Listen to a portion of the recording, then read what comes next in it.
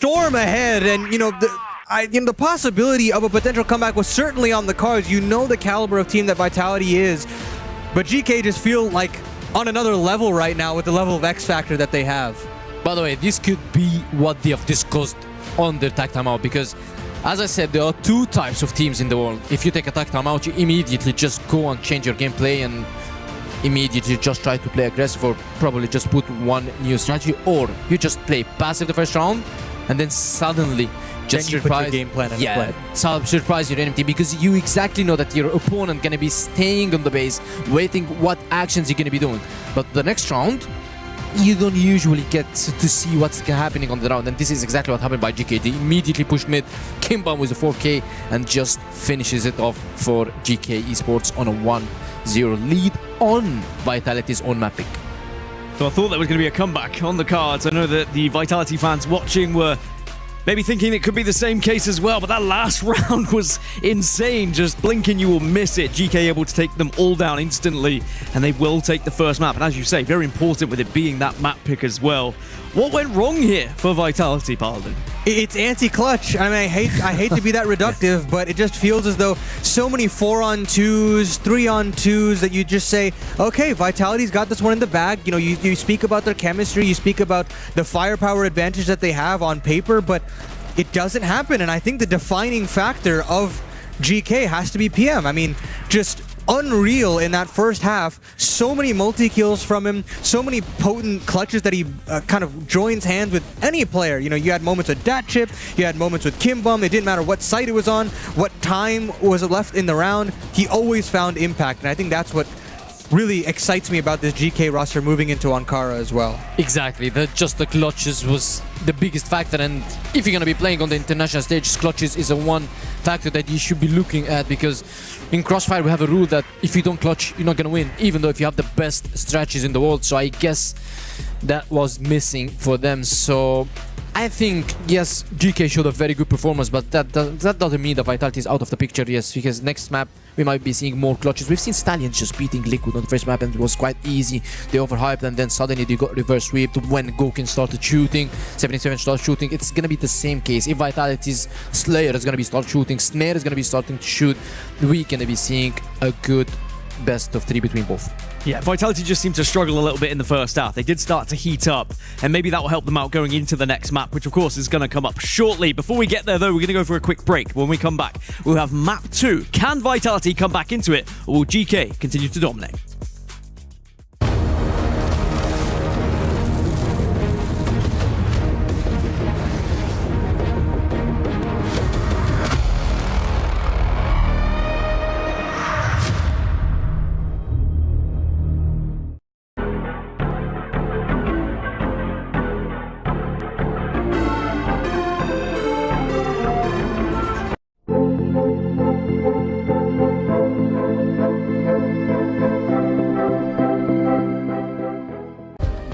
Play is in our DNA.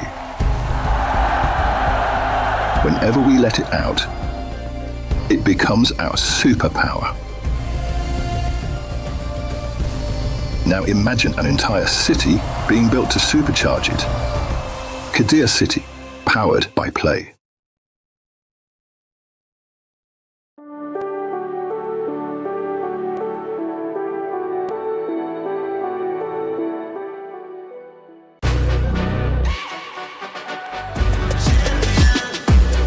Regular thing, I came for the ring, you know what I mean. You see my name in the lights, better get right, I'm champion.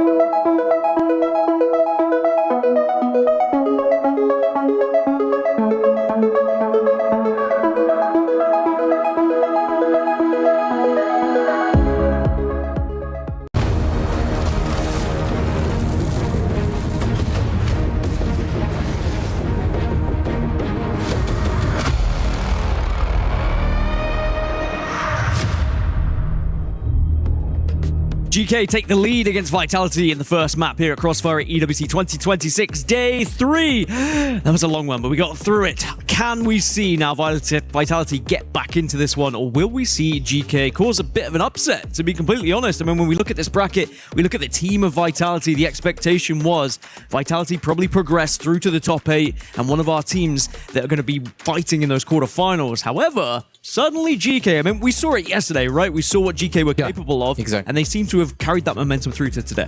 Well, yeah, I mean, we were expecting that Vitality is just gonna have an easy match, and I don't want to say an easy matchup, a good matchup, and probably just get a favored win, 10-6, 10-7.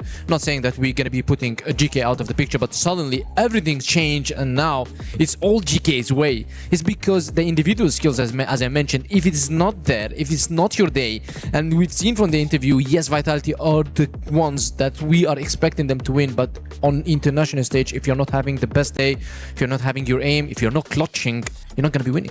How are we feeling about them going into map 2, though? Is the chances high here? I mean, it's not their map pick.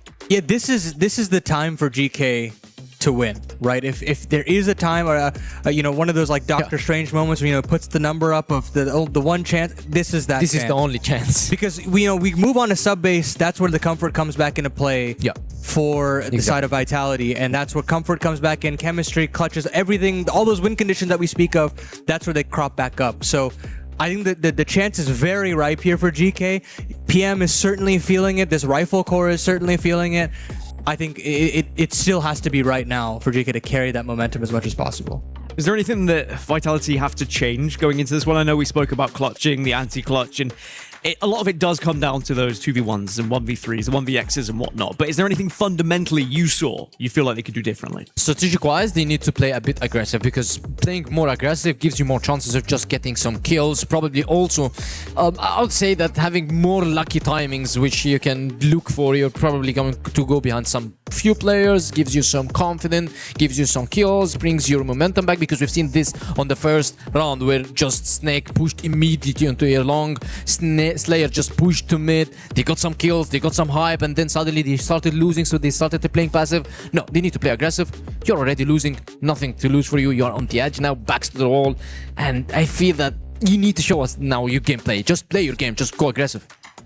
A chance for a key crush on the line as well. And I think in Vitality's mind, they weren't even considering that as a possibility. Yeah. And now with that pressure on, how uncomfortable do you feel in a circumstance like this is my question. Is now everything gets very real all of a sudden for Vitality.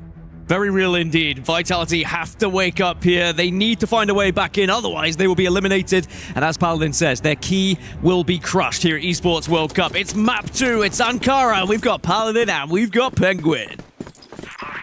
Do or die now for Vitality as they take to the offensive side. It's Snare to kickstart the proceedings here in map number 2. And he's certainly the guy that you'd want activated here. Yeah. Ooh, unruly spray there from Kimbum. Ductwan goes down. It's just Kimbum now. What? There is no commitment here from Vitality. They decide to pull away. Cause a rotation over to B, and now Datchip will have a chance to fight ahead. I mean, with the TRG, he listens and he hears the steps coming out, and then suddenly just Snakes unleashes himself and gets the kill. Now it is a 4-on-2 with the plant on the line now. I mean, Vitality, they played aggressive, they played fast. We've asked, they delivered. Pine probably just wanted to have a sneak peek on Snare, but Snare just kinda just covered him before dying, and now Vitality are the ones to win this round. The opening round just goes on their way, unless Bokyut with a 3 HP just do the thing, and now Kimbom just gets one, gets double, and then immediately traded by Slayer. And as you can hear, they are getting loud. The hype is here, the crowd is shouting, and the guys should be having a better game than the ones before. As we mentioned, yes, probably Pime can get the better out of Snare on Eagle Eye. Snare, we haven't seen him doing the best on Eagle Eye, but definitely he's one of the best on Ankara. And one factor that we haven't factored into place here, Penguin, is the fact that Vitality is a French org. They're playing in Paris. Yeah. They've got the fans behind them. They weren't really that active in that first map of play, frankly, because it just wasn't very close. But now, starting off on the right foot, who knows how that gets into the heads of GK if this continues to spiral. I mean, Vitality have got the side selection that they're looking for, but in a man disadvantaged situation right now. And again, on a map like Ankara, 3-4 rounds on the global risk side, that's enough to get the job done, you'd like to think. Yeah, and one more thing, that when I used to play Crossfire, you only played versus Snare. I never got the chance to play with him. But I played versus Snare for like 4 or 5 years in a row, and the only thing I told my teammates is to avoid Snare on Ankara, and we need to do one. But now, talking about Snare, he dies, but gets himself and his teammates a double for Snake and Slayer. Makes it on 3-on-2. Winnable clutch for Vitality, but this is the clutches we are talking about, and GK is still on the right foot. They're not making any oversteps, they're not making any mistakes, and look at that setup, completely leaving B open for them and open for Vitality on the take. And now 2 sniper setup coming out from GK could pay off, because we've seen Horus out of the picture early by the kill from that chip, and now Slayer and Snake are the 2 that should be flipping this round to Vitality. The problem is it's a retake on B, very doable for this global risk side. PM is cheating over, or at least considering the cheat over. But as soon as the C4 goes down, that's where things get a little bit more interesting. That smoke, you'd like to think was hurt, but no rotations to come through at this point. Now they will. They have to play Snake. They has to do one play. Snake has to just go crazy, probably push one angle, otherwise they're gonna get sandwiched. And then yes, exactly, he's doing it. He's trying to push to the underpass. He don't want to make any steps, and yes, he's exactly on the right foot. He's behind the players, he has the time, he has the C4 planted for him. Unstead just gets one, that chip is already out of the picture, but Prime just looks to it, and they probably gonna know that Snake might be behind him. They're trying to defuse, Prime is just trying to cover, and just gets the defuse, and he got it! And Vitality just did it! And clutched it around, and a 2v3, a good plant. We've said that someone has to make a play, and Snake just steps up to the play. Very intelligently done there by Snake. It's such a difficult decision to know when it's a tap, when it's being stuck, and the wide swing denying the bomb diffuser gives Vitality their second round, and GK now, you know, those thoughts surely have to creep in regardless of having to play on this tougher side. Things are not going their way just yet. A-centered approach now from Vitality yet again in the initial goings. And only 2 players here to deal with the problem. Ductwan and Kimbum. Ductwan completely blinded up and spotted out by Totson. Huge opener to find in, and Kimbum cannot find anything. This should be another Vitality round as they come storming back here in map number 2 here, Penguin. Yeah, and this is exactly what we said. First round, or the first map, wasn't a successful one for them, but definitely the second one should be better, because they haven't seen anything going right for them. And now, with a 3-0 on the line and the attack timeout early on from GK, can just put some pressure on them. Oh, no. And now, it's still a favored matchup. Look at Bokyut's HP. He's trying to waste some time. Prime is still alive, but Dachi finds another. And Bokyut just gets another kill. Slayer is on a 1v2. Should be no way. But no way. This clutch goes into GK's side. That's an unlosable round if you're Vitality. You're chaining those smokes. And sure, you know, spams are coming out from Bokyut, but you should not be ever engaging in those sequences. The flank comes through, and it has a lot of potency, sure, but... Oh, man. Oh, my goodness. That is a shocker of a round loss. You got a nice quick scope there from Datchip, but again, why are you swinging in that kind of a situation? There is so much pressure. There are no flashes on the back of GK. They're not even playing forward-facing ahead of the utility in the retake. No opportunity if Vitality play that by the books, and they get punished because of it. And it does feel like we're seeing a very unorthodox Vitality today. Not the one that we saw in day 1, and certainly not the one that we saw in day 2 either. Yeah. I mean, exactly. Unnecessary peaks from them. I mean, you just should have waited. You have the smokes They need to push. They need to go in your crosshairs. And then you get then ease kills, but this is not the case. Bokyu just gets 2 with an 8 HP clutch for him. The USP kills are just insane. And I mean, it was a tag timeout for GK on the 3rd round. They were expecting a 3-0 for Vitality, but suddenly it's a 2-on-1, keeping their hopes alive. And now Vitality is going to be just trying to forget about what happened on the last round, just to get it, just to not get it in their minds. And I believe that these guys have the ability to do it. Few seconds and back into the game, and we're going to be seeing the change. That chip is having a successful game with the sniper on his hands, so probably he's going to be continuing to change the pace. But look at this. No, that chip just picks an HK, and we are seeing an aggressive round from the underpass. 2 players are unleashing themselves on the underpass, and 1 flash is ready. And Vitality will not forward to it because Snake is just staying far, far behind. Snake will have that opportunity with the secondary, but Doktuan does get to sneak through. The timing? Alongside Bokyu, and this is very quick in terms of boxing in an A offensive. And you're absolutely right. It is very quick. Vitality, not even bothering to check it. A lot slower in the opening stages here. Kimbum now comes through. Maybe there'll be a late clear of the outside of A. Minute 35, and everybody cowering away from Vitality. Horus, Snare, all standing behind, and now they back away. Sure, that late clear might come through, but it won't lead to anything for GK other than a little bit of information. That chip is about to get tested. 4 players from Vitality.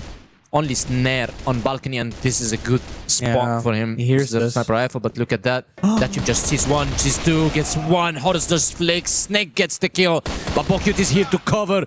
1 more kill on Slayer. 2 more guys on A connector, and Pime just weaves the shot. And look at this beautiful flick from this guy. Gets him out, and now Doktuan finishes Snare, and it is all on Snake with the C4. And he's trying to check the angles, and what a beautiful run from GK, and what a beautiful timing from them. Just to get in the A connector and then trying to toy around with Vitality. Vitality tried to play the patience game, but it's ending on a very bad way because they're the one who makes the play, who makes the move, and Dapchip was in a very good position. By the way, Dapchip saw the top of the heads, but they didn't see him because he was on the lower ground, so he knew that they are there. He called the support, he went for the kill, he got 1, but his teammates were just around. Yeah, playing around with that information, regardless of how out of position they were as a whole, very impressive. And Snake will not find a single kill in that clutch attempt. We have an equalizing round there from GK, and the game starts to get a little bit more concerning for Vitality. Another lost round, and GK already, I feeling, have half the rounds needed on this side of a map like Ankara. Yeah, definitely. Half of the rounds, 2 rounds, 2 more, it's needed. But by the way, we just watched how good GK are on their global side. Probably they don't have the best Blackness side, but we're sure that they have one of the best global side because if these guys buy him, just eliminates Snare in one of his most commonly used spots, I would say, on balcony. Gives you an edge, gives you an advantage of just crouch spam into it, but this is not the case now. Numbers disadvantage. Bokyu knows that Horus is around. He might be getting a kill, but he's still trying to fight. Horus trying to get a kill, and finally he gets it. The city is all in Vitality's control, but Pime is still alive. Gets Snake and has the information. Doktuan just trying to unleash and move forward. And look at this, Dodson with a beautiful kill on Pime. This guy needs to die, and Slayer just jumps out and gets the kill. Tries to throw double down, but Kimbum is here to fight. Horus is still very low HP. It is 2-on-2, but it's heavily favored in favor of GK. C4 is dropped also outside, and they need to find a way to retreat it because look at this retreat from GK. They're just changing positions, playing around, and that chip is just the guy that's coming out from the whole other side from the map, and he's coming from the longest road to this C4. He's not playing alongside Kimbum, so there are these isolated duels that Vitality can use that 2-for-1. And now Kimba, with how much time has elapsed, he's getting a little concerned that they could be coming from a different avenue, but Vitality have not moved. They've not moved a muscle. And eventually they'll have to take a duel, and they'll gotta go into Kimbum's crosshairs. Kimbum does well to find one. He's been blinded up. Does some significant damage to Horus in the meantime, though. 3 HP to Horus' name. 30 seconds left on the clock as Datchip knows that the onus is on the offense. Flash in his face. He won't get swung upon, but now he gets his gun back out. Decides to switch back over to a rifle. Make this an easier time for him. He'll even maneuver around for the flank. This might take a little bit of time. Give a little bit more of an advantage over to Horus. A headshot angle can be taken now. Datchip continue to cut down angles and realizes that Horus has to be in the back of B. Has to be behind these boxes. And Horus, as Datchip falls, get a massive clutch in their favor. On just 3 HP, Horus gets the job done. Yeah, I mean, what a beautiful clutch. That's the clutches we've been looking for. Vitality now gets one of the most important rounds because this was going to be very, very tough for them, and he finds the kill on Datchip while he's dropping and eliminates him with the HK. A 3-2 in favor of Vitality right now, and Bakute was about to go in the scoop of Snare, but now he just backs out. And Prime just changing position. We've seen Prime just doing a lot of damage on a side. Now he changed. He's playing underpass position, just showing and giving his... Let's say he's giving his position just to retreat back and probably just play around with Vitality. All what is Vitality is doing right now, they're trying to get some information, trying to get some space, and they're taking underpass control to themselves right now. But look at GK. They're playing very, very far behind. Prime is just playing on the tower, on the B tower, and he's just trying to get some information. Bakute giving some pre-fires on the flash spot angles. I think it's his side, but I like the Vitality are dodging his side. They're trying to move away from his side because they know and they did their homework. They know that GK is usually the team that's stacking his side a lot. Deep smokes here over onto the B side. Split potential is available on A. Calls Datchip into question, and he's caught between 2 angles and he's punished instantaneously. There was a flash to set up a couple of players, but Vitality have themselves a man advantage and now encroach upon this B side. And it's a complete rotation here from the defense. All 4 players decide to gamble, and we've seen what happens when they've got the right bodies in the right places. As PM continues to encroach in the underpass. Looking for Snake with this sniper. Quick scope lands, but Snare is still kicking, and so does Slayer. So still a 4-on-2. You think you have to favor the likes of Vitality, and they absolutely will. PM gets 1, but Vitality get a little bit more louder now as they extend the lead to 2. Yeah, we're back again. 2 runs in favor of Vitality. After a very strong start, it was a 2-0 for them. Clutch starting to happen. Trades is starting to come. And if you need to take Prime out, you need 2 players. One to be the fish and one to get the trade, and this is exactly what is happening right now. Bakute single-handedly on his side, and we're seeing the change from GK right now. They're kind of trying to play a bit stacked around B-side because they're losing more on B-side than they're losing on his side, and they did a very good retake on his side as well, which is a side that you usually wouldn't retake every single day. So now, a push into his side can be a good factor for them, but Horus just gets a double, makes it a triple kill. Bakute is the last one to fall, and suddenly it's all Vitality's way. Yeah, you can't lose this one, that's for sure. Datchip will find 1, but it doesn't matter. Vitality now cooking together a wonderful offense. And it comes off the back of spotting a couple of players in mid, saying we're not going to engage with this, we're going to use that information to our advantage, cause the rotation straight away, and instantaneously get themselves their 5th round. And now, I mean, you got to consider that early timeout usage from GK isn't available anymore. Yeah. There isn't a way to stem the bleeding if you're GK. You have to suffer against this tempo start-stop from Vitality. And now, a chance for this Blacklist side to find yet another round at the tail end. Vitality just changing over and over their strategies. They went to A side, they went to B side, now they're back to B side, but they took the bridge control silently and they put Snake in a very, very sneaky position trying to get some kills, but nobody is there on the side. Snake is just trying to check, nobody's here. They definitely know that now it is a stack on a side from GK. GK, they don't have any information that someone might be there unless one guy just makes a step on bridge and Pime will hear. Pime will listen to these steps and he will act, but no. Nobody there. A good, beautiful call coming out from them, but Pime just had an idea now. It might be a B-side. He's trying to take a peek and now whiffs the shot. Horus is back alive. The 9th for himself. And the first for Kimbom on this side. And it is a 4-on-4.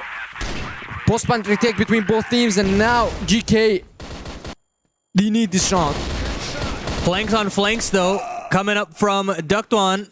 He'll get another one, and we still have ourselves a man advantage for GK.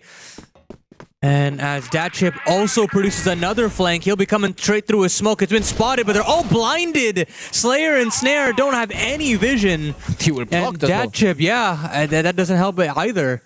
GK get themselves their 3rd round. It felt like Vitality had enough of a jump on that B side, especially after catching PM off guard. That's the danger man down, but this is what happens. And you know, the B site, pretty easy to plant on, but pretty difficult to defend once you play in that post. Yeah. I mean, it's B-side. That's the retakes that you would be looking for. And look at this. Another change. Kimbom just playing aggressive. Shot. Gets Dodson. Snare should have picked this angle. Pime just find another Snare with a kill. Bokyu trades immediately. Snare's falls from Vitality's team is all up to Slayer and Snake once again. But this time with the C4 in hand, Slayer's trying to make the move. He can have a very good timing behind one of the players. Like Kimbom just immediately gets the sight on him, and Slayer just eliminates Bokyu, loses half HP. But still, it's a kill for them. And Snake is still trying to cover Slayer. This guy is finally activated 9 to 5, and he needs to go more crazy if you want to win this round for his team. Datchip is just playing in a very sneaky angle. If nobody checks this, it is going to be a double kill, but Snake is probably having an idea that someone might be there, but there is no steps, nothing. If the plant just goes, it is an end round for them, and already Datchip just sees one, gets the kill on him, and Slayer is the last to fall, and a good, perfect trigger disabling from this guy and gets the kill and gets the round for GK. Well played half by both teams, I would say, because it was going one-way side in favor of Vitality. Vitality had a couples of a consecutive rounds, but it didn't turn out to be very good for them. 5-4 on the Blacklist side is not the best, but still a win on Vitality side.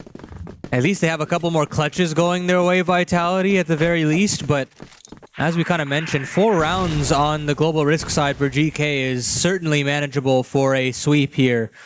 And what a story it would be for this squad to surprise here at EWC. Completely stun Vitality, and look at this. Pacey up into this B bomb site.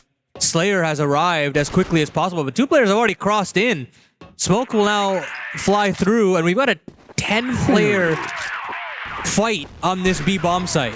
A leg shot now from Pime and immediately got dinged. Damage for damage.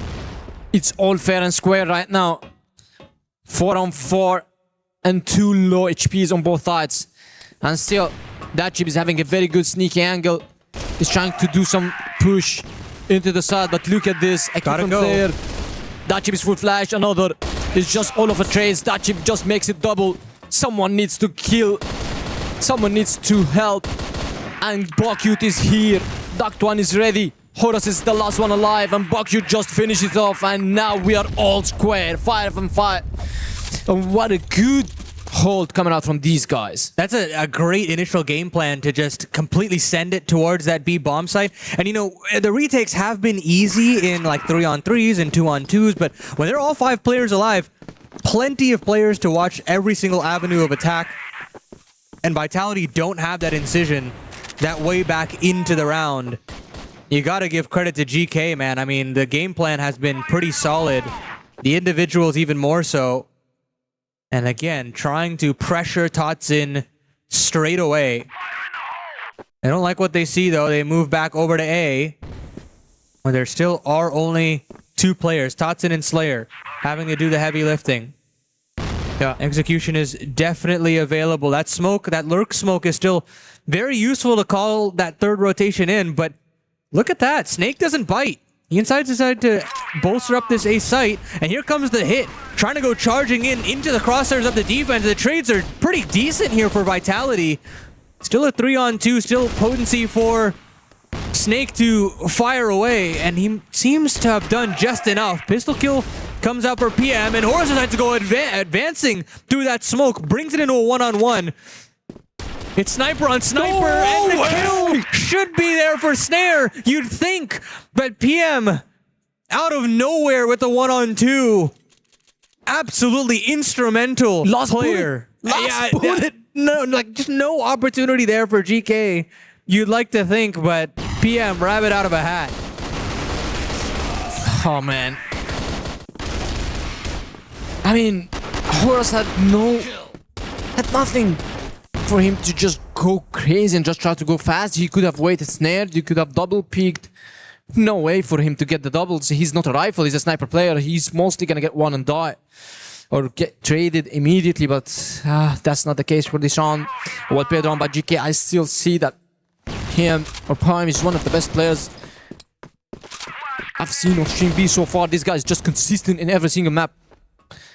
And now he's 13-7, almost 2-point OKD versus Vitality, one of the best teams that we've ever witnessed on the West.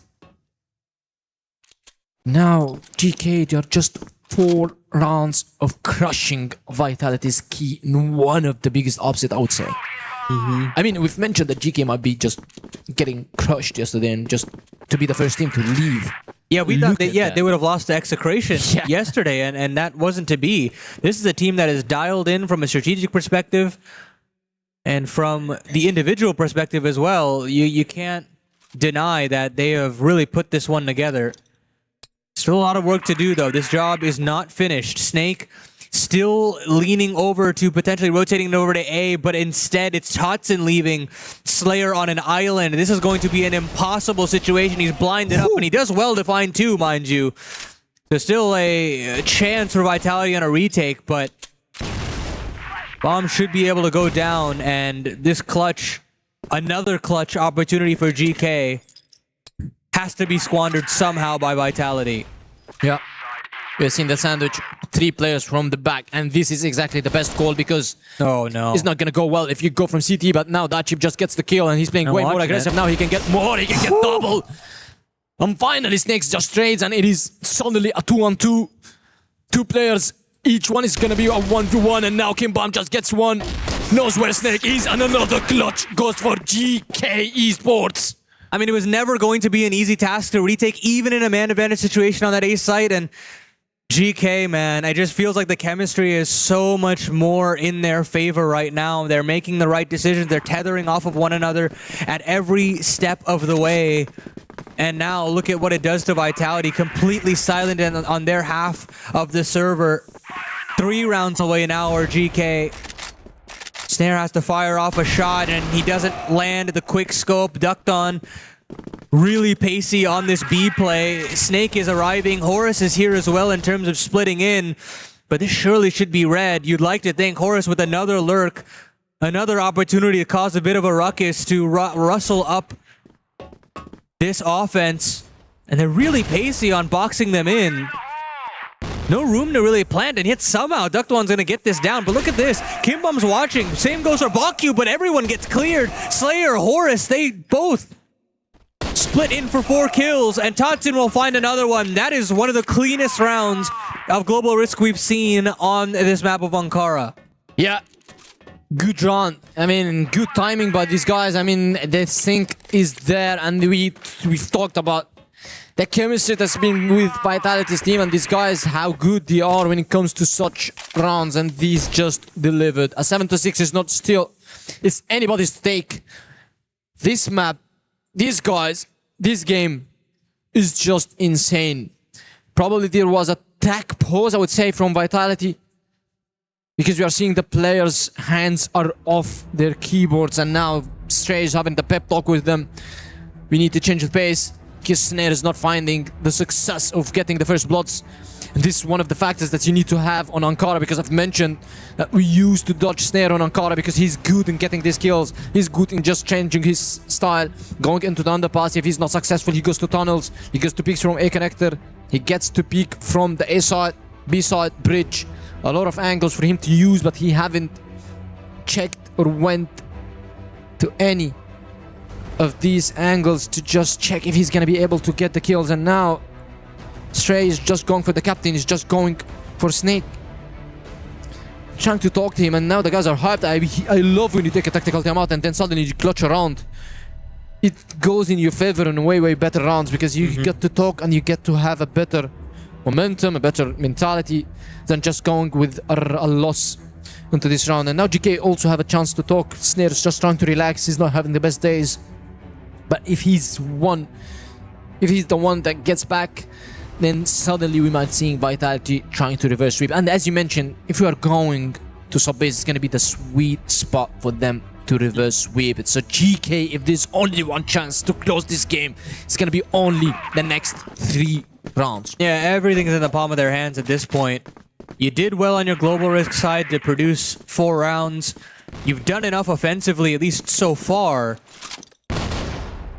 And you just have to see if you can convert what's right in front of you. Slow down from GK now. That pacey attempt didn't look as well done as you'd like to think, but look at Vitality. It's their turn to get into Akon as quickly as possible. The crunch onto Ductwan and Kimbom are right around the corner. Ductwan in the open, and Snake will capitalize. And they realize Kimbom's in the corner. Huge couple of kills to find. Completely cuts the map in half for GK. What do you do in this 3-on-5? PM's got to lead the way. He's got to lead the charge as they move over to B. And not having the number of bodies that you'd been hoping for makes this that much more difficult. Look at the gamble. I mean, at this point, Vitality know that the Hail Mary that has to come from the other side is this B bomb site. Chat Chip trying to get lucky with some of these pre-fires. Same goes for PM, at least in terms of the pre-aims. He'll vault himself up. Here's a couple of shots off, and he'll find the first. Oh, nice to do a little bit of damage on the second, but that'll be it. Slayer leading the charge. 19 kills for him in this comeback attempt. And they are pulling this team together, kicking and screaming, come hell or high water. Yeah. A good comeback from Slayer. He didn't have his best map on the first one. And now he's back, 19-9. Snare's still a bit quiet. Horus had a couple of good rounds on the first half, and now he's back to being quiet. And the change in the pace. Fast round. Again? But he's well read. I guess they heard them. The rotation is coming. Only Snare is going to be on side. Horus is having a good angle. He gets one. He want to get the another. The spray is good. The triple is coming. Horus want to make it a quad and leaving them all dead. And now the push was unsuccessful from John GK. Bakute is there to at least cut this down, but it doesn't happen. And that is the round of the tournament you'd like to think for Vitality in some ways, and it's all off the back of Horus. Massive triple kill, and I think you're right. I think there was a sound cue given.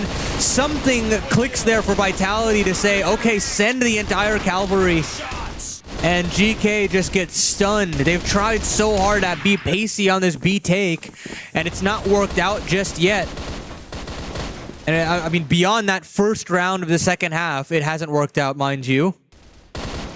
And the wind has very swiftly gone out of the sails of this side of GK. Wondering where it went all wrong. And you'd like to think the momentum, the confidence that they had, also in the rear view mirror. Again, we are seeing Vitality just denying the map control for GK. As we can see, Snake is just playing at that chip angle, as we've seen from him, and only Slayer with the 19-9 on a TRG on the hand, just trying to defend this side. Will Pime just get the kill? Oh, Slayer just gets his head. A golden headshot to Slayer. Just opens this round for Vitality, and now he's trying to find another. Still, we are seeing one guy only on the bridge, and nobody's there from Team Vitality, so it's technically a 5-on-3 on this side. But look at Slayer, he whiffs the shot, but oh, okay, no. he legs him.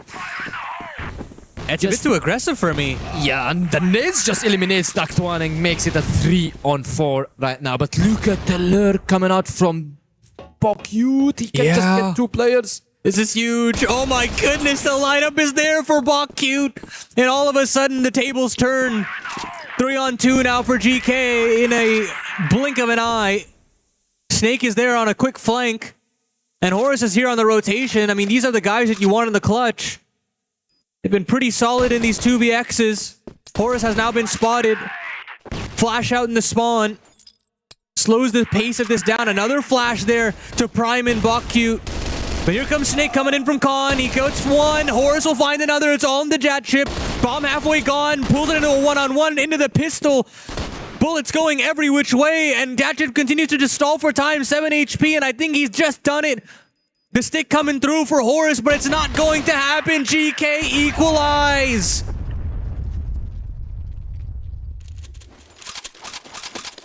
Yeah.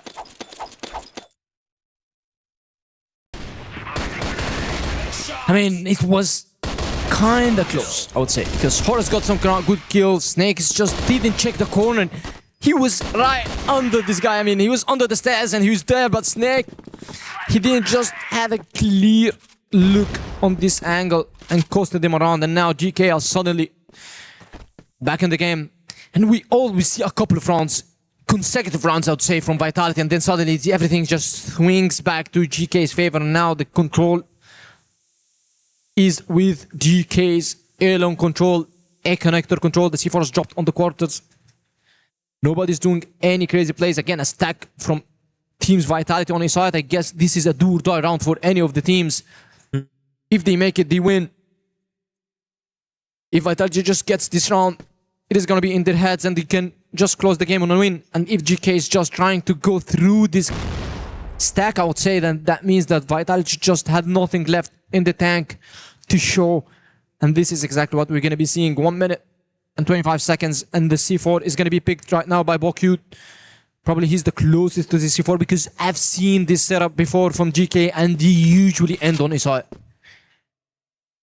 Vitality have the right men in the right place. 3 players here.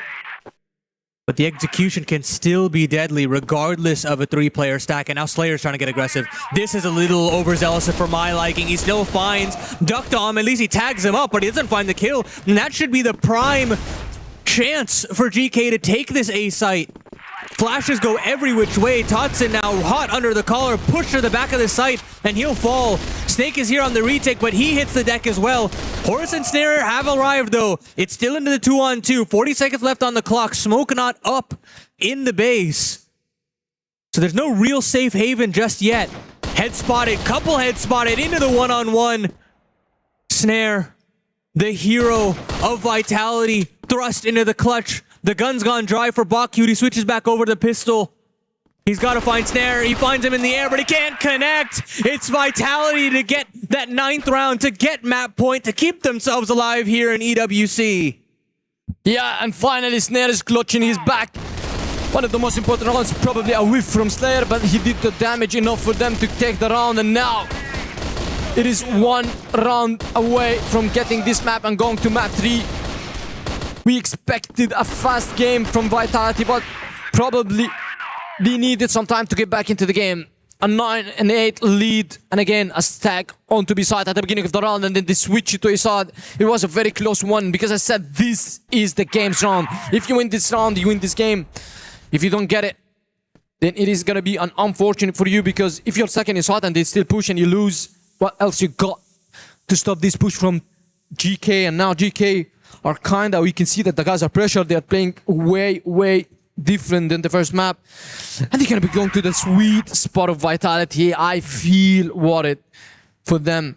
Because if you give Vitality the momentum, if you give them back the hope, then you need to be ready for the consequences. And I believe you said it. If they have one chance of just closing this series, it is going to be on Ankara. Otherwise, no way these guys are gonna get it out from sub-base. Yeah, you could say that again. Aggression now in terms of the re-clear here from Vitality. They catch out 1, they catch out 2. Couple of long-range duels that they don't want to have a hand in, so they'll back away, sitting on this man advantage. Options now running dry for GK, but that certainly helps. Slayer goes down, and that's the A side open for business. They got to get the hell out of there. But Horus keeps the man advantage alive. There's that early rotation here from Snare. Pistol out. C4 trying to go down, and they're going to charge him. They're going to charge him down. And Snare finds a necessary kill. Surely this is it. Ducked one on the 1-on-3. He knows Horus is here, but he hasn't spotted out the flank, and Tatsun will find it. Vitality stay alive. We've got a series on our hands, Penguin. Yes, that's it. Vitality just makes it to the map 3. And things are worrying for GK because the clutches are not going their way. Now Vitality are back, and I guess that's what you do love to see from them. A good map from both. You take their own map pick, they take your own map pick, and it's all square. One-on-one when it comes to maps. But Vitality, I mean, from 7-5 down, just clutching a couple of rounds. Snare just saving the grace on this round, getting the kill into suddenly going into sub base. I mean, sub base have been a very, very strong map for Vitality lately. You got to think about the fashion in which they did it as well. Doing it on the global risk side as well. That makes things an absolute nightmare for GK. They're going to be thinking about this map and how it's ended a number of times.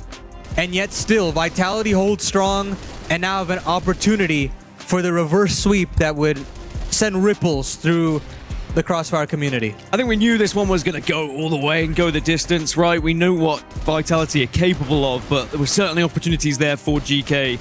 And have they missed their chance and missed their opportunity to take out a giant like Vitality to get themselves into the quarterfinals? So I mean, only time will tell, but that third map is definitely going to be a scary one now for GK. You said it, this could be just their one chance, that Doctor Strange moment, but well, GK, when they had the lead, they just weren't able to really capitalize on some of those moments here, Penguin. Yeah, I mean, GK, they were playing very, very good, I would say, on the mid game, but early on, they weren't that successful, and late on the game, also they weren't successful. They only tried to kind of get under the skins in the middle of the game. But Vitality, they started very strong. Vitality, usually they get 1, 2, 3 consecutive rounds. Maybe they fall a bit, and then after that they get another consecutive rounds, which gives them the lead.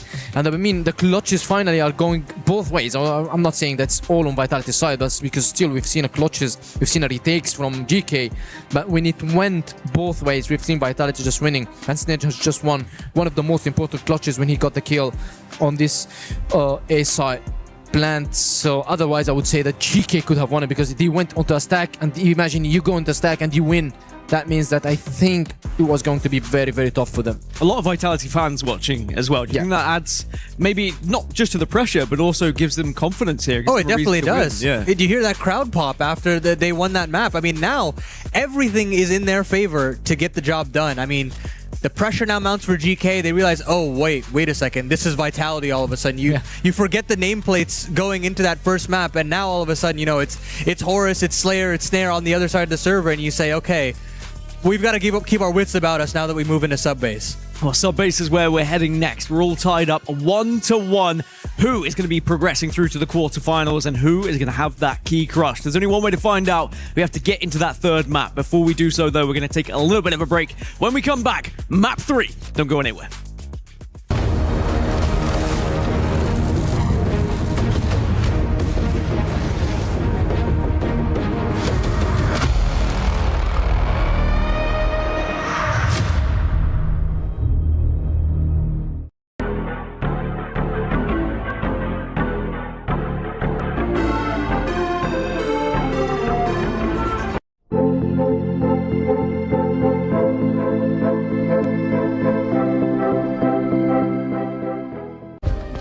Play is in our DNA. Whenever we let it out, it becomes our superpower.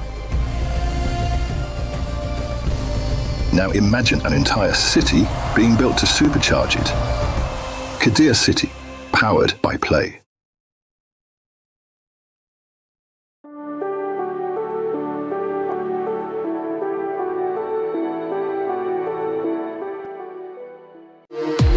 We were there.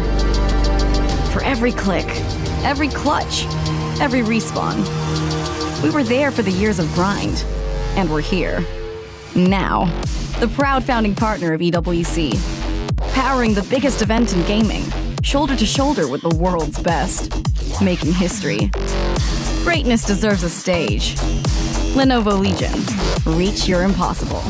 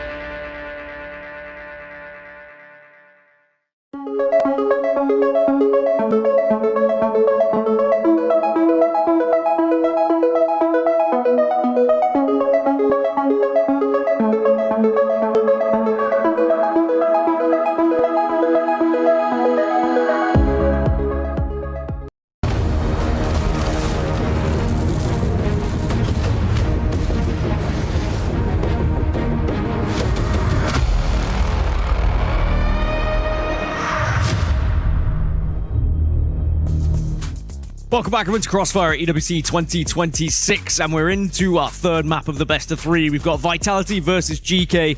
Winner goes through to the quarterfinals, loser goes home, and their key will be crushed.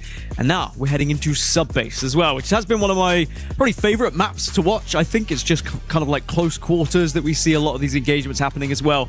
But who does it favor is going to be my question to you guys.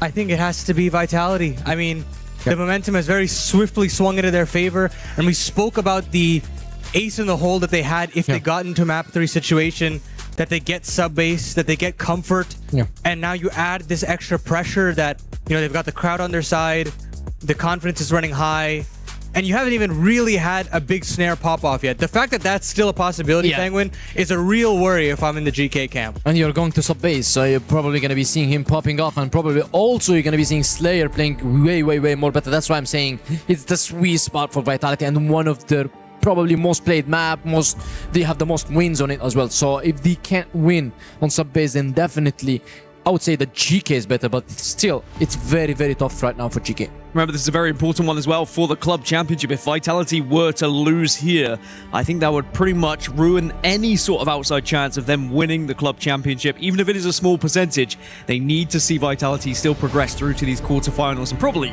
win the entire Crossfire competition to give them that opportunity. As for GK, they're a little bit lower down in the club championship rankings, but of course, being able to pop up a little bit further is always going to benefit you for the prize pool at the end of things.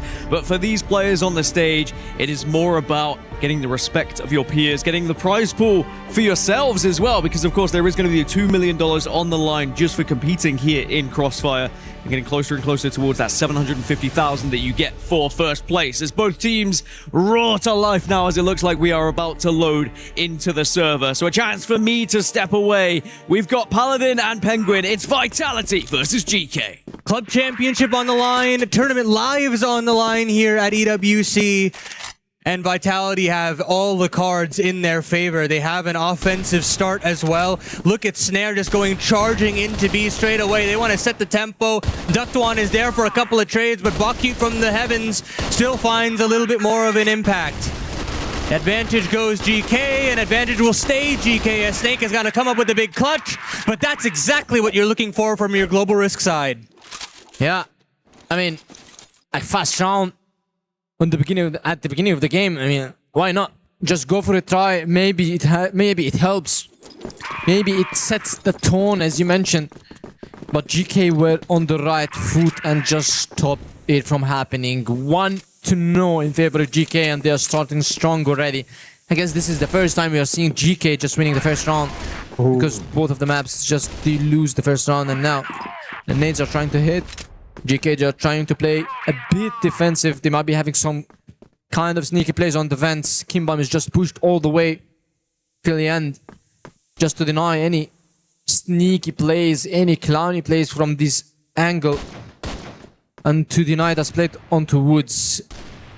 A minute and 45 seconds right now on the clock. And still, I would say that Vitality, they're just trying to play slow. The first round didn't work out, and now look at Snare. He's trying to take this control. Duct One is just in a sneaky angle. The nades is gonna rain. It's not gonna hit. The pre-fires, it's not gonna hit. Duct One is still alive. Snare is just preparing to flash onto the lockers. He hears, he misses the flash, and Snare is just fully blind. He needs to back up. Probably the smoke just made him miss the smoke, but now the fake is just happening, and a push into his side. That chip with the counter flash. He's trying to get the kills. He's fully blind. He gets one. Can he make it a second? But no, Slayer just trades. Pine just gets one. Snare on the side gets one of the rotating players. And now it is a 3-on-3 with an HP advantage in favor of Vitality, and also a side advantage because it's very hard to get into the side with such HPs on your side.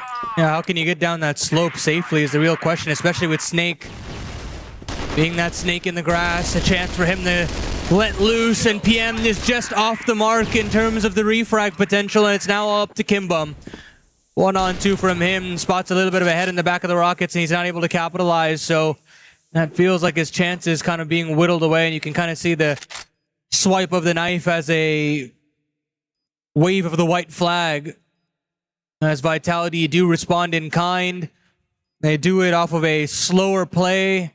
But you can already see there is method to the madness for this squad. A fake over to that B bomb site completely catches GK off guard. It isolates Duct One, or rather Datchip, alone on that B bomb site, and he has to come up with some big heroics. And while he does do well to find one, I mean, what else can you really ask for him when he's on an island? Yeah. Now, back on board. All fair and square, and Vitality just trying to take the Woods control, but Horus just spotted. He's trying to get the kill. A couple of sprays. Pine just gets Dodson in smoke, and this guy, okay, what's wrong? I mean, Dodson wasn't even in the fight. It was between Horus and Kimbum, and now Dodson is the guy who loses his life in return, and Duct One also just dies to Snare Scoop, and it is all fair and square, 4-on-4, but I would say that Kimbum's HP is giving a slight advantage in favor of Vitality. Slight advantage indeed. 3 players stack over towards that B site. Smoke up deep to set up a little bit of a bit of space over here on A. And again, Datchip is going to have to do some heroics. This time he doesn't really even have setup for himself. There are players blinded up, but great opener there from Horus. A lot of pressure applied now to this global risk side. PM is able to get out of the vent safely to find one, but it's Snake with the immediate response. These riflers have really stepped up where, you know, a player like Snare, who's supposed to be your star, hasn't necessarily shown up in the fashion that you would have hoped for. And the fact that Vitality can be playing their B game like this is very, very impressive. Yeah, I mean, every time Snare is having success on the quad boxes, is gonna give a free side to Vitality, and this is exactly what's happening. He's usually going there. He's usually taking the control single-handedly. He gets one, he takes another, and he makes his teammates feel comfortable pushing into this side. And this side is an easy to take. 2 rounds on Vitality, both on his side, but it's all because of Snare's rotation, fake, control, just call it whatever. But he's delivering on this side. Now he switched it up, trying to play aggressive in this smoke, trying to find an angle, countering the smokes. And now all of Vitality players are trying to find picks. 1 in machine, 1 outside BC, and 3 guys are just trying to pick A down. And still, I think if Datchip continues to play the same way on his side, it's gonna be a hell of a match for him versus these teams. Now he's trying to smoke, he's already given his position, and they're trying to pick him already. Snare, Horus, both they know his angle, and he's still not hitting any of these shots. I mean, there's such difficult shots to hit. You'd like to think he'd have some sort of support, but actually Vitality pull away. They had a very advantageous positioning, but it doesn't happen, and now They decided to pull away, split back in a B. A lot of pressure. I say B, but they want to slip back through the vents instead, and that gives a chance for Datchip to let loose. Big double from him, man. Advantage goes back to GK.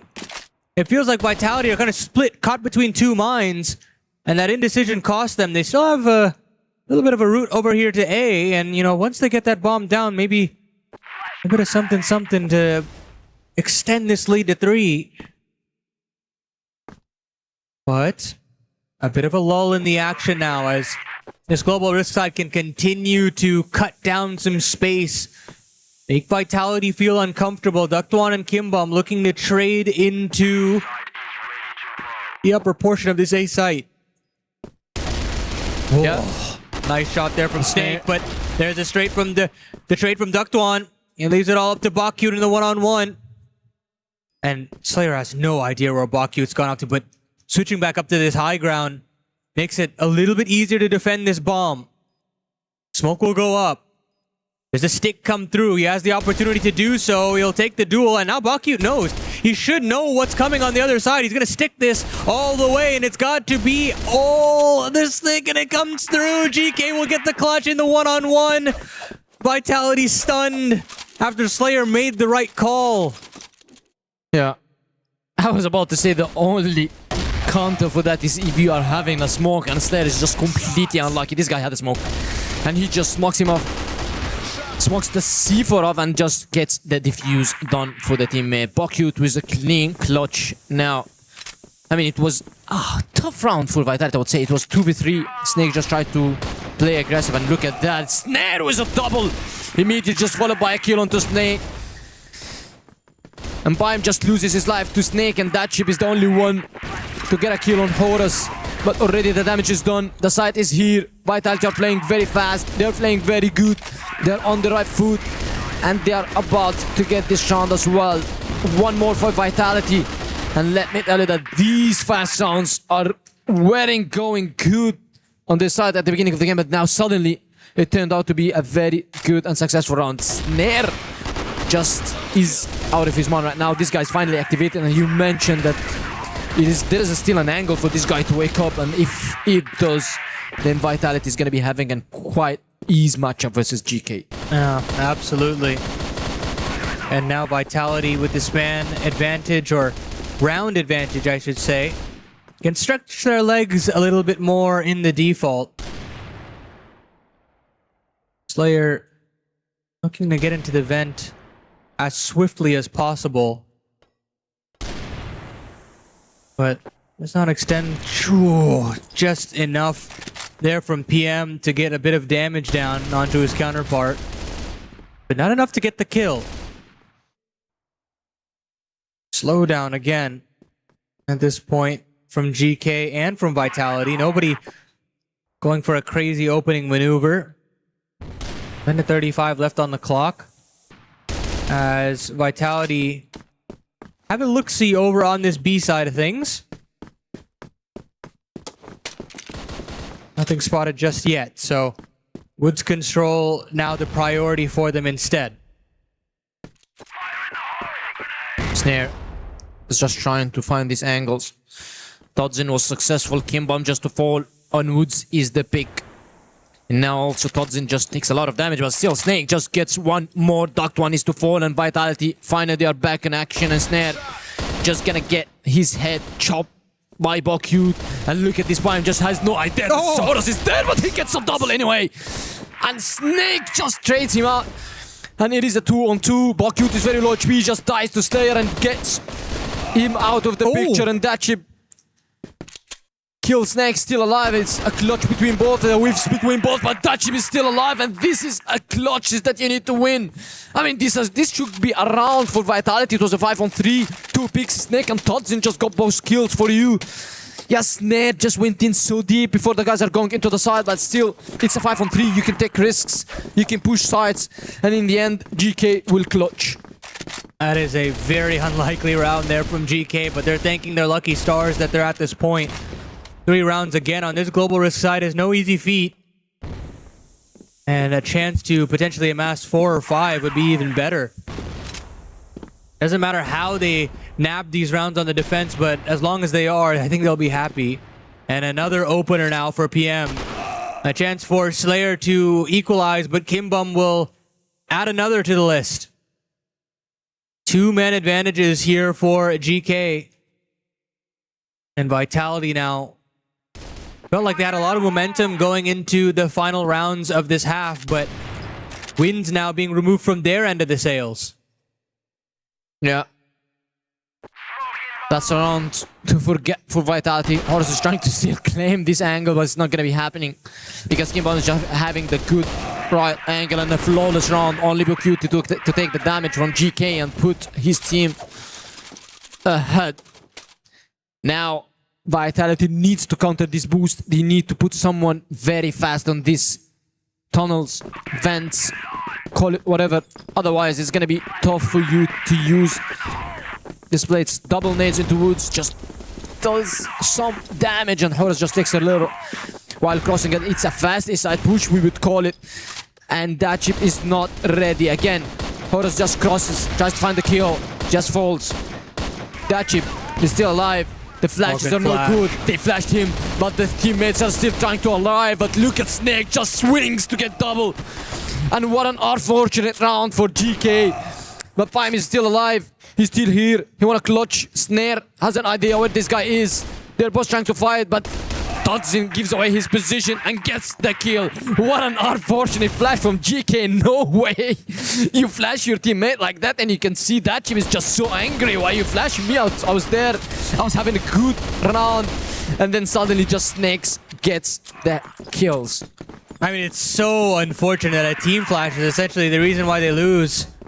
That chip does so well to find one to stay alive for as long as he does. The rotations were there. I mean, maybe that chip gets another if he has his wits about him, but another 5-on-3 now for GK. Make that a 5-on-2. They smother the offense over there on B. And now Vitality in a 2-on-5. Here you've got Horus and Slayer. But you've lost plenty of teammates around you. Information given up to that chip. GK understand that a split is possible on A. Horus has gotten a lot of space here, mind you. But he's been found out by Kimbum. So that should be it. Now, last round of the half, and GK look to steal a slight lead. And they'll be very happy with how they've produced on this global risk side. They have, again, similar to that of Ankara, all the keys to the castle to close this out and put that reverse sweep conversation to bed. Well, they got a lead, but that's on the global side, I would mention, because usually we know that sub-base is blacklist-sided map and you would see a better gameplay from them, but look at that, Vitality just gives no chances. They take machine control immediately at the beginning of the round, and Kimba wanna be doing the fast retake. They wanna be taking this side, and he knows that the guys are just going back. They left it wide open. Just Slayer took the damage, and they will bear the consequences of this push. Slayer just changing his position completely. That chip just knows where Todzin is. He might go off guard, but Duct One just gets a kill on Horus. He opens it up. And now Todzin trades it back. He's full blind. He's trying to get a kill. Duct One is the one to find. Snake is still here. Kimba is fighting two players. He's still here. Slayer needs to get his gun, and Pime just finds one and another with a nade. And he's all done to Snare. A 1v2. Kimbum is half HP or below half HP, and now he's taking the full long way to rotate back into this side. And Pime is still alive with an HK this time because he knows that his teammate is not healthy enough to get the kills, to get the rounds, and both of them, they're staying on the same angle. So it's a good chance for Snare to hit a quick scoop, to switch into a USP and get a kill. Snare now all the way back into the rafters has a chance at a free kill, but Kimbum spotted him. And the strafe back is right there for the offense. Again, trying to compound on this lead. It's pacey from them, but it's methodical in their approach of taking that B bomb site. And there is just no chance at a response, a rebuttal from Vitality. And now they have to stew in their own juices around or a 2 down. Yeah, and now an important round for Vitality because I don't think if they get these things in their heads, it's gonna be very tough, and if they lost this round, they need to take attack timeout. They still have it. They haven't used it. Neither do GK. Both of teams, they have their attack timeouts. Last map, tournament on the line, Key Crushing on the line, Club Championship for Vitality is on the line. Everything is just going unwell for these guys, and now look at the slow plays from GK. I like these guys, how they play. I honestly expected a better gameplay coming out from Vitality on the sub base, but these guys are just changing the pace. We're playing aggressive, you play defensive, we play defensive, I play aggressive. I'm setting the tone, it's not you. Now Pime is just moving, Pime, PM, whatever you call him. He's just gonna deliver, and the smokes and the counter smokes is ready. Oh, spam is good. Spam is really good, and PM will find one. It's a blind shot of faith that gets rewarded, and instantaneously Vitality call a timeout for the following round. An advantage here for GK. Another opportunity at compounding on this lead. They decide to maneuver back over to A. They can do that with the Woods control that they've established. And now Horus, Snare, have a boatload of work to do. Shot up from Snare. He'll find the quick scope for the first. They still have a player alive on the ramp that could help out in this situation. 49 seconds left on the clock. Eventually that C4 has got to hit dirt. Nade will be good to soften up that chip here. It's not enough for a kill, but Snake will find one more. Slowly Vitality are whittling down GK. It's just a matter of time in their minds to close this round out as they force GK to stay on A. Plenty of utility used and plenty remaining, but PM finds one to bring it at 3-on-3. Snake has been found out on this flank, but he's blinded up a player. Now Horus and Slayer can come charging through, but it's Bakcute with one more. And there's the kill from PM. It puts it all on Slayer in the 1-on-2 as he tries desperately to keep Vitality hanging in a balance, but PM with the pistol. 3-round lead now for GK as they march closer and closer to the playoffs. I mean, that's a round to lose? That's an option? Yeah, look at Snake's face, man. He's just like, okay, that happened. I mean, Snare, yes, you know that this guy's on ramp, but you know that this guy's just, he's not gonna let you walk away with the skills. You could have dodged it, you could have went away, you could have stayed with your teammates, you could have just played it better, but everybody on GK are on the right foot. Now they get the round, now they get the clutch, and Bakcute just did a good damage. He stayed alive, he got on kills. He was the only one healthy from this GK's roster, and he did the right call. Putting the low HP guy on the rocket just to play on a headshot angle just gives you an advantage of just wasting some time, just toying around with the team, and then suddenly you find your teammates just killing everybody. Snake just got off guard as well. He was just completely isolated. He tried to play the sneaky game. He tried to play the fake game that I'm flashing, I'm retaking from here, look at me guys, and then suddenly found Pime in his face, just killing him and just switching to kill Slayer as well. Good round by GK, puts him ahead 3 rounds and makes them only 3 rounds ahead. Tournament on the line for them, and now Vitality are closer than ever than leaving this tournament with a heartbreaking loss versus one of the underdogs. I would say one of the surprises. These guys are just insane, and we would love to give them the credits, GK, if they get this win, because they came here as an underdogs and they're still delivering. Even though if they couldn't, they did a very good show, in my opinion. And to potentially win a series off of taking down Vitality's Eagle Eye and sub base, that would be one to remember for these guys, and they're gonna decide to speed things up here into B. Snake and Slayer have got to do a lot of work, but PM and Datchip have some great trades, and a miss from Snare, who has definitely been not himself on this map of Subbase, will continue to have an awry game as GK storm to 8, just 2 rounds away now. They can see playoffs in touching distance, and Vitality continue to shrink away here in Paris. Yeah, only 2 rounds away, and these guys are about to explore Paris, not the tournament. And look at this, Snare has an idea what's going on, and Horus is now gonna get a backup. Everybody's just moving around. I see that GK, you just want to run it around, and the flashes are good. They want to swing. Snake, he's trying to find an angle. Pime just here to cover. Just Horus finds another. Bakcute and 2 players is under the stairs. Snare is just alive. He needs to hit the shots, and he does. Bakcute 2 flicks and makes it on 2-on-2. Somehow, somewhere, Snare is just trying to push. onto Bukio's side. But look at the whiffs from both players, and Snare is only 2 HP. He's trying to find the headshot angle on this guy, but still, everything is on the line. That chip is here. He's having everything for him.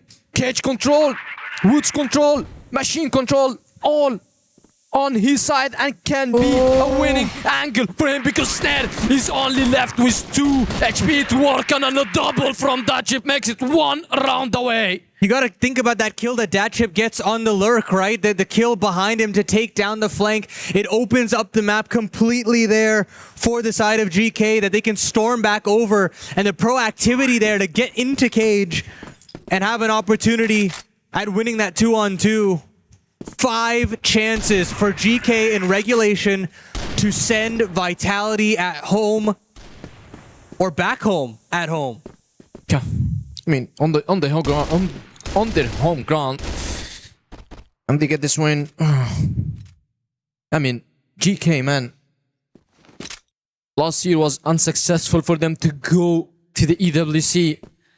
This year they switched things up, and they are 1 round away on making it on top 8. I believe, I'm not sure the points for GK, but I'm sure that this can help them at least in the placement. Probably get a couple of rankings around, but Slayer just gets 1 kill, Snare with another.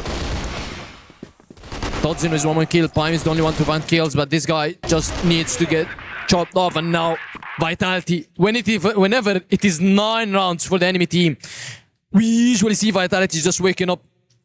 And still, GK, they have their tag timeout alive. They can pull it after 1 more round, I believe. If they can just close the game, they are 9 ahead to 5. And now Kimbom just gets Snare and puts the final nail in the coffin. This might be the end for Vitality on the EWC 2026 here in Paris. And then you look at Snake at 17-11, you still think, okay, this guy can make things work. This guy has numbers. This guy can make it. This guy can flip the script and just get this round. Pull attack timeout to GK. Just talk about it. Try to get some few rounds. But on the blacklist side of GK, chances are very low. Very low indeed. This 5-on-4 is being stretched to its absolute limit here. From the blacklist side, smokes up on the B site. Slow down again. Baku watching for this potential bit of aggression on a Slayer, but just dodges him for the time being. He's gotten himself into vent. A bomb site looking ripe for the taking, especially with the space that Baku has found. Now join hands here, smoke deep to give him even more space. Now, minute on the clock. It's all up to Horus and it's all up to Snake. Flash is good. Players are blinded up and they've gotten through. Ramp now. In through. Snake in the back of A. Trying to find a bit of a safe haven. Horus will make his life just a little bit easier. But they're cornered. But maybe, just maybe, they've got a little bit of time now. They've dropped the C4. Totson, Horus, and Snake are holding on to this package. 40 seconds left on the clock as well. They've got to get a move on here, Baku and Ducked on. Yeah. But it doesn't feel likely.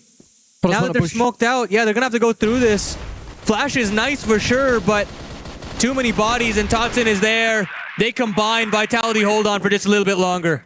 Yeah, I mean, there's a slight chance they can make it if they continue the same way, because this round should have gone GK side. They had a good call, they had a good collapse on his side, but they couldn't just take Horus out. Still, GK are holding to the attack timeout. I see all the players' hands are doing mouses, hands on the keyboard, so they still want to be trying one more time before taking this tag timeout. I guess he can just pull it now anyway, because if they win the round, they win the game. If they don't, he still has the tag timeout in his hands. And now, Time just trying to be the hero. 22 kills. Oh man, this guy. How many kills did this guy get in the whole series? I believe he exceeded probably 50 kills on the 3 maps, and now he's just one round away. Vitality just trying to stand for one more round And if things go well this round, the 9-6 curse is just gonna be happening around. It's gonna be coming around the corner. And look at that. Snake is just trying to play aggressive. He's trying to get the kill, but almost. I mean, Kim Bum also took a lot of damage. 32 HP. Two players just double peaked him. Made him a very low HP. Bum just trying to find some kills with this sniper rifle and unsuccessful in the end. Gives it back to Kim Bum. The guy's very low HP. Snake's just trying to play very aggressive. I like he's confident because nothing to lose. Now look at that behind the smoke. Who's gonna spot the other first? The whip from Kim Bum. And now the flash is still GK. Cannot find any angle to go through. Neither through G side. Looks like it's A. And now the flashes are good. Snake gonna back off. Horus is just staying there. Gets one. Trying to get another. Just get another kill. He's doing very good job so far. And Snake just finds one more. Kim Bum is to fall. And it is suddenly a 2-on-4. And Snare just trying to get the kills. Bukyut is planting the C4 right now. And that ship is just having a big lurk where everybody is just pushing onto the side. And again, we are seeing Vitality back alive into the game. Every time we exclude them, they are still here fighting to their spot. And finally the double pick comes. 9-7. An attack timeout is definitely a thing to be called right now for GK. Yeah, GK have to. I mean, they can feel themselves slipping right now. A Hail Mary sent at the A site, and you gotta give credit to Horus, who has had some very impactful clutch situations. You know, late round decision making where he's called upon to get a multi-kill for you. And he stepped up to the plate and then some. Still 2 rounds necessary to cut this into an overtime situation here on map 3. Such a difficult comeback to put together, but they're gonna have to do it somehow, some way. And that sequence there from Horus will certainly help.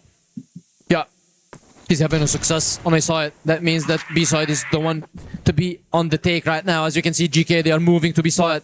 A side is not the right call for them. Every time Horus is just putting them to dirt. And Todzin is the one to be tested. Looks pressured, but ready. Looks worried, but steady on his feet. And now, I mean, GK, I feel that there is nothing left on their tank. They are just giving everything they have.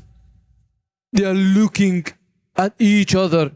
They want to take some calls. They want to take some ideas for someone. Because if things are not going very well for them, smokes are here to block the vision.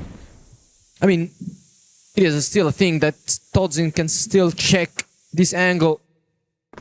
Otherwise, he needs to switch to be top. And look at this, all the players, they are trying to come back to his side. They want to be testing Horus one more time, and this guy just left it to Snake, and Horus is just trying to push Woods, and Bakyu just can have a good timing because Horus is not looking. Oh no! He's 26 HP, now the side is gonna be on the take. Snake is the only guy with EBR just to defend the side, but they're all going back and forth, and nobody is here to fall. And look at Bakyu. He's able to cut off rotations almost instantaneously. Kimbum not far behind him.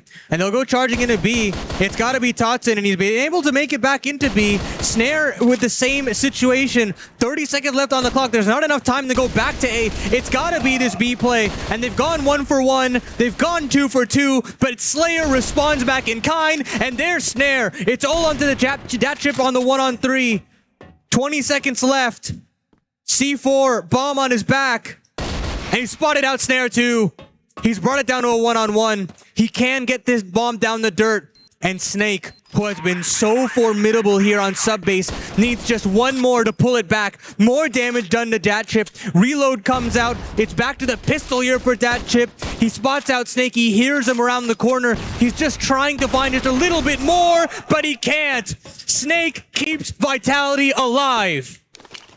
I mean, GK, they haven't pulled the attack time out so far. And I mean, from a 9 to 5, look at the guys that look so pressured. If you watch it on the stage, you would say that it is Vitality's map.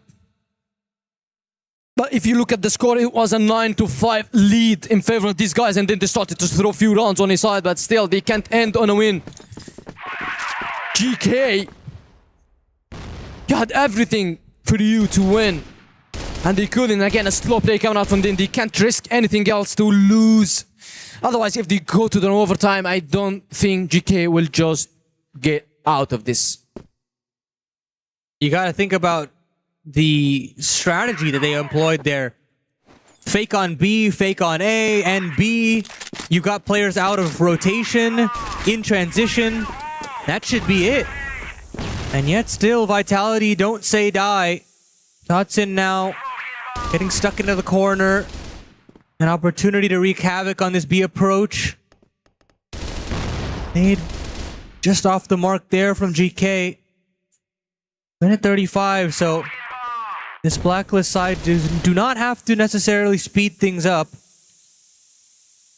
Oh, crosshairs look good here for Duckdawn and Dotson. Who decides to pull the trigger, if any? Duckdawn and Dotson. It's like a complete standstill here in the lockers. It really does come down to a matter of timing. Does Dotson decide to even check this angle is the question. He can stay here for as long as he wants. And meanwhile, GK decide to consider a rotation back the other way. Yeah, and the flashes for the fake, the smokes to block the vision. Players are rotating. That chip is ready to push. Flash is good. Snake is rotating. A kill on that chip. That might be the end of GK already because Totten's still alive. He gets one. He's very low HP, but he thinks the other and gets it on. And now the comeback is live. And GK just going to the dirt. And Vitality come back from a 9-5 down into a 9-9. And GK wouldn't make it on any wall. Yeah, it feels like they truly have run out of gas in the tank. All the momentum has swung back the other way, and it did feel like that round previous was everything that they had in the strategic books, if it will. And unfortunately for them, they will have to suffer. They'll have to stew in their own undoing. Kimbum's been in this vent a couple of times now, has been rewarded for it. It'd be awful in their senses to potentially convert this round after not having the attempts at closing it out in regulation. Utility tossed in over on A as Vitality moved back in to Woods. They've lost a body already. Yeah, but Prime is still alive. He's not healthy, but he's ready to kill. Look at this angle from Kimbum is just insane. Now Todzin is just clearing angles. He knows how good these angles could be. Now GK just throwed one of the easiest game of their lives if you could have won it. And Horus just kills that chip. That chip was a healthy player. He was a full HP. And just takes him out. Nothing is working for GK right now. Everything is going Vitality's side. And now this push is going to be good because Prime is very low HP and he's playing on a very, very aggressive angle. Gets one. Gets out. Still trying to find another. Snake just pushes from BC. Gets two players. That one is here. He gets one. They are switching to him. They're trying to find another. And Snare just immediately hits. And now Kimbum has found himself the only one alive. And look at that. I guess this is the sixth round in a row. But Horus is just trying to... Oh! But Kimbum just comes alive. And another clutch that puts GK ahead. That's... A 1v2. I mean, that's a thing for you to win. You've lost 5 rounds or 6 rounds in a row. And then you win a 1v2. That's a thing to do. That is shocking, to say the least, there from GK. Kimbum starts off the proceedings, but it's PM to finally get off the mark, who's been silent on that 5-round spree of Vitality coming back the other way. But Duckdawn, Kimbum, they stay alive for just long enough. Keep GK in this, and just a surge of emotions back the other way. They desperately needed that one. Look at what that does to them, but Vitality still stay involved. They still have the self-belief as they get themselves to 5-on-4.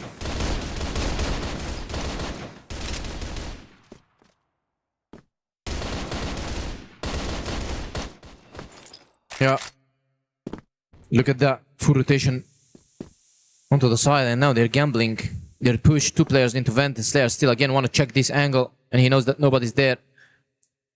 Only him controlling this vents, and now, I mean, GK, their numbers down, but still, they have time alive. Kimbam lost his life to Snake.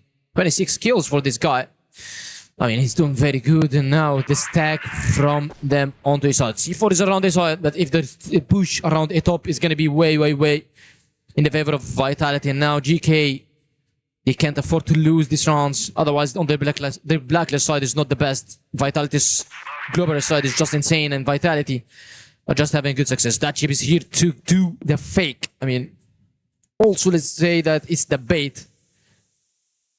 Oh, Cute. Aware about the possibility, but Snare, he'll find the player he was looking for, and Ductwan will not find anything. He's been completely blindsided, and that chip, you can't ask anything from him because there is no potential for a multi-kill. Vitality roar back to life. They equalize us at 10s. It couldn't get more closer than this, Penguin. Yeah, I mean, I still think that GK are just so off right now after this comeback from Vitality. Even the rounds looks shaky, their aims is not ready. Duct1 is lost, Kimbam is just dying immediately. And look at this, 18 to 7, 8 to 17 from Duct1 and Slayer. Again, he just want to take this angle. He just want to take this control. And he finds it. He's doing damage. Kimbam is going to be spotting Slayer. Slayer might be able to take his head, but no. And Nate, just to show that I saw you on the vents. And still a very slow play coming out from Vitality. I mean, nothing for them in the world just lets them to play aggressive because everything is working out. GK is just losing when the timer is just running. And this is exactly what we love to see from these guys. Slayer, again, just giving the information, being very vocal right now. And now, Team Vitality. The C4 is dropped around B side. Probably they want to be hitting this side. Plenty of options for Vitality with how much space that they've taken over. DM still sending pot shots down. Hasn't connected just yet. Trade of smokes over here throughout middle. Nobody connecting just yet. It is A down the point of attack here for Vitality. Datchit playing the pixel peek. Spots out Snare, can drop a defensive smoke, but Slayer? yeah, that's the kill. And that's the exact angle that Slayer has utilized in the round previous. But they're getting flanked. There's a bit of a timer on this now. And Kimbam has to find this trade. He does. 45 seconds left on the clock now. And Kimbam's basically the only line of defense here. He still finds another. Finally traded out. Man advantage for Vitality. C4 should be able to hit the dirt. And Baku and Ductwan, they're running out of time. They're running out of HP. And now that Ductwan's down, it's all up to Baku in the 1-on-3. Timer continuing to rot away. Snare's got this sight line under lock and key, you like to think. Baku continues to make his life a living nightmare, but it's Vitality to come out on top regardless. Slayer with another. Just 2 rounds away, go Vitality. Yeah, and this time they're going to be switching to blacklist side. I mean, GK, they haven't had any success on this side. And they throw a couple of rounds that they're going to be looking for and just blaming themselves for it. However, we should give the credits for the Vitality's mental as they stay standing alive. 11 to 10, it's just 1 round, but the mental gap is huge. The mental gap is distant. Kimbam is just trying to sneak. Horus find one. He gets another. He just only getting one. And now Kimbam is the one to trade. And by the way, Duct1 is just the guy entering the site every time. He's not having the best timings ever for his teammates. And Baku, he's just spotted right there. And he's so dead. Very lucky to be alive there, Baku. Just takes significant damage off of that grenade. And the rotations are very solid here from Vitality. They've got the right places secured for themselves. Snake with a little bit of a jump spot. Knows that Baku is still in the vents. Knows that this potential for an ace split is there. And this time, Baku will back away. But they aren't aware about the woods control that's been established by GK. A trade is imminent. But still, look at how much damage GK have taken in this affair. Low HP, but Baku still holds strong. Immediate response there from Tatsin. 2-on-2 as the C4 hits the ground. Has to be scooped up. Minute left on this clock. And Kimbum and PM will be able to join hands, bound over to this A site, and puts it all on the Snare. He's got to keep his wits about him. Can still look up through the heavens, but decides to rotate through woods instead. Gives up the plant. Wants to play this retake alongside his teammate in Totson. Yeah, and Prime is ready. Just gets him out. It's gonna be Kimbum versus Totson, because Totson is gonna eliminate him. And now the EBR just wins this fight. Kimbum just heavily damaged. Vitality can't afford to lose this round. Kimbum just trying to toy around, and Totson just gets the kill. And now Vitality are 1 round away of winning this game. That should be it. That should be it.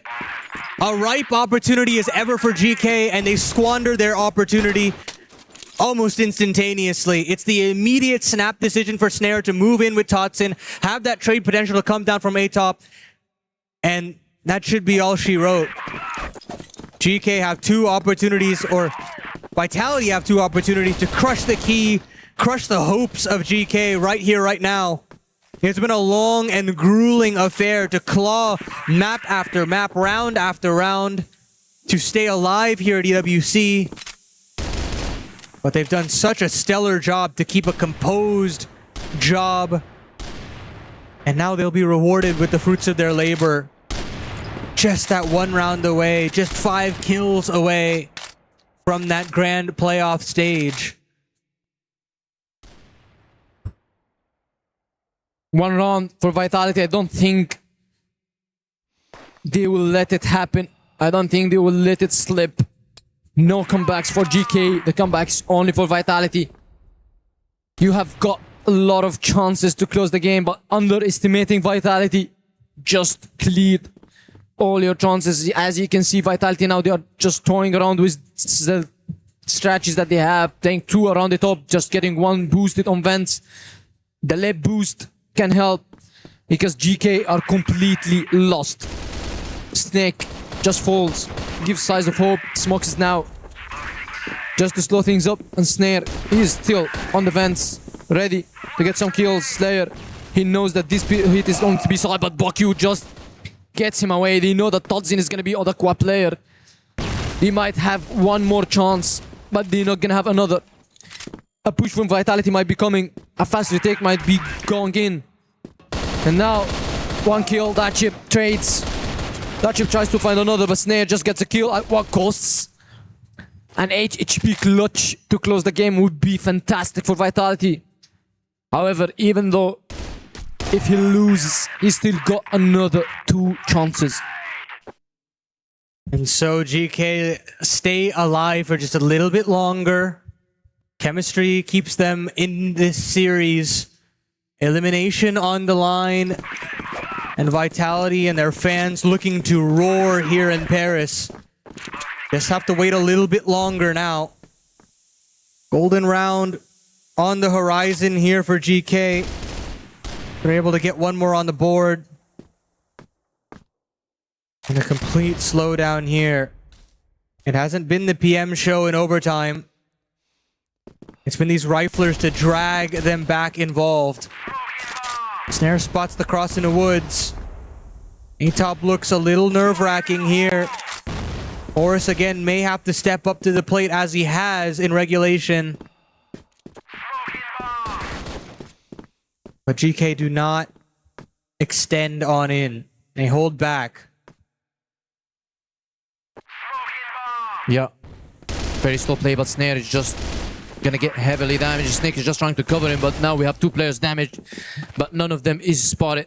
Nobody knows that they are low. Bakyu trying to get Snare. Snare is just trying to jump spot this angle, and he knows that he's there. He might have locked him in and just nail him down in the ground, because he's seen his position, but Horus is here to help. A good rotation, good communication from the guys, but the A-side hit can pay off. Look at this HP from Snare. He still can hit some shots. He still can hit some kills. They think that Horus is still alive. Dr. is not having the good game. Away from Snare. The first one, he still has an 8. He dies. Bakyu gets the first. Prime doubles it down. Is it a golden round? Is it a flip of the script? Is it a double flip? Or we can see a miraculous comeback, a miraculous clutch from these guys, Todson and Slayer. Both whiffing their shots, but they don't know what to do. Probably they're gonna be talking about the last round. Will they push machine? Will they just put everything they have on the next round? Or they're gonna try the best out of this round? Slayer gets one, and he's gonna fall. A golden round for this game. What a beautiful end to get one of those two teams a winner and to crush the other skis. Wouldn't have it any other way, Penguin. An opportunity unlike any other for GK to completely stun Vitality. A Vitality who stormed back. To fail at the final hurdle would be heartbreak unlike any other as well. And we're just 2 minutes away. 2 minutes and change from deciding a victor. It's been a long, drawn-out series for our first decider here on the B stream. And we will have to send somebody home after the dust has settled. Slow as you'd like from GK. Woods control not a priority for them. PM tasked with holding on that spot of the map. No aggression coming out from Machine. Nothing unorthodox here from Vitality. They don't want to rely on the late round heroics that they've kept them in this series, kept them in this map as well. You look towards Horus on A and the multi-kills he's been able to provide. You think about Snake, man. 26 kills and counting. Yeah. It'll come down to these individuals, these massive heroic plays to see which way the chips fall. And with a minute 20 on the clock, eventually GK have got to get a move on. A triple vent setup to end the game. They need to do the damage. Slayer is not spotted. Flashes to fake. Push onto a side. Killed by Prime. Slayer just backs it up. It's 1-for-1. Horus gets one. Horus gets a double. He's here. The man is alive. Oh no. But suddenly it just flips. A 2-on-2 and now everything is on the line. Divechip is in a very good position if he can make it a double. But he backs away. Everybody just don't want to spend everything they have. Flashes are good. And the weight is theirs. Post plant now. Divechip in a very compromised position. Snare and Todson has spotted out Divechip. It puts it all on the star of GK. PM, who's had some incredible moments in this series, has got to produce one final clip to advance to the playoffs. There's an immediate rotation though. Todson and Snare have moved all the way back to A down. But PM's read this. The time has rotted all the way down. Todson's got to stick this, and he will find it at the tail end. Does he have enough time? No. It's going to be down to the wire, and they've got it. Vitality in the nick of time will qualify to the playoffs. Oh my goodness, what an opportunity from Vitality, and what heartbreak for GK. I mean, what a way to end this series. A golden round, a clutch by Todson. Definitely the thing that you would be looking for. And Vitality are going into the playoffs. Holy smokes, it comes down to a golden round and the Vitality fans are delighted. The Vitality owners delighted because it keeps their club championship hopes alive here at the Esports World Cup. Sadly, for GK, they will be eliminated here and their key will be crushed. But look at the emotions, look at what it means to Vitality. What an incredible series we start our day with here. And guys, I mean, such a difficult moment in a 1v1 like that, just coming down to just minor details, mere seconds there on the defuse. You think Todson's actually flubbed it in a lot of ways, right? The first player goes down in that trade sequence and you're thinking, PM's just done enough. He's found it. He's found a little bit of time to eke out. And I mean, the tensions run high, the emotions, the come down for the side of GK. I mean, you feel for them. Your heart aches for them because it's legitimately like a quarter HP away from jubilation, and this is the result of that. They certainly put their best foot forward, did GK, and they will go out with their heads held high, but it is Team Vitality who progress into those playoffs, into the top 8, and will keep their hopes alive of trying to go on a dream run here at Crossfire at EWC 2026. Well, I mean, what a way to start our day, Penguin. We couldn't have asked for anything better, right? And we knew that these two teams were going to put everything out on the table here. I mean, yeah, and GK is probably going to be very upset. They had everything. They had, it was 9-5, a lead to them on their blacklist side. And then suddenly everything just went wrong, and then you go back, do some comeback. I mean, just go to the overtime, golden round, just 2 seconds, probably 1 second could have won you the whole thing. Prime just couldn't do it. If you could have just waited, if you could just toyed his head a bit with Todzin, he could have won, but in the end, it's a win for Vitality. I mean, I can't talk about strategies because the game was so much intense when it comes to mental game, not about strat-wise, because it's not a strat-wise right now. 9-5, 9-9, this is not strategies, this is a mental booming by GK. And when it comes to that golden round, Penguin, I'm going to ask you in particular, because obviously you used to compete yourself, how important it is to be on the attack or the defense side. Is it map dependent, depending on where the golden round is? That's definitely in the favor of, I mean, GK, because they're on the blacklist side, and Pime could have played it better, by the way, but you can't ask him for more. This guy is just on 1v2, he just killed one, he's on 1v1, he just could have tried to probably tuck his head in the box so he can take multiple bullets to die, or let Todzin probably swing more so he can waste a lot of time for them in the end. I mean, it's just so hard for them. I feel so bad for GK, man. I mean, even in OT, the expectation is, you know, you probably just fall away. You know, PM has gone quiet, and yet still they clawed back into OT, into that golden round, and it just falls apart, man. And I mean, it's not even like a huge heroic performance from any one player on Vitality. Everybody stepped up at certain points. Horus with that big multi in Double terms of the kill the last regulation. round. Yeah, that was huge. And then Snake's constant kills, Snare with a couple of big X-Factor moments. It's just unreal. Well, you spoke about players who did make a difference. Snake was one of them, and he'll be on the main stage with Skriv. Who have you got for us? It's Snake. Yes, indeed. Very, very happy to have Snake here with us after that one. Talk me through how you're feeling, bro. That was a very intense game, intense finish, all 3 maps, the golden round in the end. How are you feeling after that win? I'm feeling tired, but yeah, in the end, I'm very happy that we managed to close this game out. I'm very happy that everyone stepped up when we needed. I'm thankful for my teammates because we really stepped up in the game and we made the comeback. Yeah, absolutely. I mean, obviously a fantastic game to watch. I wanted to talk quite generally very quickly about how you guys feel West League is performing at the moment, and how maybe you guys carrying that mantle, of course, under Vitality now. You know, what are your thoughts about West League at the internationals coming into EWC 2026? To be honest, this is not our play style. We usually dominate our region here, but here is different because it's the land different. So there's a bit of pressure for us, but I think we will do our best for next matches and try to win this matches for our fans.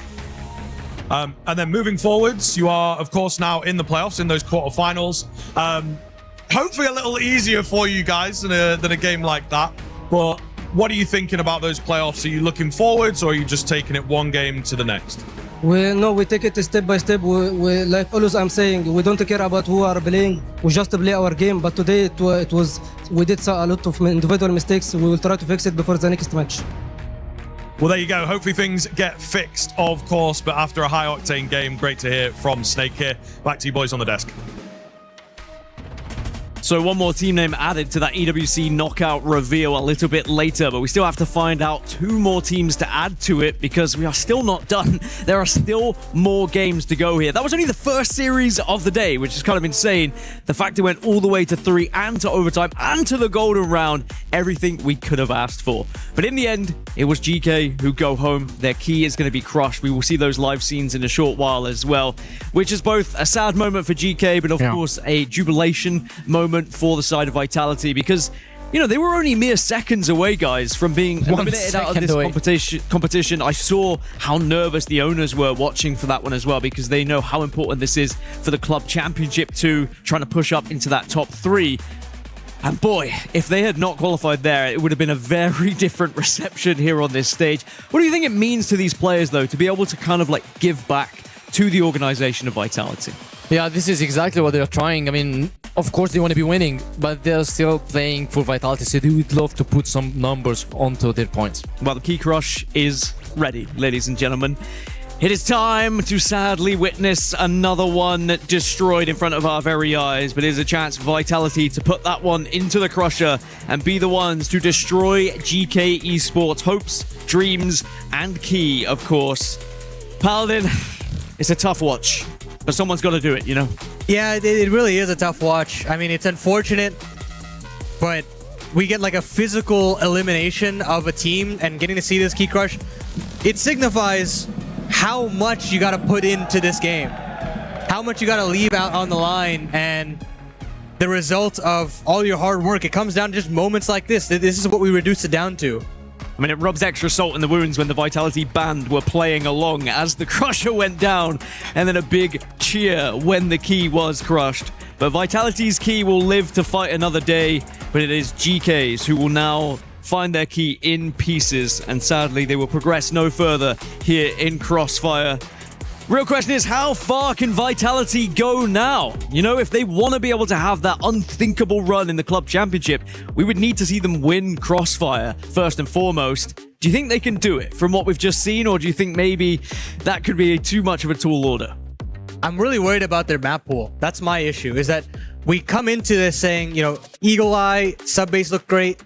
All of a sudden, a little bit shaky on both. Yeah. I'm a bit worried. Yeah, same. I think these guys just needs to reshuffle the papers, because otherwise it's not, as Snake mentioned, it's not local tournament right now, it's an international stage. Well, we'll have to see who they get in the end in those quarterfinals, but for now we're going to start gearing up towards our second lower bracket semi-final, another decider match to see who is going to qualify for that top 8 playoff spot. We have Na'Vi and the Vicious coming up next. Again, a big one in the club championship as well for Na'Vi in particular, so we'll have to see who's going to be able to take that first one. But until then, we're going to go for a break. When we come back, it'll be Na'Vi versus the Vicious.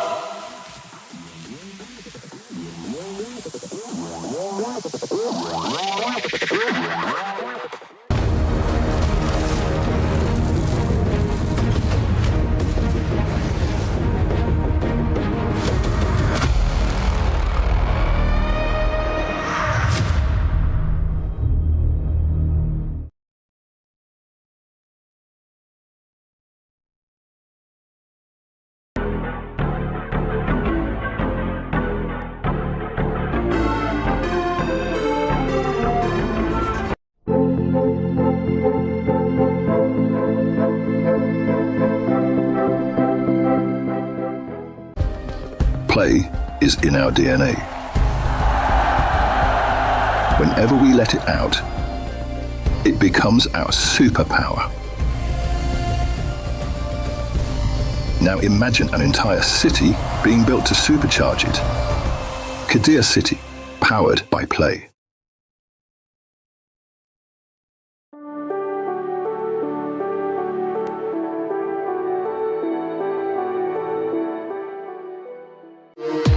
We were there. For every click, every clutch, every respawn. We were there for the years of grind. And we're here. Now. The proud founding partner of EWC. Powering the biggest event in gaming. Shoulder to shoulder with the world's best. Making history. Greatness deserves a stage. Lenovo Legion. Reach your impossible.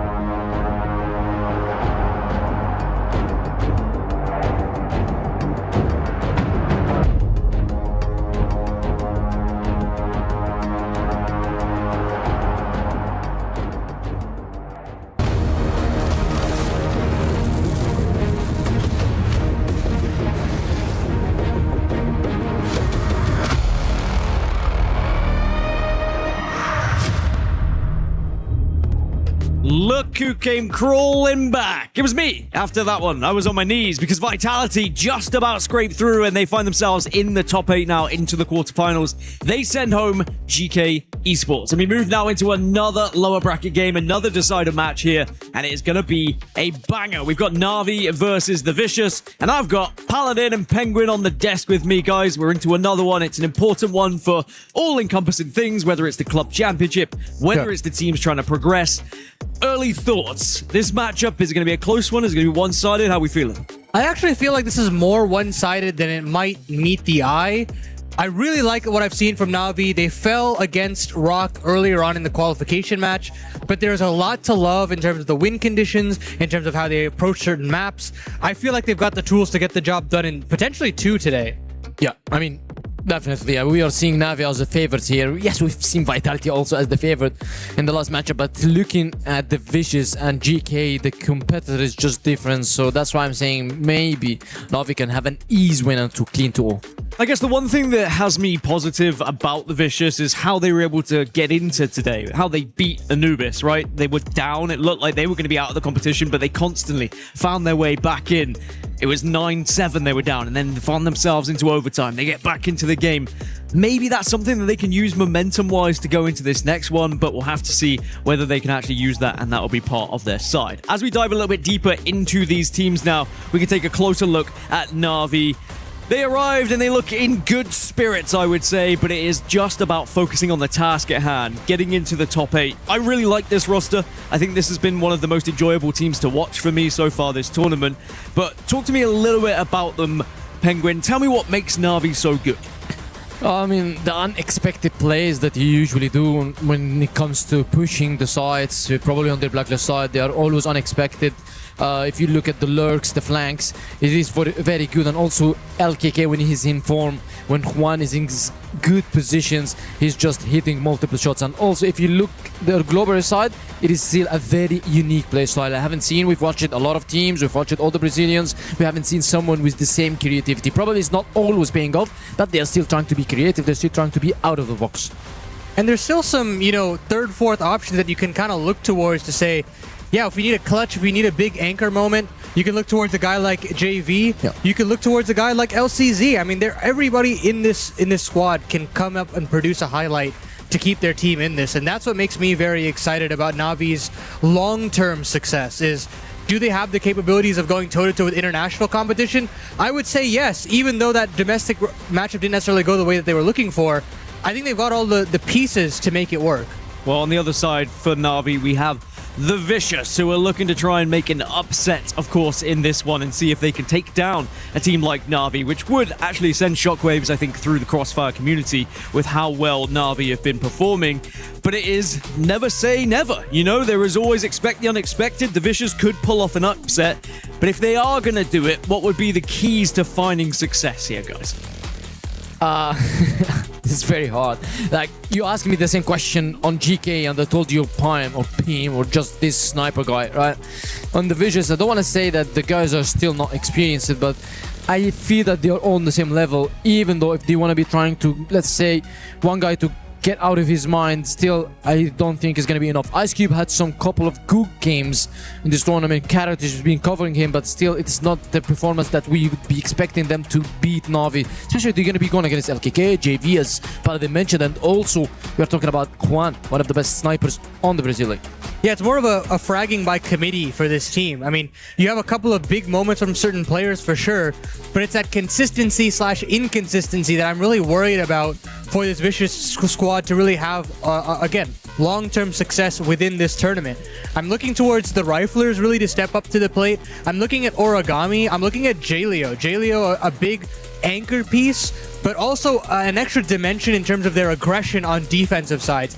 He was a problem in their loss in the map 1 against Anubis, but he was also the reason why they won, I would argue, on map 3 in that big back and forth decider that we had. So I think there's a lot riding on that rifle core, more so than it would on Ice Cube, I would say. Well, you mentioned some maps, and we've got some more on our screens as well, as the veto process is here. Subbase and Ankara are going to go, and we get Black Widow and Eagle Eye. Initial thoughts, Penguin?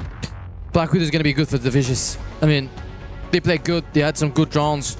Yes, they made a comeback versus Anubis. Anubis just a bit throw, but they played very good because they have some good snipers. Eagle Eye is also kind of not that bad for them, but still I'm very worried because the Brazilian league just loves to play Eagle Eye that much, and when it goes to new compound, I think Navi is just all the way Navi. Yeah, I think Black Widow for Navi is actually not bad either. Like, Yeah, I actually really do like their Black Widow as well. So it feels to me that they've gotten everything that they could ask for. You have new compound to end as well, which I've seen some good work out of them in series past. So I feel pretty confident with Navi's veto. I mean, again, I think they have all the pieces in the server. Now they've got a pretty favorable veto as well. I think it's their job to just kind of put their money where their mouth is, put this one over the line, and look towards the playoffs after a pretty impressive group stage for me so far. Well, keys are on the line, tournament life is on the line, and a position in the playoffs is also on the line. Whose key will still be standing and whose is going to be crushed? It's a best of 3, remember, between these two teams in this decider match. Are we going to get an upset? Can Vicious maybe surprise us all, surprise the entire Crossfire community here, or will it go to regular scheduled planning as Na'Vi, the favorites coming into this one, perhaps looking to see if they can just assert some domination before we go into quarterfinals, as we are ready then to jump into map 1. Let's enjoy this one, everyone. We've got Penguin and Paladin to cast it all. We had an absolute banger of a decider match to start off the proceedings for our third and final day of this group stage. Are we in for yet another is the real question. I'm Paladin, joined by Penguin here in our first map of play on Black Widow as PBZ. It's a little frisky on short.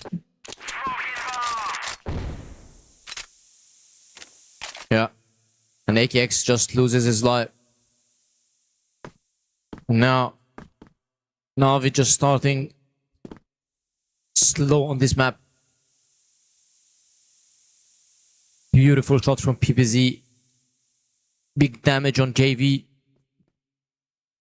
It's just checking if there's any flashes to be thrown. He's playing a bit aggressive on Cat, and now he backs up. His damage can do. Ooh. The damage that he can do is the EBR, but look at this, the push. Ice Cube gets one. LKK just trades the first kill, but JV is just alive. He's trying to fight. Nevis just gets one more, and it is the first to hit. Vicious just gets the first one. Again, fragging by committee and becoming better than the sum of their parts comes Nevis. 1-0 start here for the Vicious. Trying to set the expectations here that this is an even footing fight. It doesn't swing one way or the other, and that the Vicious have a shot at causing an upset in this deciding matchup in Group B. Yeah, now changing the game plans and a full commitment around bridge now from Navi. Gets the control. Nobody's damaged. But again, slow play from Navi. Juan is just single-handedly waiting on barracks, trying to find any mistakes that can be done. But LKK is just watching the cat push. Navi is just not approaching anywhere, and Ice Cube just snaps LCZ while he was just testing, checking the B side, and now LKK just finds himself in mid. Good smoke by PVZ can slow things down. I'm not sure if this was the right side for them. C4 is moving through B connector to the box room.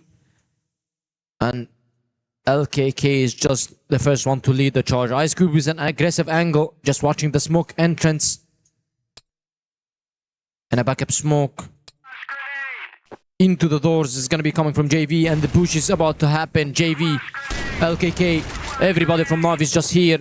They're trying to hit the side. Ice Cube is still alive behind the double boxes, gets the first. Origami just doubles it down. Juan just finally sees trade.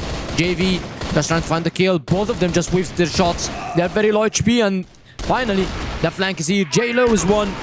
J-Lo is the another. Nevis just gets the kill with the nade, and Vicious starting very hot and strong on this map. Yeah, even if you don't have that star player, everyone holds their line, carries their own weight, and still be able to notch some rounds on the board. And right now, everybody off the mark for the Vicious. On the other side of things, it's Pretty silent from some of these players on Na'Vi. Not that explosive team that we saw in the opening few days of this tournament. And perhaps the Vicious have a little bit more gas left in the tank here at EWC. Who would have thought? This team with very low expectations, looking to dash the hopes of the Brazilians who want to join their other two compatriots in Liquid and Rock Esports. Yeah, and honestly, Vicious is just leaving the full map to them through their controls, but Nav is just way too respecting Vicious. They give you the control, you push the side, we get the kills. Origami is just here to defend, the first to kill. LKK the first to trade. Neves, look at Neves, he's just hot on the lurk. Very fast on this lurk, nobody spotted him yet.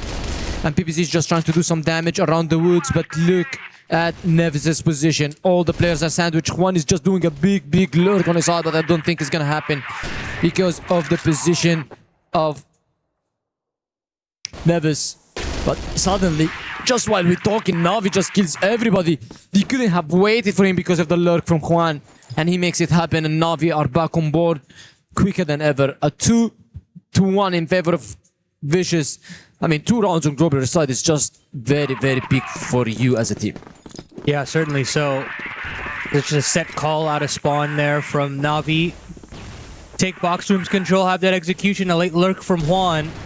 It's a couple on his own, but now it's back to short side, and the Vicious have done a very good job in holding back some of these players. JV does get one, and LKK will find another, and there goes LCZ.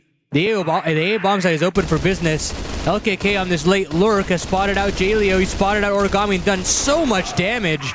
He does go down, but it's a valiant attempt from him.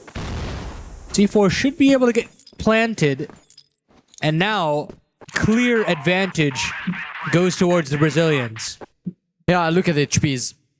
Jaleo and Origami both almost the same HP. It's below 30. Holy, even 25 HP on Jaleo. LCZ is trying to take this fight. They know that the players are low, so they want to be taking the fights. The pistol is ready by Juan. No need for the sniper. Even the long range, you just can one bullet him, and this is gonna happen right now. Origami just to fall, and Na'Vi are back. A draw back again. A 2-on-2. A change in the playstyle, and I mean, Ice Cube, he did a very good first 2 rounds. He had some multiple entry frags, but this round in particular, it didn't work out to be very good for the team. And again, Na'Vi is just a team who was testing things out, and now they're back on action. Juan just takes a big damage, half HP, 50 HP, and a fast-paced push around them. Full flashed Ice Cube just falls, and Jeff is still here. He gets one, never trades, never gets that second. Origami finds it. LKK is still alive. The push is still happening from Cat, and this is what's happening, and LCZ just flicks and gets one.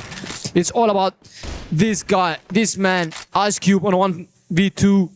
The C4 is gonna be planted, and he has the HP to work with. LKK just want to find the kill, and he gets it in a wall bang, and one more for Na'Vi. 3 in a row without a single reply from Team Vicious. And there's the explosiveness that you're kind of looking for from Na'Vi, led by JV. An instant bit of aggression over there on Cat. Gets that kill, explodes in. Quan not too far behind from Long, but it's a secondary from Neves to slow things down now for Na'Vi. They still want to fight up in short here. AKX, JV, look towards PBZ, and they'll find it. They take significant damage in the process, but they'll be happy that at least they have the 4-on-4 to hold on to. Yeah. Now, all of a sudden, turns out to be a very good round for the Vicious so far. They have the HP advantage. 2 players are very low HP. They have the cat control. It's quite the same setup that we've seen on the first 2 rounds where they were winning. Probably they're back to the business. Na'Vi now slow it down a little bit more. His low HP bars will certainly be called into question, but Juan and LCZ, the double sniper setup on the offense, you don't see that too often. comes alive here. Oh, and LCZ had an opportunity at another. At this point, the name of the game is to stay alive, and he'll bound away from Bridge, try to rejoin with his team. Charge up at Origami here, the lone A defender. Gotta be careful about Jaleo watching him, and he spotted him. Surely wants to wonder where he's gone off to, and yeah, he'll find his man. It's all up to Origami in the 1-on-3. He gets naded, and he gets shredded by the pistol of LCZ. 4 on the trot now for Na'Vi. Yeah. I mean, this round was looking good for the Vicious. And then it turned out to be a novice round after the double sniper setup that you've mentioned. Just turns out to be very, very effective and well. A 4-2 it is. I mean, Vicious started very good. We said, okay, might be another surprise, might be another close game, and then suddenly Na'Vi just hits 4 rounds in a row. I know it's still very early, but I still think that Na'Vi are just getting into the game. Ice Cube just whiffs the first, trying to get the second. Nobody's to die. The site is completely open for the take. A kill from Ice Cube should have been, but LCZ just double dinks him and gets him out of the picture. Juan just doubles it down on Neves, and it is a 5v3. C4 is about to be planted. And Vicious in a very tough situation. Certainly so, but at a certain point, we gotta get this bomb down, boys. Start to put the pressure on the Vicious. Do not allow them to get into these box-in kind of scenarios. And there we go, LCZ with that default plant. EBZ still trained in on the window as Jaleo tries to come back in through the bridge. But he's been spotted up by Juan, and that does make this one a difficult retake, to say the least. EBZ continues to take a little bit of damage here, and he'll go down. It's in the timeout being called now from the Vicious, as Origami has also been noted, and he'll fall straight away, halfway to set number 1 here for Na'Vi, as they are just trouncing through this offense. Yeah, I mean, finally the tech timeout is here. We are seeing FC is trying to talk to his teammates, trying to talk to his team. He's trying to set things up, otherwise the game is just gonna slip very quick. It's 5 rounds for Na'Vi. I don't think they need to change anything. Probably, yeah, the first 2 rounds weren't successful. But it's just the first 2 rounds. You're not ready yet. You're not warmed up yet. When you get things ready, you're going to be hitting the sides, you're going to be hitting the wins, and this is exactly what Na'Vi is doing now. The Vicious is going to be looking for more aggressive plays. They need to deny some space. They leave the full map for Na'Vi. It was working for the first 2 rounds, but then Na'Vi just suddenly realized that they are wasting some utilities on a control that already Vicious is giving them for free. So they started using these utilities into hitting the sides, and it's starting becoming very, very tough for Vicious to defend this side. Now Vicious, I believe that they're going to be trying to push the bridge control, fake the A side, push the barracks, fake the B side. They need to do something proactive on the map. Proactive indeed. It's incredibly important to jostle these fast-paced defaults from Na'Vi.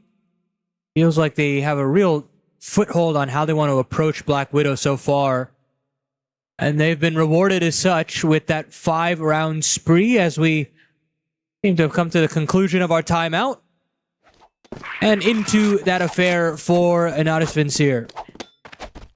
LCZ decides to down for an initial attempt, and yeah, that deep smoke suggests box rooms in a bridge control, and LCZ is also aware of that on his own, so he backs away, he gives over that positioning, and now we say, okay, what do we get back in return now that we've lost that space? And it looks to be the barracks, it looks to be A. Yeah, and as mentioned, Vicious went for the bridge control just to deny some space for Na'Vi, because Na'Vi, when they are using the controls, when they are using the spaces, they are doing damage, and they need to avoid this. Now, what is the call for Na'Vi? Is it a retake? Yes, it is. All the players are here. Juan is again doing a big lurk. We've seen the Brazilians doing this, but now Origami is in a big situation. He puts the flash on the second, might cost him his life, and exactly this is what's going to be happening, because the players are just taking too long to kill him, and he's still alive. He gets one nice cube also from the B window. Gets another. He's trying to fight. LKK just trades it down. And it is all a 3-on-3 after these fights, and Never still baiting on the back of these sewers. I mean, look at his composure. This guy just don't want to move. He's just waiting somebody to go in box room and just backstab him and get this round. And now he takes the fight with JV. JV gets the better out of him. And he could have stayed and won the round, but now JDO is on a 1v3. You talk about the composure of Nevis in that position. He crumbles. Yeah. He loses the man, and he wants to essentially take his place, but what a tough clutch situation that you leave your teammate in Jaleo in, and you want to talk about cool and collected. It's Na'Vi that seemingly at every turn understand how to go about situations that aren't even in your favor. I mean, this is a good setup from the Vicious. They get this bridge control, and they hold on to it with a pretty nice crossfire, but Ice Cube can't connect on some of these shots. And Nevis, unfortunately, cannot find any refrags. It's long control now being sought after by the Vicious, and they find a couple of solid kills. Origami and Nevis are there. And with that, Na'Vi, for the first time in a long time, feel undermanned. Yeah. And now LCZ just gets one. Trying to make it a second, and look at that. LKK just gets PPZ and Origami just dies to AKX, and all of a sudden... Oh, come on! AKX doubles it down, and I mean, Na'Vi just 7 in a row. No way this is gonna happen. No way this is gonna be clutched by Nevis. Yeah, you definitely wouldn't think so. I mean, 3 players on that B bomb site, everybody necessary to deal with that 2-player push through the box rooms, but it doesn't happen, and LKK on the flank finds a couple. That is 7 rounds on the blacklist side in this first half for Na'Vi. They are just trouncing through the Vicious on their opponent's map pick. It just feels like they are outclassing the Vicious now, and then some. Yeah. Now, they're gonna be switching sides now. What we will be expecting from Vicious. I mean, they started good. They had 2 rounds in a row.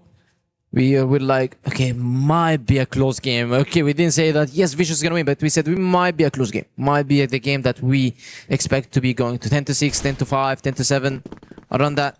Then suddenly, I still think that it's probably 10-3, 10-2 game if Na'Vi continues the action that they're doing. And AKX continues to just turn tables around like what he did. He has 3 kills. 2 of them, one of the most important rounds. He flipped around that was... Vicious had numbers advantage, and suddenly he just gets 2 kills and puts the advantage into his teammates' favor. Absolutely. So, this side swap is so important for the Vicious. And they got to start off on the right foot. There's not really much room for error as they look towards this B bomb site.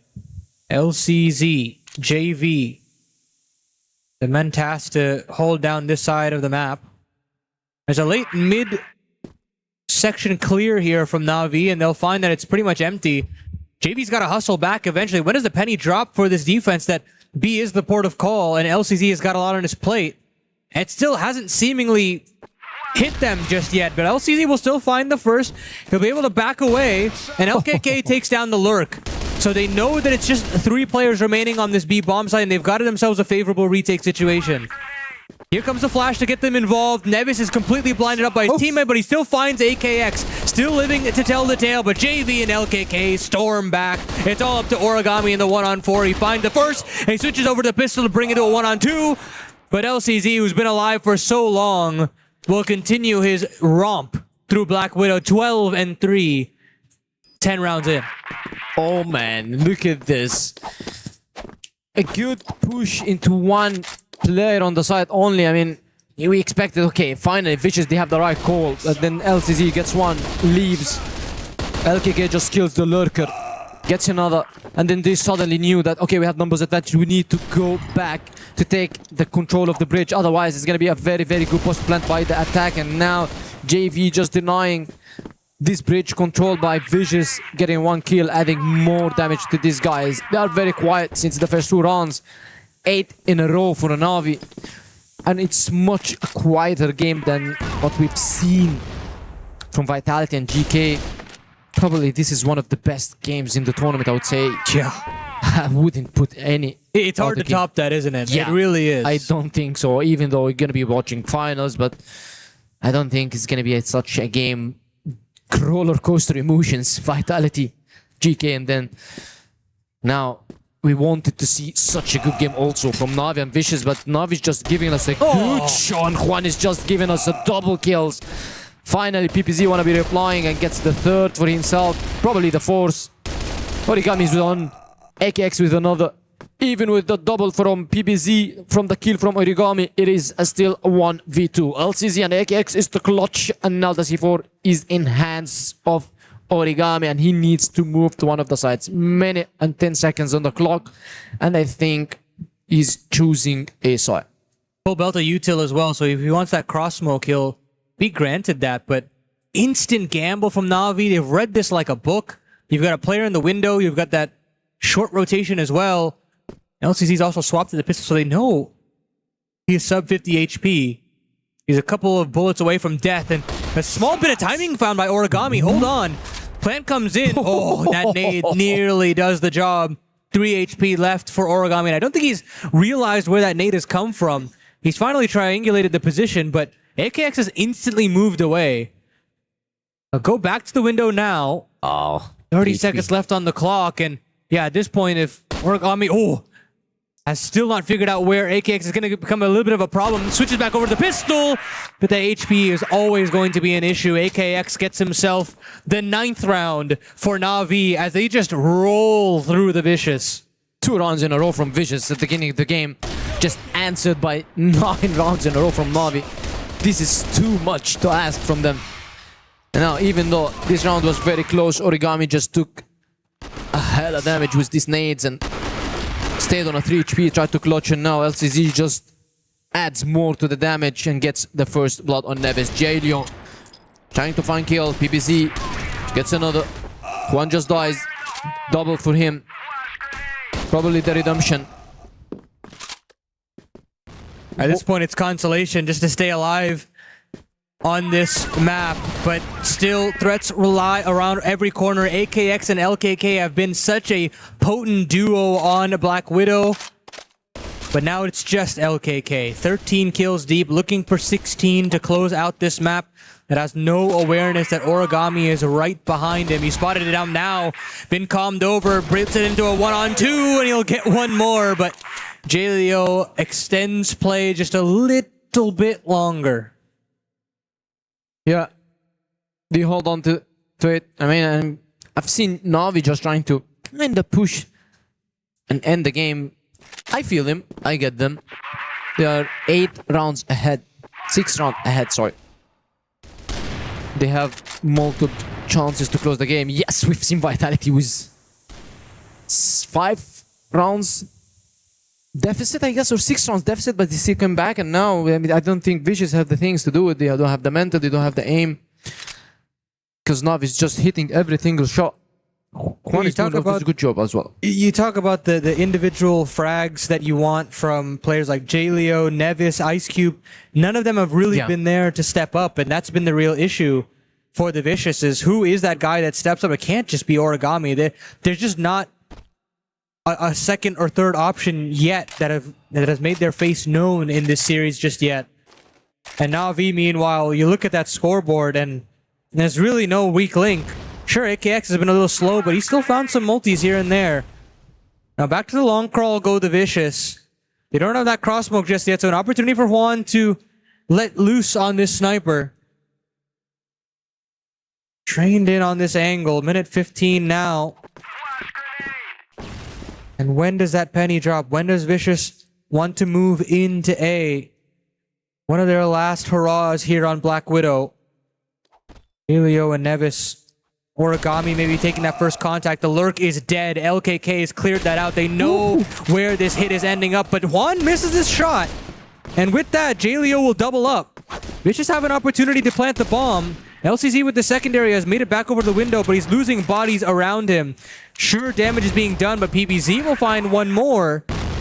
And while this isn't the cleanest end to the series, or map rather, for Na'Vi, the Vicious are getting just a bit of confidence to say, hey, maybe we've still got a foothold in this series. Maybe not in this map yet, but, you know, Eagle Eyes around the corner, maybe we have a shot there. Yeah, I mean, it's good for them to have a couple of rounds before falling. Not saying that they are definitely going to fall, but even though if they fall, but get Odds are a couple stacked of rounds against them. Yeah, because this is going to be trying to build up some momentum for them. I mean, the Na'Vi players are just trying to also calm down, and I mean, they are super chilled right now, unlike the first rounds that we've seen from them. Now a double in a row from Vicious. They got 2 at the beginning of the game, and 2 now in a row. So nothing is impossible, and just like that, we've seen PPZ, which is very good control. This guy is just holding Cat on the global side and pushing Cat on the Blacklist side. He knows this angle, he loves it. He knows how to play. And now 3 players around beside, probably going to be a fake throw side and then a push with the C4 around beside. 2 players are there. If AKX just over-rotates, the round is going to be very, very tough. This nade is going to be doing a little damage on J Leo. And now the fake is going to be starting. Yeah, cat execution being at least a flash and smoke being tossed in.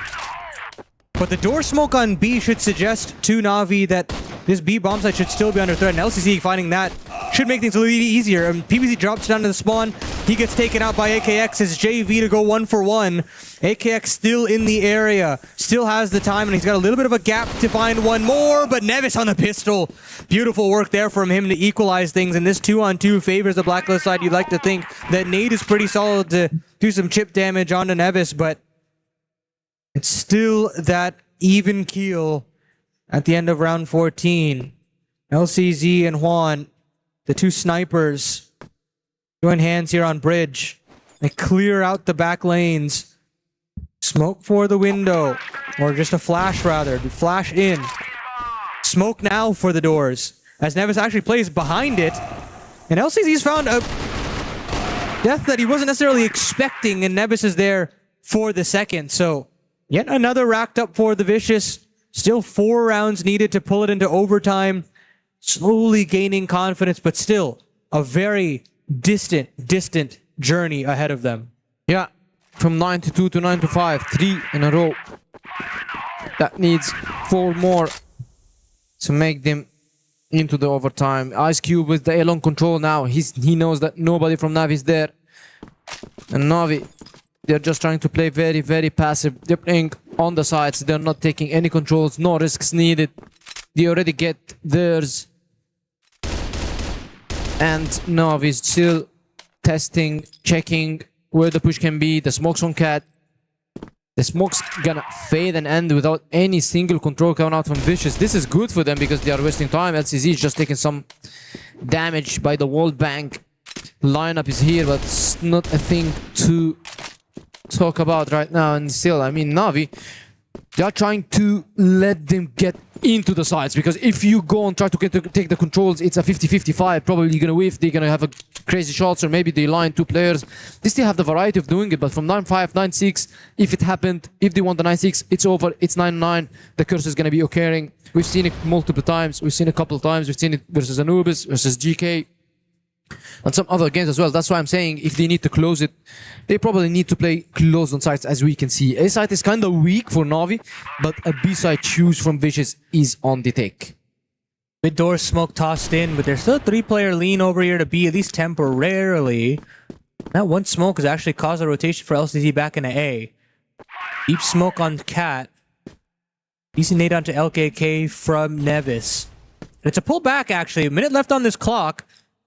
And Origami has found himself some short space, so the Vicious now all of a sudden decide to reorganize and right back into the waiting arms of 3 defensive players here on the A site. But now JV is getting a little antsy. He moves back into mid and he's got a fast flank. I don't know if he's actually spotted any of these players, just that it's a matter of timing. He hears Nevis, or he at least spots him. He wants to confirm that kill at the very least, and he will. So that lurk is down, but J Leo has still found a key opener onto Juan. 15 seconds left on this clock, as J Leo will have to hold strong. Same goes for PBZ. LKK with the trade. We stay in a 3-on-3 even kill. LCZ with the secondary. 14 kills to his name, goes charging in. Baits for AKX. And they'll find yet another even trade. Now Origami's been spotted off the Cat. They know that PBZ's been around this area. Here comes the flank from LKK. You'd like to see him find a little bit of impact, but he can't. Jumping in, it's all onto AKX. The tap is through, trying to bait out PBZ, but PBZ isn't biting at all. PBZ just wins this round all by his lonesome, and that's a real confidence builder right there. Yeah, and now the 9-6 curse is about to happen. If they lose, we go to overtime. Or probably Navi just gonna end it. We haven't seen Navi pulling their timeout. I guess it's 4 in a row in favor of the Vicious, and now JV takes a lot of damage. Probably gonna be 5 in a row. And it's the comeback day for the teams, and now Navi, they are having slight disadvantage, or let's say an HP disadvantage, which can make them a bit worried about this round. And I mean, Origami is having a very good day as well. J. Leo, we expected more from him because we've seen him doing very good job on this map versus Anubis on the comeback that they did. Probably this is the team that usually loves the comebacks because it was the same map and they did the same comeback versus Anubis, but now it is versus Navi, probably a stronger team on the line. Or maybe you're gonna be finding LKK just gets 3 out of nowhere, or Juan just gets a double and ends the game. And now LCZ is trying to get the information. Now he has 2 players. He's trying to swing. He takes leg shot. Another HP advantage for Vicious. This round surely is going for Vicious. Well, they've got all the advantages in their favor. Other than map control, Navi still have themselves some short space. JV a bit aggressive there. And the Vicious decide to back away. They decide to move into the barracks, into that A site from long. And that means Juan and LCZ can play at range with their snipers. Ice Cube will not be involved in these initial duels. Minute left on this clock. No real opportunity for this C4 to move all the way back over to B. It seems like this first letter of the alphabet is the final destination. Ice Cube scopes up, searching for something over on short, but it'll not come. It's LCZ, it's Juan, it's JV. But they will make that rotation. They do indeed. As Nevis has got himself some bridge space. And this fake really does sell them down the river. JV will start to make a slow rotation, but it won't happen. AKX and LKK, the tried and true duo on B, have got to hold strong. Here comes AKX with the first. LKK chimes in. JV cuts off a lurk. And it's all up to Nevis and Origami here. They've tried their hardest to pull this one back, but it feels like their time has run out unless Origami can pull a rabbit out of the hat. 2 kills from him, denied by Juan, and it's into the 2-on-1. Nevis, positive in this map. 4 seconds left on the clock. They just got to charge him, deny the plant, and it will come through. It takes a little bit of time there for Navi, but at the end of the day, they were a cut above what this side of the Vicious have produced. Yeah, I mean, as said, we can have some kind of crazy kills from LKK. Got 1, did a big damage on another, and then suddenly Origami just comes from mid, kills 2. I don't know why he came back to mid. He just could have took the knife, pushed to the side, and made it a 2-for-2 after it was a 4-on-2 on Navi. Now probably they are upset. We haven't seen an over celebration because we've seen, yeah, they are coming here as a favorite, and they kinda almost lost 4 in a row. And they could have also made it over time if they lose a couple more the same way they did, because Vicious, they gave us a good blacklist side. They really showed me a lot of good stuff here, Dan. Yeah, a late fight back from the Vicious, just as we saw yesterday, but sadly, they gave themselves a little bit too much to do against Navi here, who looked comfortable throughout. There was always that worry, you know, when you get to 9, and we've seen it happen far too many times this tournament, of the dreaded number that is 9, but Navi eventually convert. It will settle those nerves, and then the dominant force that we expected should now carry on, you'd think, going into map 2, especially considering this was Vicious's map choice.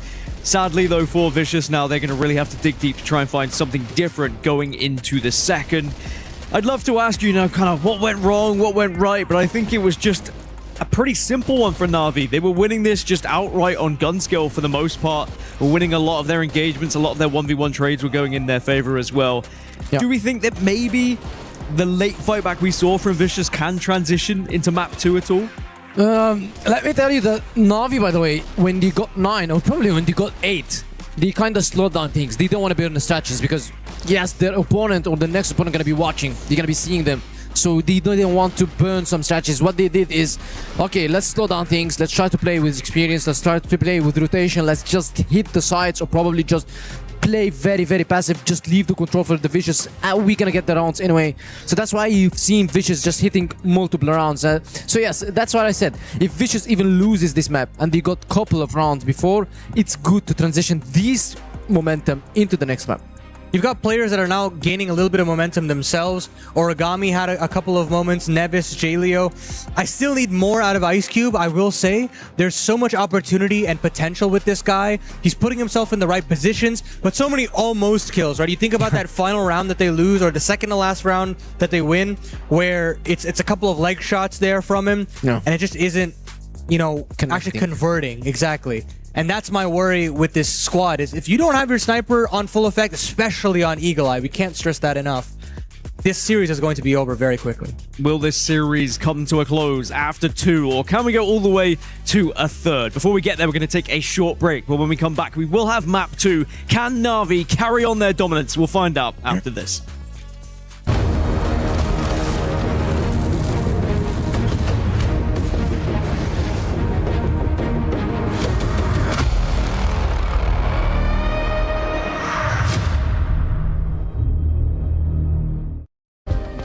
Play is in our DNA. Whenever we let it out, it becomes our superpower. Now imagine an entire city being built to supercharge it. Kadir City, powered by play.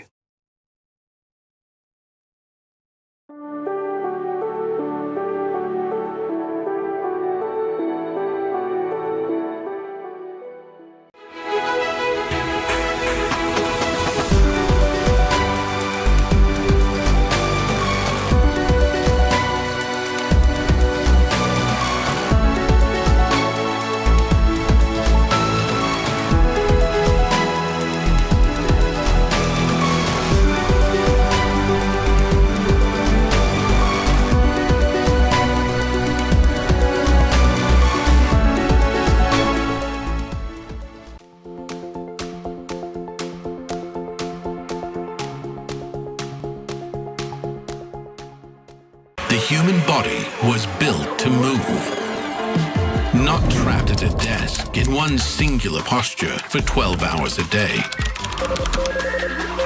It's time your chair evolved. This is Secret Lab Titan Evo. Ergonomically engineered for you, gamers, hybrid workers, artists, backing your every move.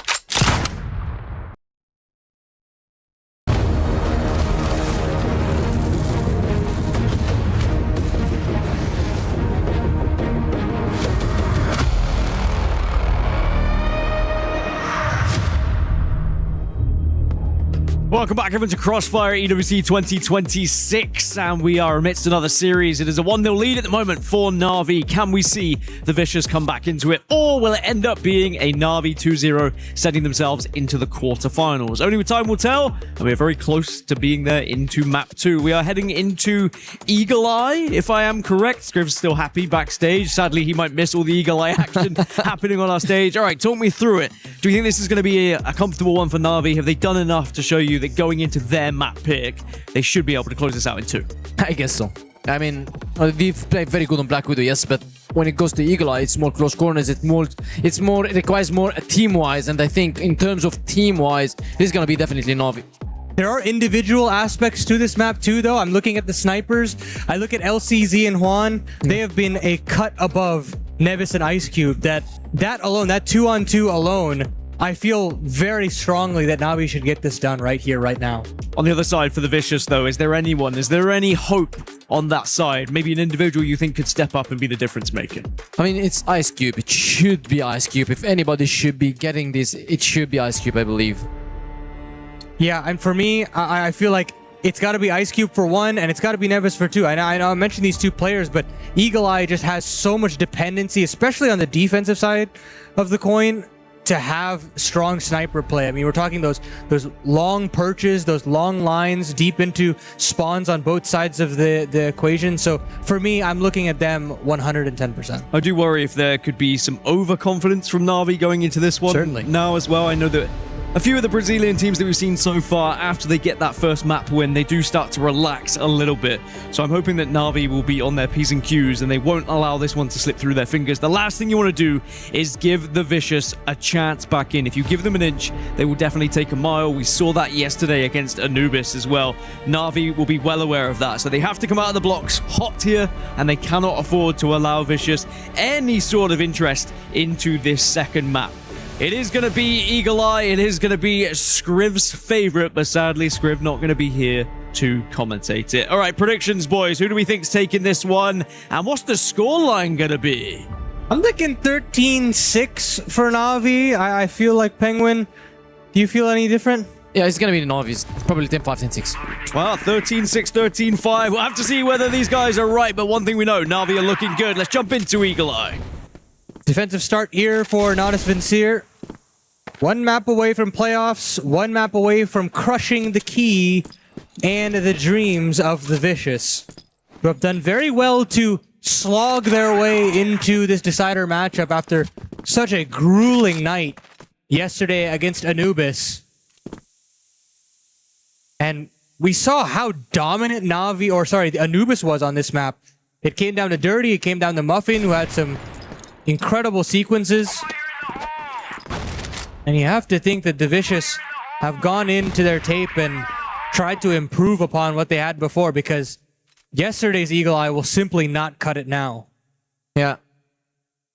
And now they're going to be going hot to the take. Look at this. A push into a side. The C4 is getting led. LCZ just gets the first. It was just a sort of a fake because the push is around the side. The C4 is already dropped. Sorry, around beside. The fake was around the side, and the C4 is already dropped before even stepping to the hotel. That gives Na'Vi just a little bit of advantage, but they decide to back off and leave it. They have numbers advantage, no need to risk. And in my opinion, that's the best call, especially that it is still 1 minute in the game and anything can happen. Anybody can just rotate. And still, Jalio trying to find success on this lurk, I would say. He's not starting to lurk, he's not starting to flank. But the fight is starting on the tail. SCZ just takes a lot of damage. He's trying to go back for the fight, but he's waiting for AKX, who gets the first. Want to double it down, but look at the other player coming up from the stairs. He gets 1 and 2. AKX is the one to claim the kill, and LKK is just to close the round and the first for Na'Vi. A successful win, I would say, and now Na'Vi, they look sharp and strong. Yeah, that opening kill is nice from LCZ, but it's how they compound the pain here.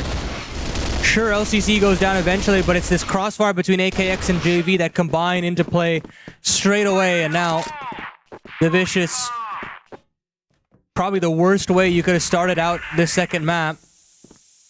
With such a dominant affair from the Global Risk side, AKX going aggressive here in the hotel, trying to catch PBZ off guard, but it's just some auxiliary damage. He'll definitely feel that nade. And now it's time for Vicious to get a little bit more aggressive here, trying to split into B. They do lose quite a number of bodies though. Still have themselves a man disadvantage. And now Nevis will also hit the deck. This is just almost moments from Vicious, but no cigar. Yeah. Clean, easy round by Na'Vi is gonna put more damage now. JV with this lurk just gets PPZ with the backstab. Makes it all on Ice Cube, who quick scoops him and takes him out of the picture. And now, I mean, 2 low HP players can be doable, but as I say, one of them just gets him in an off angle, just China walks these steps and gets the kill. Now, it is a 2-0 lead on Na'Vi. I'm starting to get worried about Vicious because they made us think that, okay, they might be having a first 2-3 rounds in a good way, but this is not happening now. AKX is just swinging completely behind the bin, just going up, get the kill. Neves is out of the picture. We've asked Neves to step up, but he's been unlucky on these duels. It's always someone in his face, someone is trading him. And it is a 5-on-4 now. Ice Cube's trying to find some success. But still, I think it's going to be hard because Juan is just playing so defensive. He's stuck in his head, going up and down. But as I say, Ice Cube just snaps Juan and the mistakes are done. The damage is also done. And Na'Vi loses one of the most important A-side holders. Absolutely agree there. JV spotted out. Can't confirm the kill. Doesn't lose a life either, though. So J-Leo will surge forward. And this is it. A flank coming in from AKX as quickly as possible, though. And it's been spotted up by Ice Cube. So a chance here for Na'Vi to drop their first round. And it's all up to LCZ in a 1-on-3. His teammates have done some significant damage. Oh, and he's not figured out that J-Leo's right under his crosshairs. So it'll go for the Vicious side. It's not the cleanest round strategically or individually, but hey, it gets the job done. They're off the mark regardless. Yeah, it is a round for them. Call it a round. Just close it out. And now, I mean, Na'Vi's, they kind of played aggressive. They had numbers advantage, and then we've seen Juan just doing an unnecessary peek on the side and then dies to Ice Cube. Opened the site for them. Now look at this. A complete slow gameplay. They're just in mid. They didn't take any control. They don't want to be getting any information. The smokes are ready on beside. I mean, the Q smokes is coming. That's the second. That means that if Vicious want to be hitting beside, they need to be waiting for these smokes at least 30 more seconds and to hit the side on 120. But I don't think this is going to happen because the C4 is still in base and Ice Cube is just trying to work. As we mentioned, if anybody's going to do some work, it's going to be Ice Cube. This guy is just trying to find kills, trying to find angles. And Juan just want to eliminate him down. And this smoke is going to make Vicious just go away. It is a deep smoke. Nobody's behind. But still can do some delay in the push. Keep smoking the courtyard now. Flash in J-Leo's face. This crossfire's been good. Oh, real overzealous there from LCZ. Kind of oversteps the mark. Lucky to be alive, mind you. And JV instead, in the meantime, has gone down in the courtyard. So a lot of pressure on AKX here in the hotel. Still a lot of options for the Vicious, and they've not really settled on one idea. Eventually got to congregate and hit a site. And I look towards at least taking some mid space, maybe splitting into this A site. LCZ and AKX should have an understanding of what's going on here over on B. No noise to really keep them around. So now it goes to Juan and it goes to LKK here on the rifles. And a rotation here from AKX coming in slowly but surely. Juan can now get primed. Oh, what a flick onto his counterpart. Huge kill onto Ice Cube, and LKK now letting loose. Big double for him. J-Leo and Neves now up against it, and J-Leo with a double out of nowhere. 15 seconds now. LCZ, the secondary, now having to step up to the plate. Didn't spot out a body just yet. Maybe a little bit of a shoulder here and there on the window. Oh my goodness. The bomb should be denied. And it just does. He lives just in the nick of time. And Na'Vi scooped together one more right by the skin of their teeth. Yeah, man. And you've seen the reactions. He was like tucking his head. And he's trying to run for his life. And for the round. And yes, he does. The round just goes for Na'Vi because he stopped the plant. It was unfortunate plant in my opinion, but look at this, a push from them. Origami just answers with one. He was full blind, took the nade, but yet got one kill. Now, Na'Vi, they are facing numbers disadvantage, but still they have a long or a big space to work on with. Mid, A long, they're all under the control, and the B side is just theirs also to take. A good smoke coming out from Juan now just to slow things down, and LKK just want to try to go aggressive. PBZ doesn't have any idea. LKK just don't see PBZ on the corner. He just doesn't see him, and I guess PBZ also, he didn't see that LKK just pushed into BC, and so both unfortunate for them. And now they're gonna be backing off this mid and leaving it open to the Navi, to the Vicious to retake. And as I talk, JV just gets Origami. Origami was very low HP, but LKK is just playing aggressive and gets one more kill. And suddenly LCZ is behind two players. He gets one, and PBZ is on side. Gets LKK, but look at that, it's 3-on-2, and Nevis is just trying to find LCZ because LCZ was pushing so hard and he's still Kong. I thought he saw him there, but I guess not. He's still going to continue this flank. So he's got plenty of room. Nevis is watching this though. Oh my goodness, the timing could not be worse for both of these players. Finally, Nevis has been spotted. They try to duel. PBZ holding on to another back lane here, but neither one of these players on the offense willing to get the C4 down. Decided to join hands instead and try to get rid of LCZ, give themselves a little bit more space, and LCZ refusing to give away his body.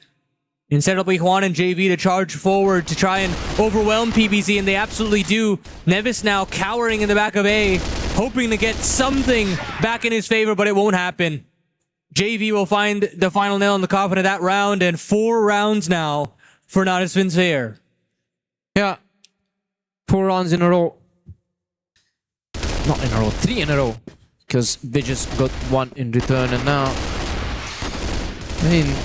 Navi is just giving us a very good game, but still Vicious, I think they have more, because we've seen it on Black Widow, and look at this, a fast B push, changing the pace of the game, changing the speed of the push, but PBZ in return just takes a lot of damage. He has the C4, by the way, so it's very risky for him to push this, and exactly as I talk, he just falls to AKX spray down, and they have a numbers advantage and also a drop down C4. They pick it up in the smoke, and AKX is playing in one of the sneakiest angles now.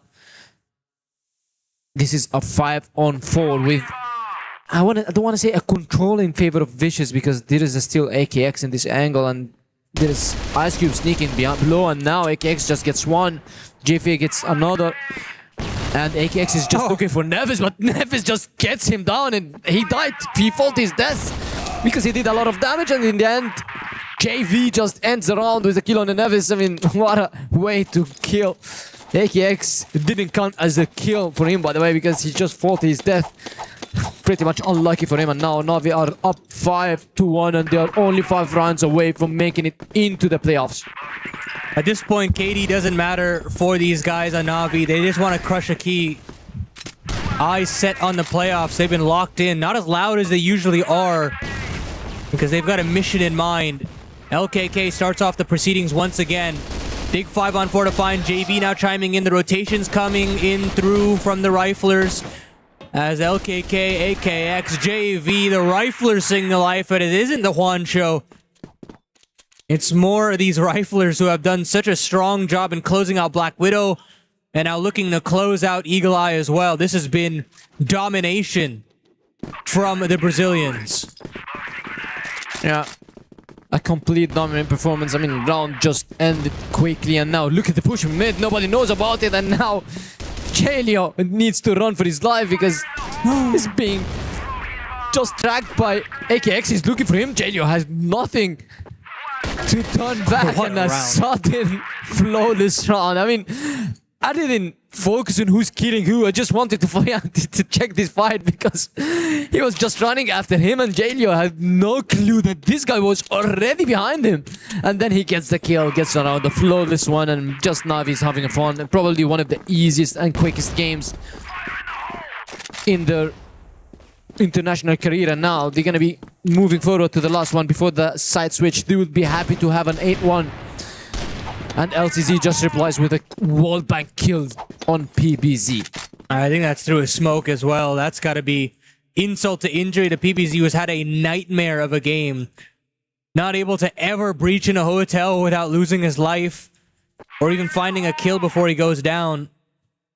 And now the Vicious, yeah, you've got this advanced blue bin position, or blue door position rather. And you do have a kill back from Ice Cube, but where do you go now if you're the Vicious? Maybe this A bomb site? You do have Juan isolated. JV is pretty far away. Oh, Nevis has been spotted though. Takes the tag. Galio still kicking, cooking with gas. In the courtyard, trying to hold strong. He's got a teammate right next to him to try and trade, but Origami's not been able to find out AKX. AKX still living to tell the tale. Finally Origami goes down, but LCZ has been chiming in. Juan switches over to the pistol. It's just Ice Cube, and Na'Vi just look to cruise towards playoffs. Put all of that nonsense of Black Widow to rest and crush a key in the process. Holy man, this round was just so worrying. I mean, Origami was just trying his best to get this kill, but it took him along that LCZ just arrived and get the kill. And Juan in the end just got a sweet double to end it on a win. And now we are seeing Na'Vi just ahead 7 rounds. This is even better score than the first one. Yes, of course, is quite understandable because this is their map pick. This is the one that they chose to win at, and we are seeing them doing so. 8-1 lead, and now Vish is going to be on the global side. No crazy plays from them, and Nate. Now LCZ is just taking this whole control, just denying any space for Vicious. I mean, Vicious are not even trying to take this space. They're just trying to play very slow and passive, and this is exactly what they're doing. They're stacking smokes on B side, they're playing on sides, they are hoping for the best, they are hoping for a miracle, probably to come back in this game or come back in this series. A huge problem for the defense for the Vicious in series past is the over-aggression from Jaleo, and it already seems like LKK is aware of this possibility, watching it like a hawk at this point. Still so much courtyard control for Na'Vi, and decide to move back in. Join hands to maybe re-clear this B space, and yep, there's Jaleo going as aggressive as ever, and he's caught out in the open, trying to back away instantaneously. He'll nade deep, won't be found, and he still decides to stick around here because he's got Nevis in support. The big kill on Juan. 5-on-4 now, and AKX will look to respond in kind. LKK now going aggressive into the blue doors, trying to charge in at Origami, but it's a split into A that has been read by the Vicious. They've got 5 players here. They should be able to confirm this round very simply. LCZ, though, and JV want to write something a little bit longer. Root in for JV into this B bomb site. He's getting chased down by the remaining 3 players and doesn't necessarily have the space and time to do this and wait behind the boxes. This feels like a matter of time now before the Vicious get back involved, get that second round on the board, try to go streaking themselves. 10 seconds now as JV will be wall banged out of the round. So, yeah, a nice consolation for the Vicious, but 6 rounds to tie it. And what, 7, 8 rounds now needed to push a third map? And then you have a third map. So, chances are low, close to impossible, but never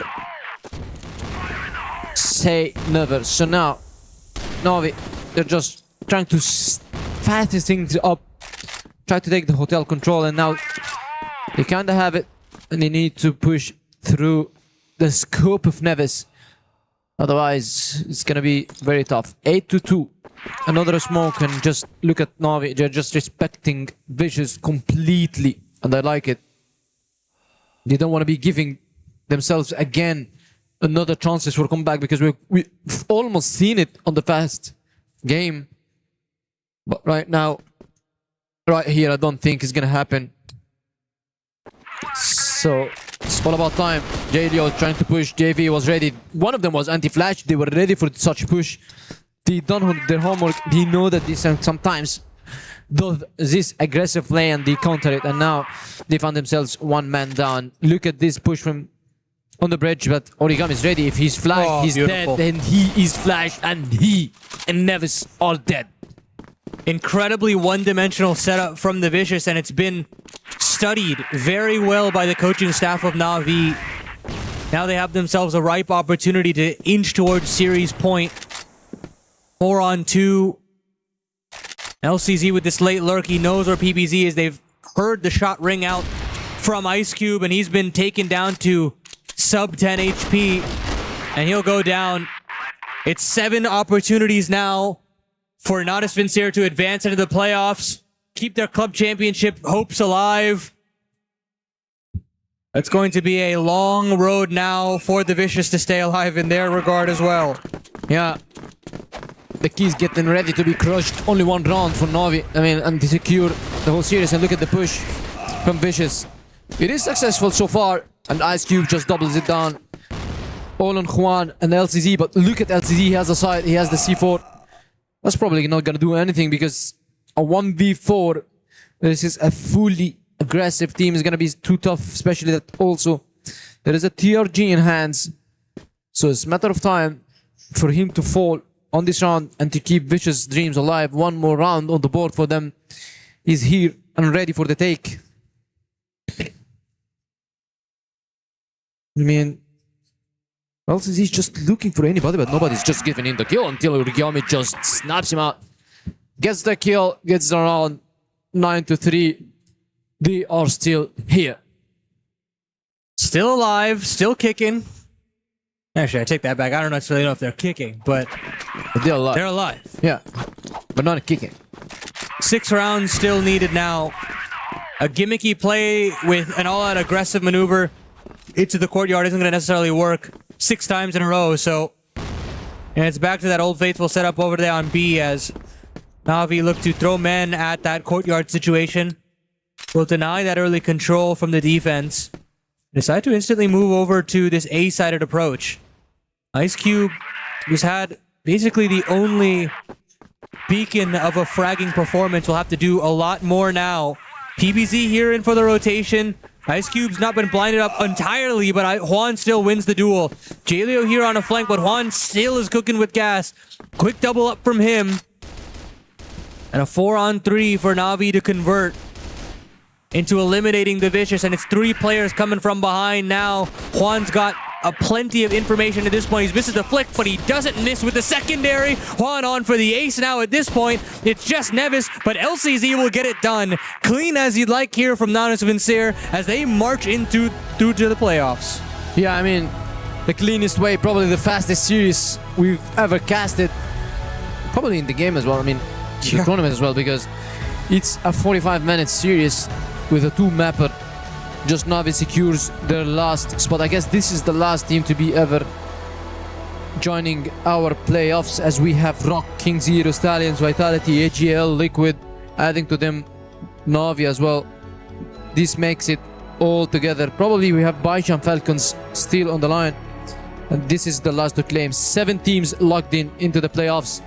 Only 1 team should be left. I believe that Baisha's up 1-0. So that means that we are kinda having things ready. Na'Vi had a very good game, and we said that Na'Vi's having a very solid run. Yes, they had some chokers around Rocky Sports, but that's quite normal. You're playing your first seed in your region as well. They know how you play. They know where do you go. So when it comes to other regions, they are 100% successful rate with 2 wins. Well, sadly, we say goodbye to another team, but on the other side, Na'Vi will be progressing through to the quarterfinals, and some Na'Vi fans have just been able to arrive at the stage just in time as well to see Na'Vi find their victory. As we look back at some of the highlights, it was a relatively simple game for Na'Vi in the end, as expected, as we moved over to Eagle Eye. Sadly for the Vicious, once more, there was some late surge. There was a late little bit of a chance of a comeback. But in the end, they were unable to do so, and they will bow out, essentially at top 12 here in the group stage, and their key will be crushed shortly.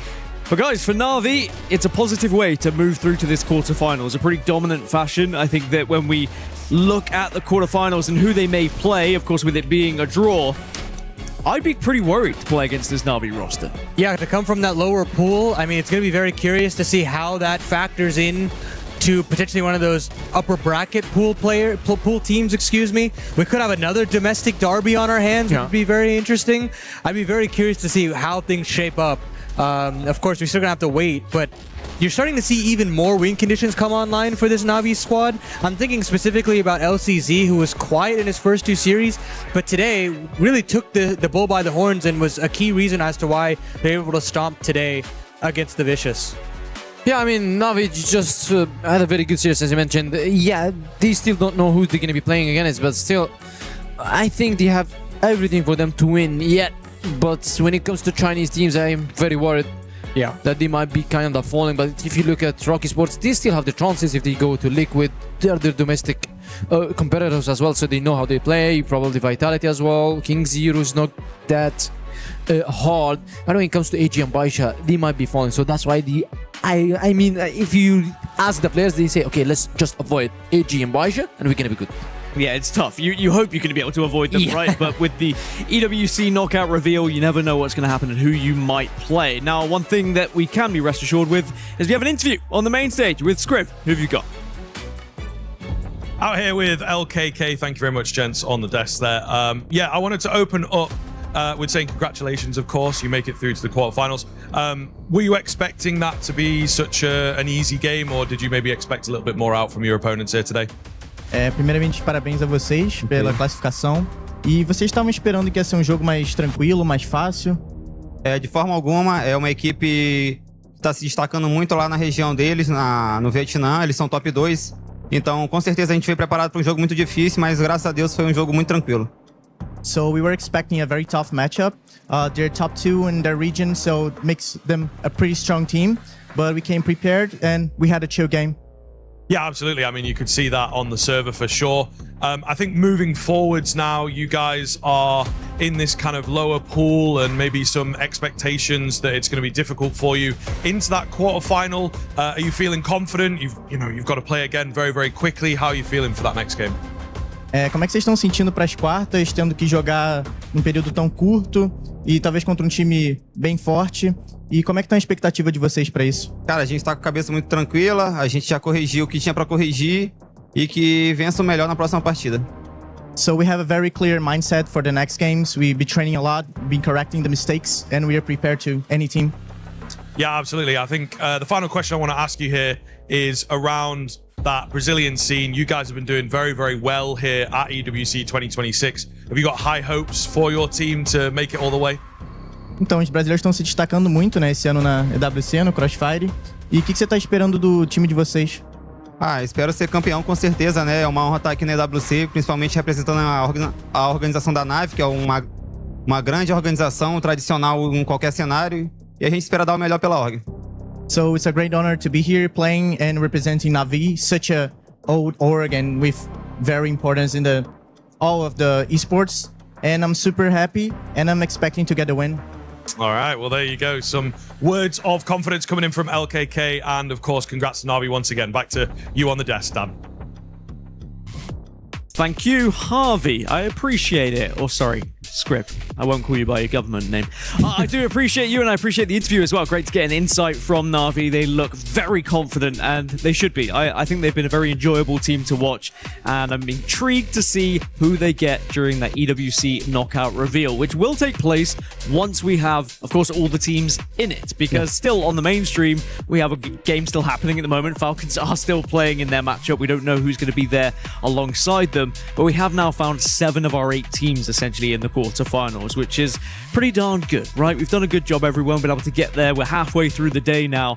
Who would you say has been your favorite team to watch so far, gents, from what you've seen so far on the B stream? You know, the impressive improvements from Na'Vi have actually been really entertaining. I mean, for me, the Brazilian teams have really impressed me with how much as a region they've improved. Like, very smart in these 3v3, 2-on-2, man-even situations that I think they were really dropping the ball with in Riyadh last year at EWC. That I don't think that they've had as many of those issues this time around. Yeah, I mean, I was about to say Liquid as well, because they improved so much comparing them to the last EWC, because these guys, they had some kind of, let's say, choker versus Rocky Sports back then. Yeah. And then suddenly they came here, we went versus Stallions. Stallions were the team that we all expected them to win, and then suddenly Liquid just reverse sweep them and march forward to the playoffs. Well, it looks like I can see to the corner of my eyes over there. It looks like the Crusher is almost ready, right? We are ready to crush another key here at the Esports World Cup shortly. And, you know, again, it's a sad moment, but it's also quite a unique one to the Esports World Cup as well. If you've not watched the Esports World Cup before, where have you been? But secondly, it is unique in that every team gets a key. That key could be placed in the trophy, or it could be crushed when you are eliminated from the tournament. And sadly, that is going to be the case here when we get there. But Na'Vi get to crush it. That's also one of the other unique features, is that team who knocks the other squad out usually gets to do the crushing. And it can be quite fun, but it also can be quite scary at the same time. I remember with the first year with Esports World Cup, when we had the key crusher come in, a lot of players weren't ready for the sound and how loud it was going to be as well. I mean, you guys have seen it, you've been near it as well. It's quite an intimidating piece of equipment to be next. So we'll have to see whether that one is going to happen over there. All right, so Na'Vi are able to take the victory so far. Na'Vi have looked very good. I will say, though, in terms of the Brazilian teams as a whole, right, all three of them looked very strong. But I think that an important factor here is playstyle difference, right? Penguin, you've been telling me how regionally everyone plays very different in Crossfire. What has been your favorite playstyle so far from these regions? Has it been the more aggressive style or the more patient style? Yeah, I usually see a first league is the more patient style. So when I see an aggressive style, I just like it. That's why I love seeing Filipinos playing. I love seeing Stallions. We've seen a very good gameplays from them. These guys are playing aggressive. These guys are going for the kill. So I like this gameplay, and they have a very good communication and sync as well. So that's what makes them unique. You know, I'm going to go with the Brazilians again. I mean, I really like the paciness of Na'Vi, but I also love that chemistry, that slow, methodical playstyle of a team like Rock with MG and Action as well. Yeah, I really like the playstyles as well. It's been very enjoyable to watch, but now it's time for the Key Crush. Ladies and gents and MBs watching at home, maybe an opportunity for you to see your first Key Crush if you've never seen it before. Na'Vi have the key, and it is the Vicious who will be the next one to be sent home and crushed. It's an important responsibility to be part of the key crushing. You've got to make sure you crush it correctly. You don't want to get it wrong. You don't want to allow that creed to be uncrushed. Otherwise, what happens? Do they get to go back into the tournament if the crush doesn't work? I don't know. I'm making up the rules at this point, but I'm allowed to. Guys, though, but in all seriousness, it's sad to say goodbye to another team, but at the same time, we've got... See? Even catches me off guard. We've got to be happy for Na'Vi, right? I think that there was always the worry that after they lost that into Rock in the winner's bracket, would they bounce back? And they've done so. They're a younger roster, so there's definitely room for that pressure to kind of seep into their minds to potentially suggest that, oh, you know, maybe we're not that team to potentially bounce back. You know, again, third place from the Brazilian region. They've already seen their compatriots advance. There's so many outlying thoughts that could kind of go into their minds coming into this best of three, but unlike that Vitality GK series, they took care of business and they took care of it very cleanly. Well, I am being told that elsewhere Falcons did find that victory as well, so that will be our 8th team going into the EWC knockout reveal. Now, Falcons got the win? Maybe not.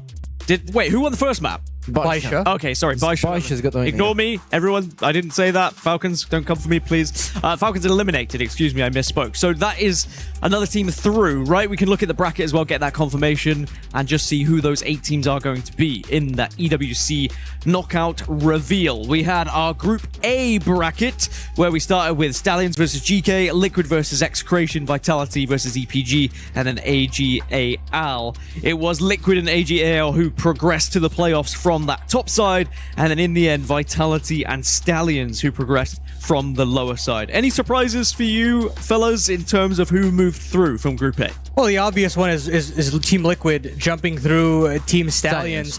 But it's that last game of Stallions EPG. From what I have been told from the mainstream, there was an incredible sequence from No on that sniper who's had an unreal EWC as a whole, and just barely eking a spot out into the playoffs. I'm excited to see who draws Stallions, because that's certainly a dark horse I don't want to potentially go toe-to-toe up against. I would love to see Vitality versus Stallions. I've seen Vitality playing all the other teams. AG, Baisha, we played versus AG, we played versus Baisha, played versus all the Brazilian teams, us as a West League region. So I guess it's going to be interesting to see Vitality versus Stallions, where Baisha just claimed their spot right now, as we can see by 2-0 Falcons, who had to leave early. Yeah, disappointing one for Falcons, especially in the club championship, because they want to be able to take that top spot. With them falling and the likes of AGAL progressing, of course, there will be a big opportunity for AGAL to take that top spot away from them, depending on what happens in the other games here at the Esports World Cup. So it's King Zero, Rock, Na'Vi, and Baisha who will progress from Group B, and that concludes our 8 teams going into the EWC knockout reveal. Apologies again on misspeaking with saying Falcons had gone through. I'm just so used to Falcons winning everything in these esports, but no, it's going to be a bit of a shocker to see them go home early. Sadly, similarly to what we saw last year here in Crossfire, Falcons just not progressing out of those group stages. And yep, with the club championship, how much is that going to affect it would be the real question. Okay, so we have our 8 teams, guys. I know we haven't seen every team here on the B stream, but in terms of like who you think could win this whole thing, now we're getting into the playoffs, who's your favorites? Or what? A better question, maybe. What do you think the final could be? If you could pick any 2 teams, and ignoring the bracket, ignoring who plays who right now, what would be your dream final matchup, Paladin? I mean, I'm always going to say I want the highest quality matchup at the tail end. AGAL and Baisha have always produced some exciting finales. And for me, if I could get that again, I'd be ecstatic. I mean, AG and Baisha, we've seen it a lot, and these guys, when they play on the finals, it's usually a mental game, but I would love to see somebody else. I would love to see Vitality versus Stallions, for example, or Stallions versus... Of course he wants Vitality. Yeah, of course. Okay, Stallions versus all gamers. I just want to see the Chinese versus other teams. Why? Because they're going to give us a good show, because usually the Chinese, when they play each other, there is no strat book. We know everything. They know everything about each other. They play them, like, I guess, 3 times a year. 3 times a year, every time is like 2, so it's like 6 or 7 matches per year. So I guess to have someone, to have someone else playing them, it's kind of the things that we can see an unexpected winner. I love that I was able to hit the 6-7 off camera, so I didn't embarrass myself, but I still made you laugh as well. Is there anyone in this top 8 that you think is a weak link? I know this is a difficult question because everyone has performed so well, but to put it in perspective for our viewers, who would you say is one of the weaker teams that we have in this top 8? I hate to say it, Penguin, but I'd probably say it's Vitality, right? I mean, they've got the potential to be impressive at this tournament, but they still haven't hit that final gear that I'm hoping to see out of them. And what does that look like? That's consistent performances from Snare and then the Rifle Corps backing up. And of course, we got to see that towards the tail end, but I'm looking forward to seeing what Vitality have. Can they defend their honor here in the playoffs? So that's a little bit of a teaser of what's to come then in the quarterfinals. Well, we are almost ready for the EWC knockout reveal, but before we get there, we're going to go for a quick break. When it's ready, we will of course jump in onto the main stage for the EWC knockout reveal. We'll find out what our quarterfinals are going to be, but for now, quick break. When we come back, we will find out our quarterfinals.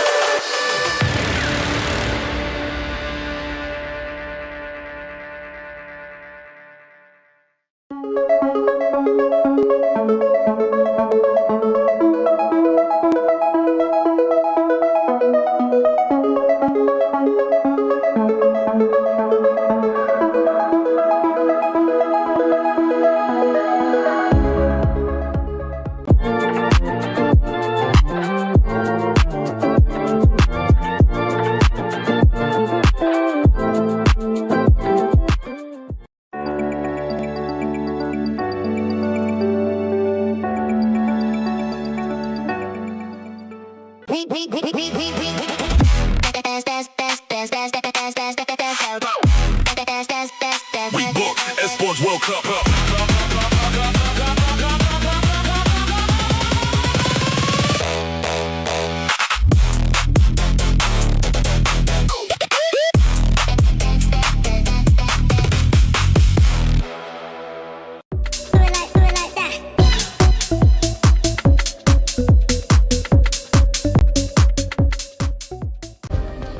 play is in our DNA.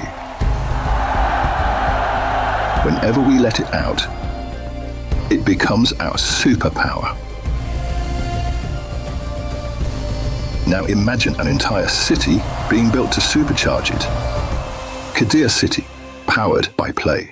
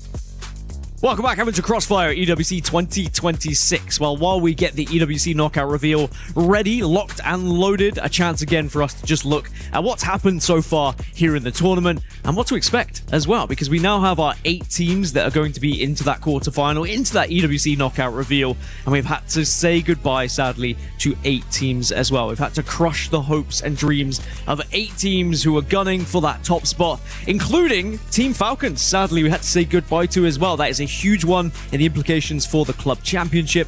Sadly, they will not be able to find any more points here in Crossfire. There are still other games that are happening at the Esports World Cup of 2026, but for Falcons, their journey comes to an end here at Crossfire. We can look at the bracket now then and just see what has happened so far in Group A, in case you have missed it here so far in this tournament. We started 2 days ago with our opening matches. We had Stallions taking down GK 2-0, Liquid beat Execration 2-0 as well. A very closely contested game of Vitality versus EPG. It was 2-1 in favor of Vitality. And then the reigning champions, AGAL. We've not seen them on the B stream yet, but they were dominating on the main stream. They won 2-0 against Q9, which then moved ourselves into the decider matches yesterday, where Team Liquid took down Stallions to book their spot in the playoffs. AGAL also beat Vitality to find their spot as well. And then we had our first elimination matches. GK Esports beat Execration 2-0. EPG took down Q9, and we sent home our first 2 teams. And then today we actually saw Vitality beat GK 2-1, Stallions beating EPG 2-1, and we found our 4 teams from Group A. Over at Group B, though, it was a very different tournament in terms of some of these matches being a little bit more one-sided. Baisha took down Anubis 2-0. King Zero took down Vicious 2-0 as well. Falcons lost out to Na'Vi. That was probably the biggest shock that we saw on day 1. Mainly just because it was a very one-sided affair. Rock Esports beat Nemesis 2-1 as well. And then we moved into our elimination matches at the bottom, where Anubis just narrowly lost out to Vicious. That was one of our favorite matches of yesterday, actually. Into the third map, into overtime. But sadly, Anubis couldn't close it out, and the Vicious were able to topple them and crush their key. Falcons were able to overcome Nemesis as well, beat them 2-1, crush Nemesis's key. And then today we saw Na'Vi take down Vicious, Baisha take down Falcons. So we have our 4 teams there from Group B, which takes us to our 8 teams that are now going into the quarterfinals and that EWC knockout reveal. Now, it's going to be interesting, this knockout reveal as well, because of how it works and with the draw works. You will have 4 balls in one pot, 4 balls in the other pot, whether you came from that lower bracket or whether you came from that winner's bracket as well. And there are definitely some teams that players and teams are going to want to avoid in this bracket as well, because sadly, there are some underdogs here. Stallions being one of them. They very much impressed, I think, everyone here in the Crossfire community, everyone here on the B stage as well. Without Stallions, this would have looked very different indeed, but we have been able to put through some of the best teams in the world as well. The likes of Na'Vi have been able to go through, and lots of other teams that are competing and vying for that spot in the club championship. All right, well, it looks like the EWC knockout reveal is almost ready, but we are going to go for a quick break once more before we get there. Thank you so much for bearing with us. We will see you shortly after this.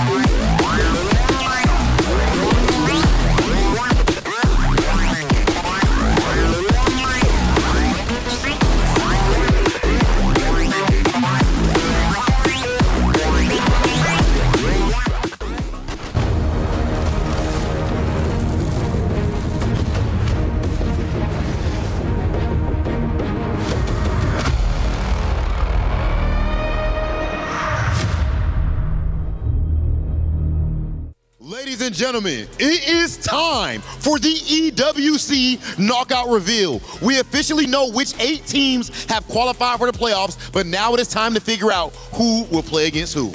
Absolutely. It is time to first draw the teams that made it through the upper bracket to be spread out onto that bracket, and then the top seeds of this will be able to come in and select their opponent from the opposing group. Rob, will you please do me the honor of drawing the first team? I like how you say opponent. It sounds like open it. Oh, open it. Okay, and that is exactly what I'm about to do, Damascus. Let's see. All right, let's go for the first one. First team on the board from Rob TV. We've got Team Liquid taking on that first spot on the brackets. Okay. We will of course draw all of the teams before we go throughout the selection process. Rob, get me the second team as we populate this bracket, please. Co-group and the running champ AGAL takes the other side of the bracket. So these two can only meet in grand finals if they happen to continue and go all the way. Number 3, Rob, King Zero Esports in there. And of course, there is one remaining that we must show to show that nothing's rigged, Rob. Everything is fair and honest. Rock Esports coming in. Now, we have our first part of the bracket done. We know how spread out are the teams. But now, teams get to select their opponents. That's right, ladies and gentlemen. And that's it. It is time to welcome our first team to the stage, Team Liquid. All right, Team Liquid will get the luxury of choosing their opponent between the two gentlemen that are on my left. It is going to be a choice between Navi and Baisha. And we welcome Team Liquid onto the stage. Taking a moment, will you take the fellow countrymen? Will you take last year's runner-up? Little hesitation as you get to pick the key that you want. Whoever you want to face, that is the luxury that you get. One key is taken and shown to the camera, and it is Team Navi indeed that is picked for this one. So please, could I please get the players right there? It's time to talk. I want to know, Rob, why would they pick Team Navi against them? Can I please have the players in there along with you, mister? Let's go. Let's have the players in. They join me. All right. Very simple question. You came in, you pick Navi. Why Navi? Pergunta simples, né? Por que vocês pegaram a Navi? Porque nós já se conhecemos e acho que quando você já conhece o oponente, a partida fica menos difícil. So we know ourselves for a very long time, so sometimes when you know your opponent, the match can be easier. All right, so you know what? I'm just asking you for an answer, right? He said the match can be easier when you know each other. How do you feel that they picked you over Baisha? O que você tem pra falar pra ele, né? Depois que escolheu vocês, falou que pode ser uma partida mais fácil. Eu não acho isso. Acho que agora a gente tá jogando em LAN e é de igual para igual pra todo mundo. Não é na internet. So I think it's not like this. We're gonna play equal because we're not playing online.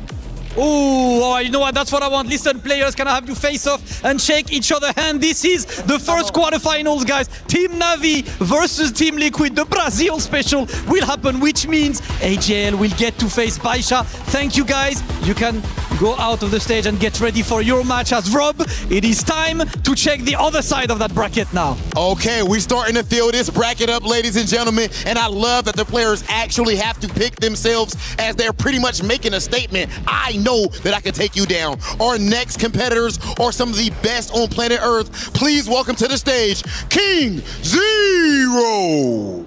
Ooh, and the question, who do they pick between Vitality and Stallions? They get the luxury of choice, and they get to choose the key they want to crush at the end of the day. Okay, and they ended up deciding to go with Team Vitality. We've got to figure out exactly why that is. Now, I did talk to my mans a little bit just now off camera to see what he was thinking. Please join us right here. Oh yeah, we already got the handshake to start things off. First and foremost, why did you decide to go with Team Vitality? Do you feel like they're an easy win? 第一个问题，为什么选 Team Vitality 呢？是因为觉得他们能拿下他们比较轻松吗？也不是吧，主要是他们第一场赢了EP嘛，然后作为同在中国赛区的队伍，就是我们更想跟他们请教一下嘛，然后就是尽可能的能再帮EP 复仇一下。Well, in the group stages, they took down our fellow compatriots, Evolution Power. So we kind of want to learn from them, see exactly what they did, or see define the magic, and if possible, avenge EP. Hold on, they talk about getting some vengeance. Huh? You gonna stand for that? What's going on? Nothing actually to say. We already had a good really warm up, like the match we played before. So we are ready for whoever we are playing to play against. So nothing more to say, and nothing more to say. You will see everything on the screen. Okay, it's going to be handled on the sticks. If we get one more handshake, a little bit of sportsmanship, because tomorrow, actually today, that is all going to be over with. You guys can go ahead and exit the stage. We officially have our top 8 or playoffs bracket fully set. Bro, region rivalry, avenging region, or defining who's the best region as well. This is absolutely beautiful. The playoffs are ready. We are going to play the first round of these players today. So let's go with the studio to take a look at this bracket and get ready for our first playoff match of the day. Hollywood Rob TV in Damascus, thank you so much. What a wonderful EWC knockout reveal we just had. Playoffs are now set, and this is the bracket we're going to be watching until the trophy is lifted. Ha! Let's go to the bottom. Let's go right to the bottom. AGAL versus Baisha Gaming. Oh my goodness me, already a replay on the grand finals from last year, but at the same time, one of the oldest rivalries in Crossfire history. Obviously, we even before we had every single rivalry that we've seen, the literal first one is ZY versus N9. I think I already told Lucy this, right? I mean, they're literally born to be rivals of each other. One day, just separate on their birthday, October 17 and 18, 1999. I mean, the story writes itself, right? Yeah, it's absolutely beautiful, isn't it? I'm really glad we get that game as a quarterfinal. I think some people might be a bit disappointed, kind of hoping we get that rematch, with the two teams on our side of the bracket. I know some people will be very happy that Stallions avoids that fate, but the fact we get all 3 of the Chinese teams on that same side as well is very spicy, and I'm feel a little bit bad for Vitality. Yeah, but what about Team Liquid Na'Vi? That's another matchup that people were calling for, and well, they get it. I mean, it is a matchup that makes the most sense, right? For Team Liquid, obviously, they've already had prior experience going up against Na'Vi in CFPL, and, you really want to take the safe route, and I feel like the Animals is always the type of guy to really take the most optimal route going towards the grand finals, and why not, right? I mean, this is your one shot in the whole year to take an EWC trophy, and if a Brazilian team takes it, that's going to be history. Yeah, I mean, 3 on one side, the odds look pretty good for them to make it through, right? In fact, 3 out of 4, Stallions really have a chance against all these Brazilians. I don't know, I guess you'll probably have some thoughts on that, but I think much like when we saw the groups, I think if you're a Stallions fan, you're looking at this and you're thinking this is a very good run to the grand final. Yeah, for sure. Against Rock Esports, it should be Stallions the favorite, but then again, we don't know. There's been some upsets already throughout groups and playoffs. I'm sure there will be some more coming. But last one, King Zero, Vitality. Vitality is a team that has been playing incredibly well. And again, they've already got some big wins in our bracket. So when we think about Vitality and King Zero, it's going to be a tough one. KZ has to be the favorite, but Vitality, if they can win and achieve top 4 for the club championship race, that's tremendous. Oh yeah, for sure. Vitality especially, I mean, the one thing that they have over King Zero is the teamwork. I mean, they have been together for such a long time. They have been there ever since 3BL as they enter Team Vitality, and obviously they're going to know each other and how they play. Problem is with King Zero, they are the new up-and-coming team, and especially that they have youth and firepower on their side.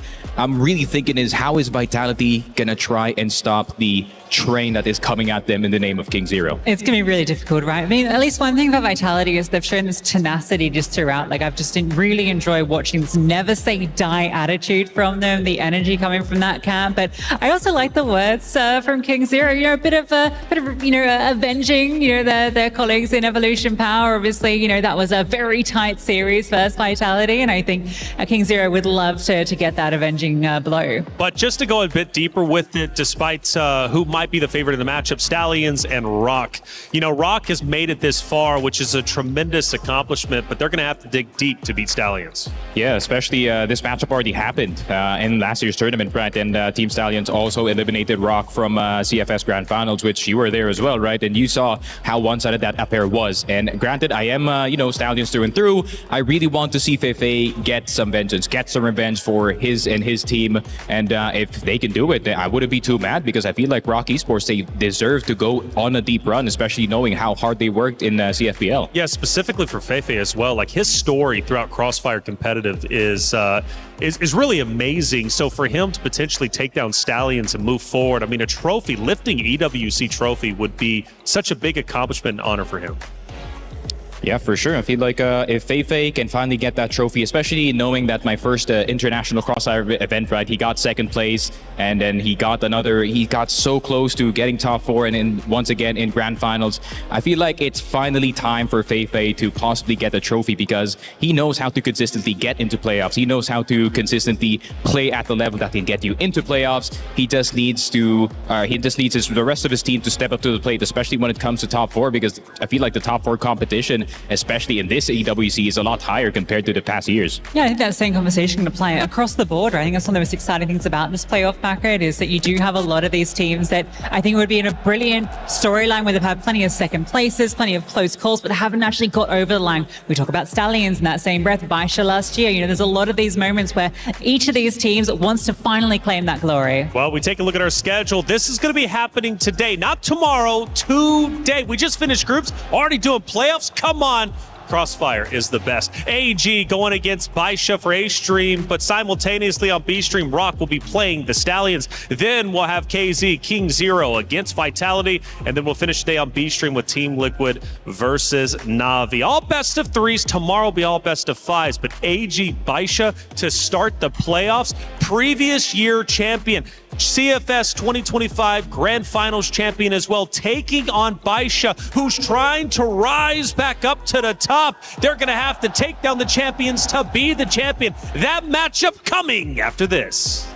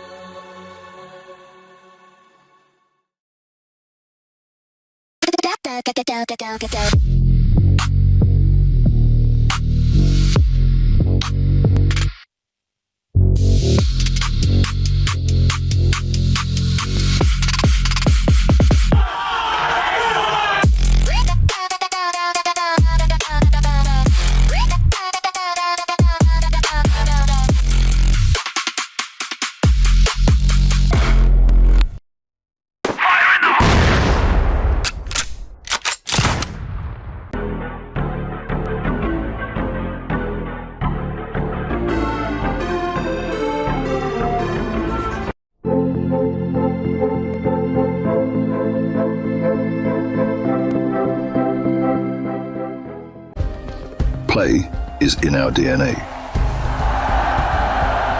Whenever we let it out, it becomes our superpower. Now imagine an entire city being built to supercharge it. Kadir City, powered by play.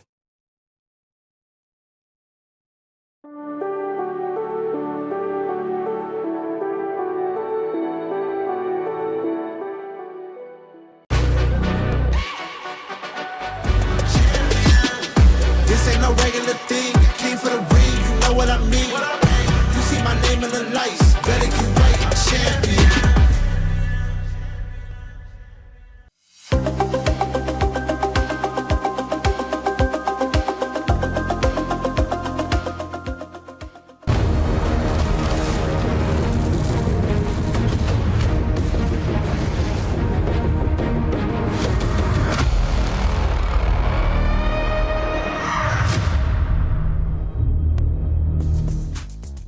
Welcome back, everyone, to Crossfire Esports World Cup 2026. The EWC reveal show has happened. We have had our draw, we have had our team selected, and we have our quarterfinals now set. And we also have new person on the desk. Scriv, you missed 2 Eagle Eye matches. Did you know that? Yeah, I was watching. I was a little sad, you know. It's unfortunate, but hopefully we get at least one more here.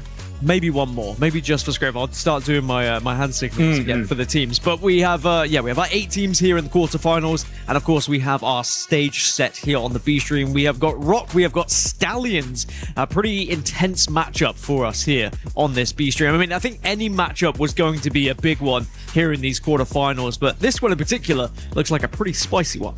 Yeah, you know why? Because these guys meet also on the EWC 2025, where Stallions beat them 2-0. Now Fefe is looking for a revenge. That's why it is one of the best games that you guys are gonna be ever having. Now it's not only 2 teams want to be qualifying for the semifinals, it's another team just wants to revenge the loss, because Fefe said that it was a heartbreaking loss for him last time. Yeah, and I mean, Rock looking very, very good as well. So I think they can certainly do it, maybe a little more improved after EWC 25. So, yeah, and of course, the regional results for them have been very, very good. They've looked okay against their other countrymen. So far, no hiccups for this team. So I think that this matchup could be an absolute banger. It should be an absolute banger. Yeah, absolutely. And I mean, Stallions, they didn't look too hot in their previous game. Like, you know, they scraped through. Maybe Rock came through a little bit stronger than they did, so perhaps Rock coming in as favorites a little bit here. But who's the leading force in this team, would you say, Penguin? Who's the go-to guy that everyone at home needs to be looking forward to watching? I mean, from Rock Esports, definitely Action. This guy has been delivering. Yes, we said Action is a very good player. He's the star of Brazil, but I was worried still coming to the stage. Probably he's not having the best days for him, or maybe an off tournament. But no, this guy just delivered on 2 series straight, and he was one of the best. His stabs, his strafe movement, his everything. He does everything he can just to make his team wins. And we've seen a lot of clutch rounds for him. He got it. He just. You feel that he's playing a simple game, just not like the others. You see that the others trying to get the kill hard and everything. They're trying everything they have, spraying down, trying moving, and this guy's just standing, killing everybody comes on his crosshair. Well, on the other side, we've got Stallions, who I've heard a lot about. I've been able to see them briefly here on the B stream, but not as much as maybe as I thought we were going to in the end. They've just been dominating over on the mainstream matches.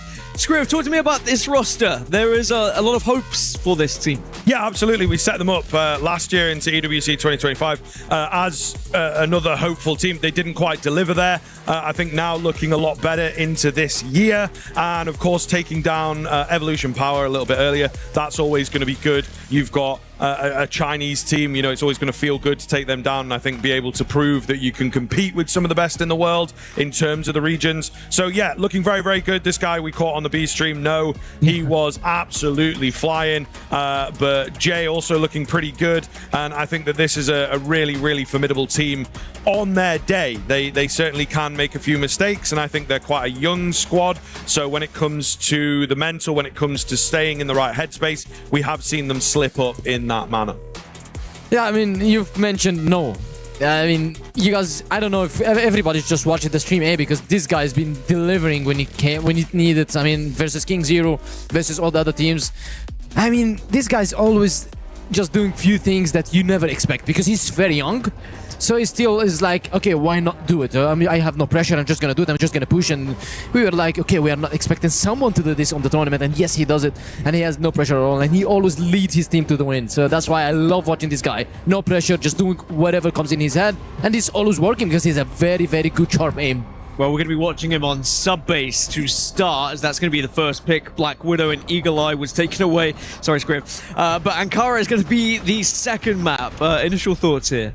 Yeah, I mean, in terms of the sub-base, it does feel like, again, potentially letting that through. You've got to be very careful. You've got to be prepared. But there's a fair amount of tape to go off of. So I do feel like Rock are going to be ready for it. Ankara, we have seen a lot of that this tournament, maybe one of the more played maps actually, so everybody's going to be a bit comfortable on it, but I think it could be a lot of pressure on that sub-base to start. Look, Stallions, they picked sub-base twice and they won one versus Liquid and they lost the another versus EP back then today, so this sub-base is not the best yet, we are saying. But if they're going to be playing versus Rocky Sports, the Brazilian teams, I guess he can do fine. But Ankara pick from Rocky Sports, that's the one where they lost versus Nemesis 10-1.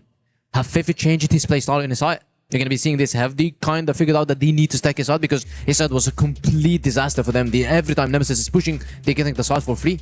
And then Port as the decider as well. Is that one that you would lean towards either team here being favorable, or do you think this is a toss-up if we get to that third map? It's going to be a toss because both teams are going to be having 50-50 chance because they both have a very good snipers, but I will lean towards Stallions because sometimes they use quad snipers, sometimes they use triple sniper setups, so this is going to be very good on Port. Quad sniper setup? I mean, at that point, just make it a penta. Let's just give everyone a sniper. Let's give the whole lobby a sniper and see what happens. Turn it into a team snipers matchup. That will change everything. That's a show match idea for you, Crossfire. All right, predictions. Scrape, what have you got for me? Ooh, I think I do have to go the way of Stallions. You know, I like the story. I like the hopefuls. Rock certainly come in as a strong team, a strong seed from their region. But I think that Stallions have been battling tooth and nail. Lots to prove here. So yeah, I'm on their side. Stallions all the way. These guys, they probably gonna make it. I mean, they had some ups and downs, but I believe that they fixed it and they should be winning this matchup. And do we think it's going to be a long drawn out map here? Do you think it's going to be a quick one-sided affair? Like, how close is this series going to be? Because I think that with the matches we've seen so far today, we've had one on both sides, right? We've been on both sides of the spectrum. Yeah. Do you think it's going to be closer, or do you think it's going to be very close? I don't think Stallions just have the feelings to just stomp Rocky Sports. Rocky Sports is still one of the best teams in Brazil, and they're #1 in Brazil. So I don't think even if Stallions is going to win, it's going to be a stomp. It's maybe a close matchup, maybe 10-8, 10-7. Maybe we are going to the full distance, but I don't think it's going to be a stomp at all from Stallions. Yeah, and I think that there has been a lot of stepping up to the plate as well that's coming in here, which is really, really good to see on the first playoff day. We did have a few teams with some slow starts, or maybe a map, Rock being one of them, a map in there that didn't quite look right, but they don't have that excuse anymore, and I think the teams are very aware of that. They've been playing some very, very good Crossfire here. The teams now are getting ready and just making sure they are mentally set as well, whether it be a little huddle beforehand or a war cry we've seen on both sides. But the players now are bums in seats as we are getting closer to locking them into the server here for this first map on Subbase. And I'm excited for this matchup. I think that these two teams have provided a lot of entertainment so far, but it's going to be difficult for me to try and pick a side. I know I made you guys predict one, but I don't think I'll be able to with these because I kind of love them both. I kind of want to see both teams into the semi-finals, but sadly, we cannot have them both into the semis. We have to send one home. One key will have to be crushed, but it is going to be after a best of 3, remember.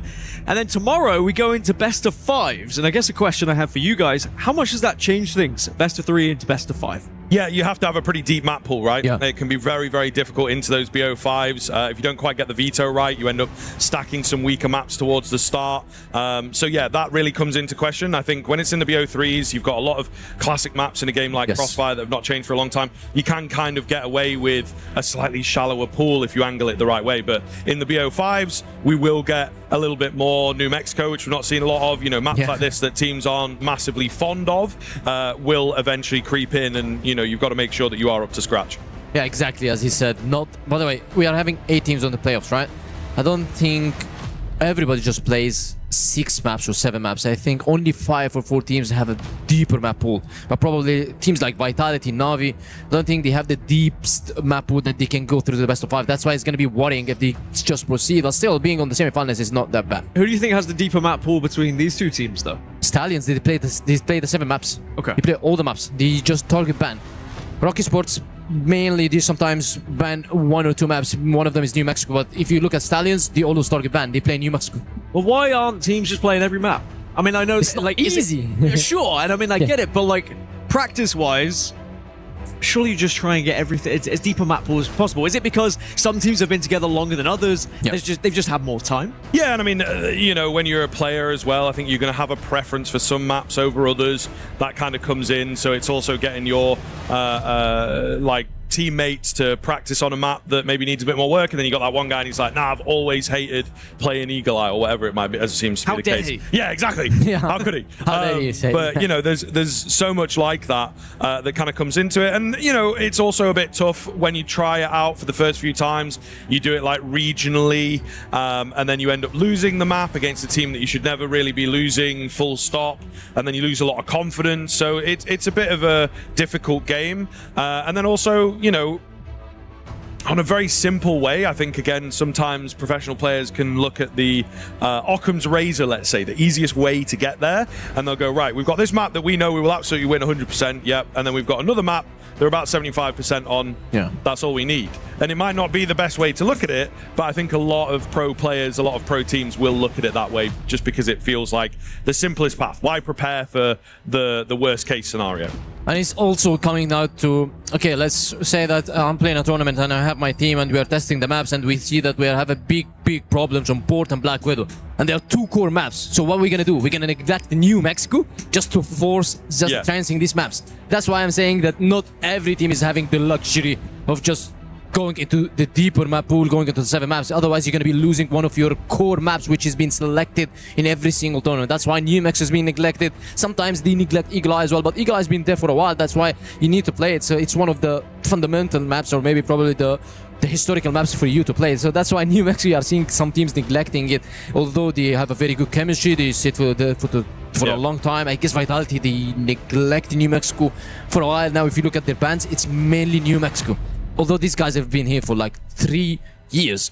So it's just because probably Port is not going for well. I knew that they had problems with Black Widow last year, so they needed to strengthen it, so they neglected New Mexico. And this year they had problems with Ankara, New Compound, they needed to strengthen, so they also neglected New Mexico. Yeah, and I think there's a couple things for me where it's like there's a bit of a vicious circle, so you have to be careful about losing out on your stronger maps for sure. And then the other thing for me would just be if you have that one tough loss, it's going to knock you off the map for a while. It's really going to affect, you know, your confidence on that map if you're losing in a golden round at the semi-final of an international. You know what I mean? Like, it does stick with players.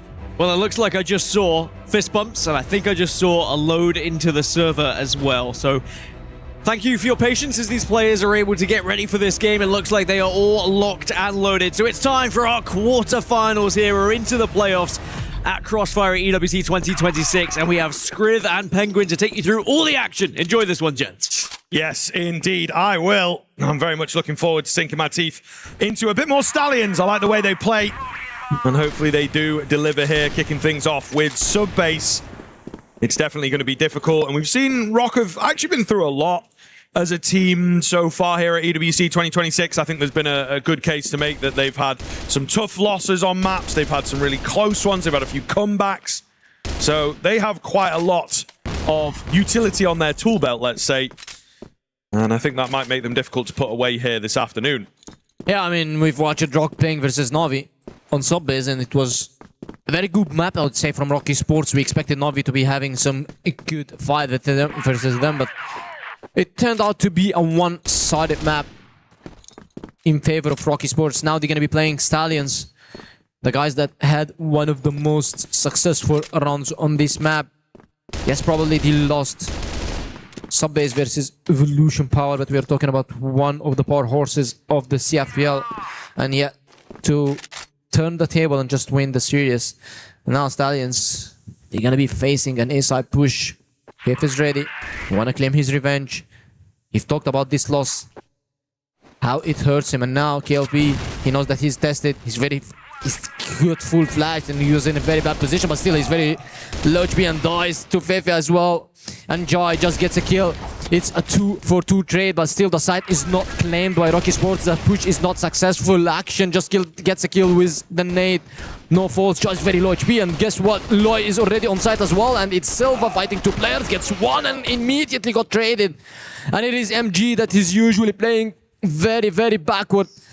Trying to get the rotations or get the clutch because he knows that Loy is very low HP. He got the USB and gun, but Loy is looking at a different angle and no way, MG just whiffs this. And Loy with 11 HP just clutches the first round. Stallions to put the first on board. Yeah, kind of a crazy one to find. It felt like the 1 versus 1 was going to be signed, sealed, and delivered, of course. Not the case. So it does start off with somewhat of a bang. MG will be pretty annoyed at himself that he's not able to get that one in the bag. Maybe got the info that he was low, and that's why he goes on the pistol, but it doesn't land at all. Fefe to open up here. KLB, no idea where he's at. They're back with a vengeance. Speedy round. And a 5 versus 3 ensuing here. Very, very quickly into a strong position for Rock as they look to get themselves in the competition, right? We talk about this being very important, a degree of back and forth, make sure that there's plenty of conversation happening, and it's looking good. KLP just creeping up here as he's trying, but failing to find the hero moment. All onto Loy in a 1 versus 4. He's now revealed as well. Nate goes in, but they will deal with him. So Rock immediately responding. You hear them getting loud, as is the Brazilian way. Not quite on the levels of Liquid. I don't think anybody will be, but volume from Rock there after a nice clean response. Yeah, a very good run by Fefe. Just went moving forward and got the double kill. Now Stallions, he got one on the Grober's round and lost the other. Still not the worst case scenario for them. If they keep it toe-to-toe, definitely is going to be a plus for them because they are playing on the Glover side. Stallions, it is a quarterfinals. It is not a group stage. No second chances. The loser just leaves. And the winner continues to the semifinals and marches forward. Now, Fifth is just playing very aggressive, trying to check. He knows that KLB loves to play from the rocket angle, and he's giving the information. He's being very vocal now. And I see that all his teammates are now rotating to their side because they know that KLB, he's usually the guy that stays back on side, hiding behind the rocket. So Flash, nades, smokes can cut him off from this push. And yes, Fefe is doing the slew push. Everybody is behind him except for MG, who's trying to do a solo split. Now flashes are good. KLB, he needs to hold on. The rotation is here. Fefe is just so damaged, but he gets the double anyway. And then no, just trades for one, and the nades are raining. Fefe is still alive. 6-1. This guy said I want a revenge, and he's doing it. Single-handedly opens the A side for his team, and now the numbers advantage is going all the way in favor of Rocky Sports. Yeah, a bit of a monster already. Not going to like what's on the other end of this, I am sure, if it continues. Nice flashes coming in. Allows them to gain a lot of ground, and it's a little awkward getting into the site, though. I thought there'd be more kills on the cards. Thanks to those flashes, not going to be the case. No on the pistol. That's kind of all he has left. He's trying to find a fully reloaded gun here if he can. He's left on half HP. Now slowly moving forwards. It was close. He got his crosshair there, but doesn't find the kill.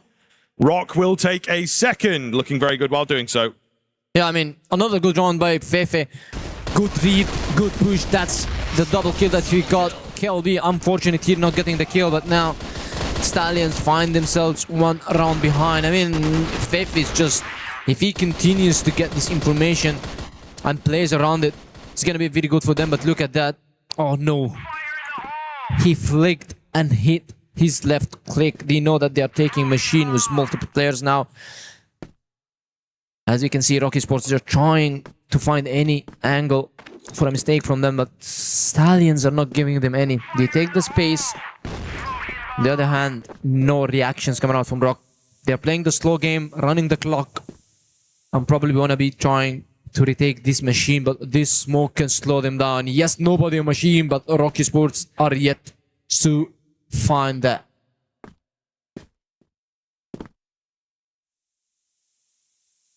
Slow move forwards here.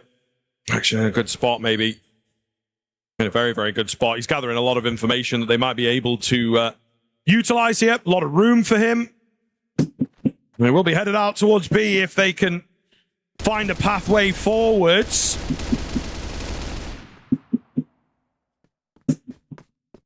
Not much presenting, though, as they are just looking for that first kill here, Penguin. I think it's going to be easier said than done. Really getting in deep towards B, but not fully committing. It's another fake out. It's another draw away. Only a minute left on this clock. That bomb's not made a lot of progress. Yeah, and now look at this guy. He's just trying to want to push this woods. And then he just decides to back up. The best decision so far, because all of Rock players are trying to push into these woods, including Action, who's going to be going in vents, except for MG. And now Eno just gets one, gets out, trying to get another. He gets the information needed, gets another one, and makes it a triple kill. Damn. And this guy is just insane when it comes to such aim battles. And look at this, he's 66 HP, lost only 34 in this fight. Fighting 3 players, and now Action just takes the revenge, gets him down, and Lloyd to trade. MG is yet to fall, and Stallions with another successful round. It's all because of the Wonder Kid and their captain, No. Yeah, really looking good. MG, though, just got to be careful of him. Doesn't make this any closer than it needs to be. They give him plenty of room. Time was against him there as well, only a few seconds before that final kill came in, so not going to happen.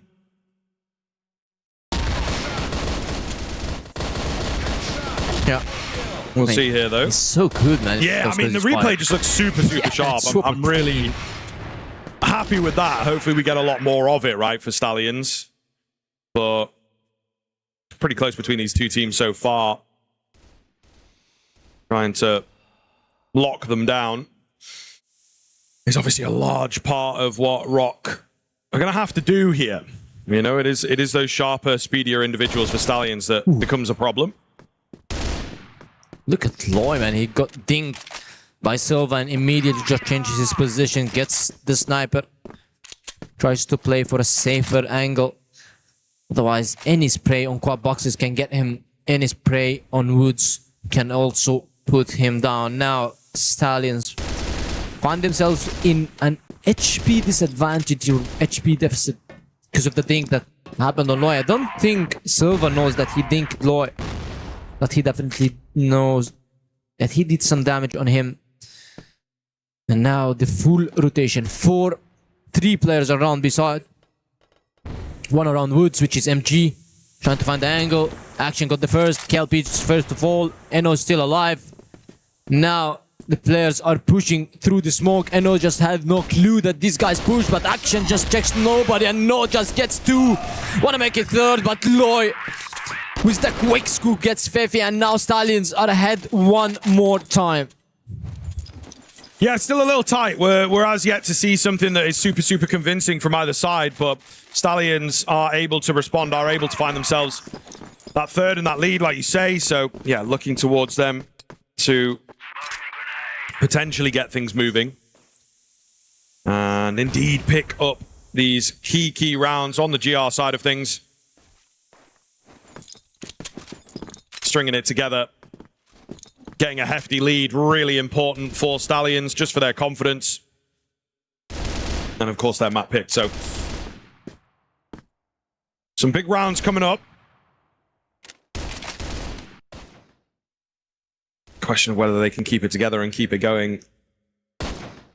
Pretty far back default coming in from Rock at the moment. I think they're waiting to see if there's any aggression on the cards. Not necessarily the case. Action in a position for the first, but gets away from it.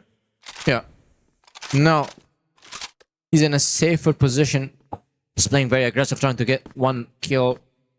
Because it turns out the pushes that's been done by Rock Esports is not successful. The defense side from Stallions is just doing what is needed. And now, No is about to get tested again. FNC just pushes away, and No just got eliminated. And this is a worrying round for Stallions. KLP just completely isolated with these smokes. Fefe is trying to get him, and yes, he does. Silva got another. And now everybody from Stallions is falling except for Joy, who just falls down now, and KLP is about to die to the USP of MG, and another successful push. The smokes that's been blocking the vision on Darkroom from Rock Esports has been very, very effective. Stallions needs to take the B-top position. They need to hold the BC from the B-top position. Otherwise, to play it from the rafters, they need to play above the smoke. Otherwise, anybody on the ground is not going to see anything, no information, nothing. And if they make no steps, you will find the attackers on your face. But there is another way, which is pushing machine, as you can see, and KLP just gets the captain of Rock Esports. Yeah, nice opener for sure. Going to give them a really solid chance at keeping the back and forth going, but Rock are not slowing down in this one. They're opting to pick up the pace instead. They see that there is a response that you talk about, right? A way in for Stallions, and it's left a massive gap over on this A-bomb site, and they're looking to abuse that fact. Loy gets caught in the back, sticking out a bit too much. It's going to be down to KLP. Oh, and the tip of his head taken off. A beautiful round from Action, and a great round from Rock overall. Good push, good reactions. They pushed machine and they got smashed on his side. I mean, KLP's been playing on the same position. KLP, not the sniper, the rifle player on it on, just playing on the same position every single round, and they already pre-firing him. I've seen Action. If you want someone to pre-fire and to strafe kill, just put Action. Probably he's the best. Him and WI from Liquid, the two good players that knows how to strafe kill, and this is exactly what happened to a KLP. When you play backwards of the rocket, you're gonna get punished by a pre-fire. No, trying to find some success. So far, Stallion's success is just relying on this guy. 8 kills single-handedly. KLP is not having a success, as you can see. He's 1-5. On the other hand, Jay is having also a 3-6. Stallions are still 3 rounds on the global stand is good. 1 more is better. 5 is just insane. See if they can get there. And they are really vying for it. Aggression up A. So curious to see here if they are able to make anything happen over there. It does seem like the C4 itself is more concerned with a B-bomb site. What is the answer? What is the mission? Oh, nice find coming through from MG. He does look for a little bit more. Trying to wrap behind here. However, easier said than done. It's Silver with the big double, looking for a triple. He's going to get it. He's absolutely going to get it. What a round coming in from Silver. And they are indeed getting loud again. Energy at an all-time high. Rock answering, keeping the competition close. No way Silver got this 3K, man. I mean, if you look at him at the first, you think that he's going to fall. The second, he said surely he's gonna fall, and then he gets the third with a pre-fire.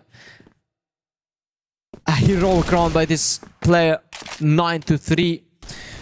Trying to help Action, trying to support Fifi, but look at that, Action is just very much push, and not just jump kills him. And KLP just pushed all the way to Spiral Sales, gets 2 kills. And now Stallions are back to the aggressive game style, and it's about to be a flawless round coming out from them, because MG is about to fall. One of a heck of push from these guys, and they secure the round.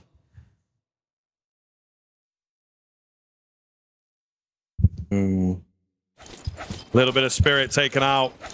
We'll swap over now. Very, very close here, but we'll see. This is what Stallions are all about, of course. The Blacklist side on sub-base. Looking to be really, really dangerous. And I think they are going to be capable of it, in all honesty. Going to find out. We are going to find out. Building forwards. In towards mid. Just spamming away. I think Rock are concerned about not giving away this very first round. So playing quite safe here, Penguin. I think I'm happy with what I'm seeing. Yeah. They're trying to be a bit defensive, because the first round is very important for them to extend the lead back to 2 rounds. And Stallions, I don't think they're going to give them the chance to look at MG. He's just trying to play very aggressive and takes some damage. It's now 58 HP, but smokes woods for Silver just to support. And Silver just trying to find any kill through the smoke. is unsuccessful to do so. Stallions just the fallback. Probably they're going to be waiting for the smokes to end and to hit this woods. We are seeing one player on machine. It's usually KLP who's doing so. Even though if they're going to be pushing into a side, still KLP is doing the big lurk from a side. And now, I guess Stallions, they need to start hitting one of these sides. It's 55 seconds on the clock, and Loy is just trying to creep his way through vents and now decides to fall back. See, Stallions, I see that they are kind of hesitated, and we've seen this multiple times from them. Now the smokes are blocking Fifi's vision. He's trying to get flash, trying to get any information, and no, he's just waiting patiently. He takes some damage. Fifi's very low HP. Silva as well. Stallions are leading this push, but look at this push from Fifi. He's very low HP and gets the info needed. Lloyd just kills him and gets the advantage for his teammates. MG just find no, and actually still alone there. And the WSB just gets him out. Lloyd gets another. And it's all up to Silva and VNC to clutch the round. Silva doesn't have any HP to work with. However, VNC is just trying to back him up. I don't think it's going to happen because Silva is about to fall. He gives his position with one kill, so Lloyd just capitalize and get him. BNC on his way in, somewhat reluctantly here, I think, as he's not really expecting to necessarily get away with very much in this 1 versus 3. Kind of just hold him for exits. He's not having the best of games, so maybe lacking some confidence. Doesn't want to give them any more kills, and he will go for a little cheesy save, which is wild. Nonetheless, it is another round. The blacklist looking strong. Fairly clean there. Aiming for a few more like that, just like it, man. I think if they just tap back into it, they may well get away with it, but always nice to be picking up that first. They really wound it down. They really made us wait, but they did get it done. KLP to open here, and maybe a pace change on the cards right now. I mean, Silva is the first one to fall. He's one of your best players, but now VNC is just not having his best games. He needs to back up 1-8. It's about to be 1-9. This damage is just insane, and none of the nades are connecting. He just went wild. This smoke as well. Look at Lloyd position. Gets one. Fifi dies. VNC is just trying to get him with the backstab, but I don't think it's gonna happen because Lloyd is aware that there is one more coming from Vance. MG just kills Joy, and no backs it up on MG. It's all up to action to get all the kills, and he gets double. And he's now 1-on-2. He needs to go. The time is ticking. And KLB is already playing the spot check, and one guy is just wasting time. It's just so hard for him unless he pulls a double, and then KLP replies with a no. And now Stallions are 2 rounds in a row in the blacklist side. 6-5, 4 more for them to secure the first on their quarters. Yeah, it's a little dangerous in the early stage of the second half. And they will look to just pick back up and continue it on. Starting to feel confident now as well, as they'll charge forwards very, very quickly to get that out of B control. Slowly moving in, and they will fake things out for that sniper. Fefe, though, feeling a little bit more as he wants to take a re-peek. Action with a lot of damage, but not quite the kill.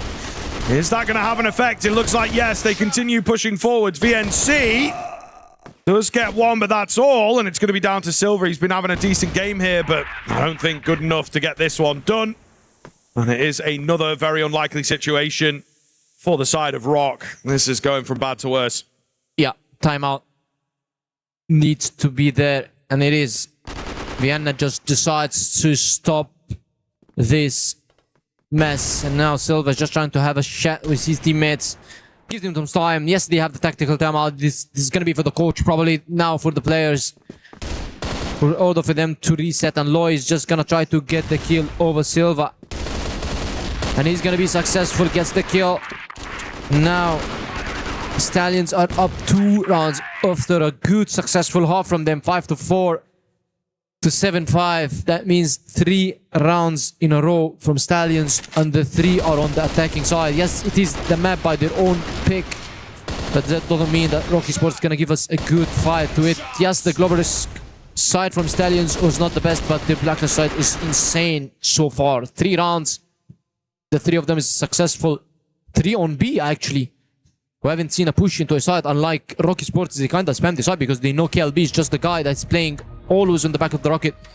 He's not playing from triple. He's not getting the early information. So Fefe just abused this beautifully and getting 2-3 rounds on his side before just switching to B side. And now Stallions, I mean, they have nothing to change. They're just checking what the enemy team is going to be doing. Let's try to be reactive. Let's try to wait for their actions.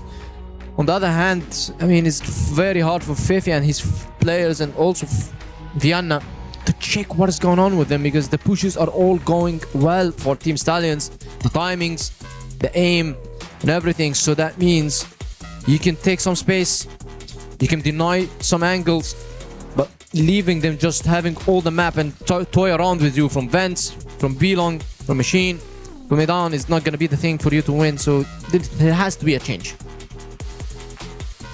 Yeah, absolutely. Plenty of time to talk things over, of course, here. When you say you want some change, we are hoping that it's going to come in for Rock. But always an easier said than done deal. Stallions got that streak in their favor. They will be looking to keep it. I think they will be capable of keeping it as well. Given the way that they have played so far, they pick up the pace once again. VNC with a nice find. Silver not able to get the same success, and VNC is now left very, very low, but he still is confident, and rightfully so as he finds that kill. 3 on 3 now. What else can we get done? What else can we get done? Jay moving forwards, and he finds the double spray down. It's all on MG. I thought he had it in him. It looked like a very, very good spot, and he will absolutely capitalize. Unreal shots, and I think that's going to leave MG again in a really insurmountable position. What more can he get done? Nothing at all as Stallions move up to 8, and the timeout does not work. The timeout does not work. That is really now dangerous for Rock, as they are yet to find a GR round. I mean, they said maybe Stallions gonna be slow in this round, but no, they didn't. They pushed straight into his side, just putting everybody and getting the round. And now look at this, Rocky Sports trying to go aggressive, and they get the first, try to fall, the other to fall as well. VNC was a clean double single shots and not to trade. Silva is in a very tough situation because the players are already on it down, and now everybody's just rotating. The C4 is going to be planted. But look at this, KLB just want to be going aggressive on a top. But it seems like Silva is ready for it. And now the C4 should be planted and the retake should start afterwards from Rocky Sports. And they are closer than ever on putting their first round. What they did, they pushed machine, they pushed mid. They tried to take the indoors. They denied space for Stallions. And this is exactly what is needed from Rocky Sports on the upcoming rounds. Yeah, I think they can be pretty happy here with the way that they've gone. No, though, does manage to find one on that sniper. He's looking for a little more. He was close for a moment there. He gets overwhelmed. But it really was close. 2 HP on action. Just enough to get the job done, of course. It will be Rock to hit that 6th, finally breaking the deadlock. But can they get any more? Can they keep it going? Full momentum shift on the cards here. Really, really looking scary. As Stallions still very, very close to taking this map in quick fashion. Yeah. Now, I mean, good round by Rocky Sports. Honestly, they played very aggressive. VNC clean 2 taps with 2 kills. Now, Stallions did changing a pace a bit. They started to play fast. They started to gain the control faster because they know if they leave the map for Rocky Sports, they get punished. This is exactly what they're trying to avoid. And now, I mean, no, it's just playing very, very forward from this side. Another smoke to slow things down. It's minute and 40 seconds. It's just nothing for them to do. they can just wait for the smokes to be gone and start to execute because their execution is being very, very good. But the C4 is with Joy and he's around Woods. So probably they have an idea of pushing Woods to a side. It all comes down to the information that they're gonna get. A double nade on the stairs, not gonna damage or hurt anybody. And still, I mean, Stallions, they're looking for any angle. Silva's just trying to play with no... Both of them take some damage, but still in the end, no casualties, no deaths, no man's advantage, and it is only 1 minute left on the timer. Yeah, not loads of time. You can see the Stallions have definitely had a bit of doubt thrown into their play, as they've instead opted to really wind that clock down as much as they can. But barely any ground being taken here. And a question of whether Loy decides perhaps to get moving in the vent. But nothing really coming off just yet. They will, with 30 seconds left, pivot towards B. I suppose this will be where they end, but it always makes us feel a bit uncomfortable when they wind that clock down, right? Like, it's still a decent defense. That's a great nade. Sniper comes in as well. And this is going to be so hard to clear him out at the back end of the site. The rotations are now here, and they just get rolled. I mean, how many times have we seen that, Penguin? The clock winds down. Yeah. They just have no map control to work with. Especially that if it is very low on time, that means that if we see you, if they see you on one of the sides, that definitely is the side that you're going to be hitting, or you're going to be just trying to push, because other than that, you cannot fake on a 20 seconds push. And as we can see, I guess there's a tactical timeout.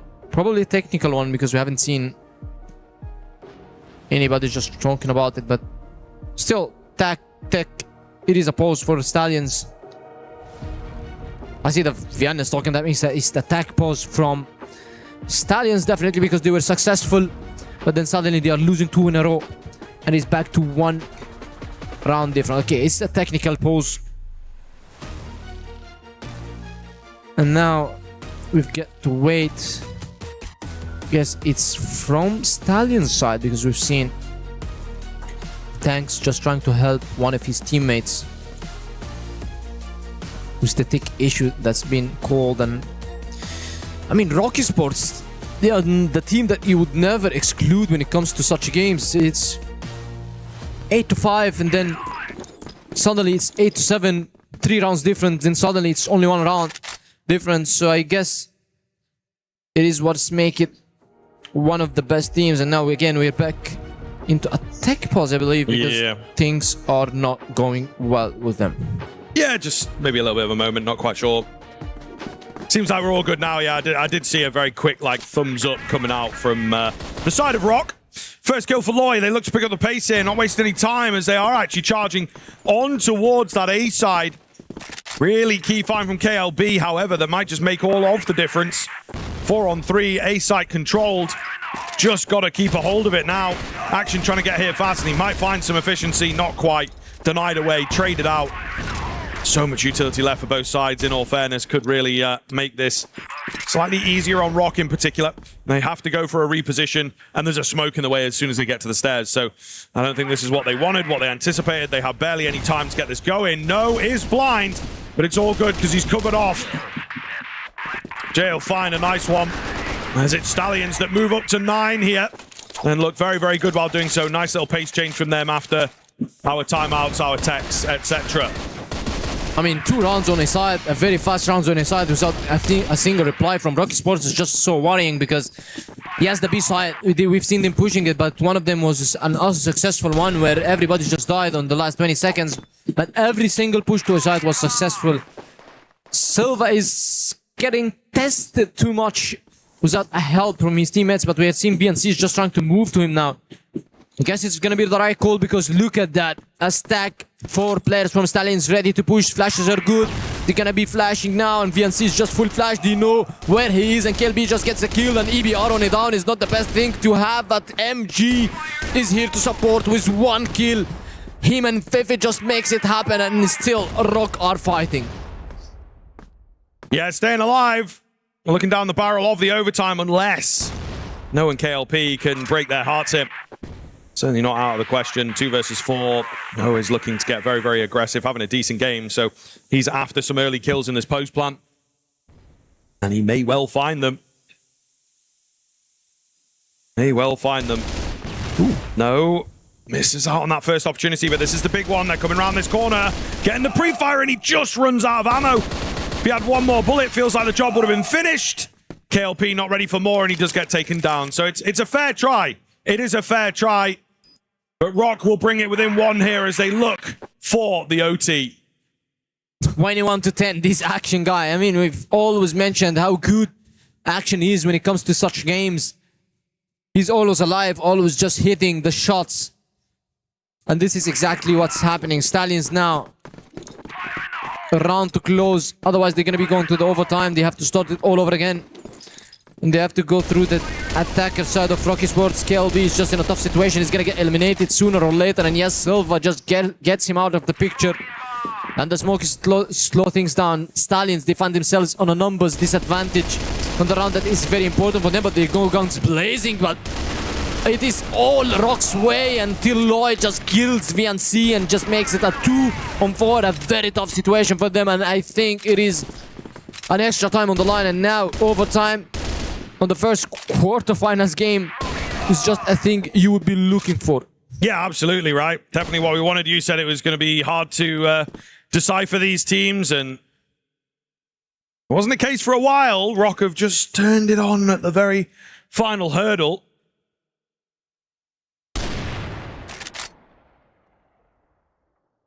We'll see if they can get this over the line, though. It's definitely not a fully done deal yet. KLP starting up. Meanwhile, Loy is way ahead of proceedings here. Trying to take matters into his own hands. They're leaving the C4 for the moment.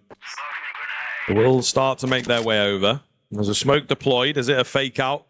Or is it a tool that they will use in the near future? I think it's a far away smoke.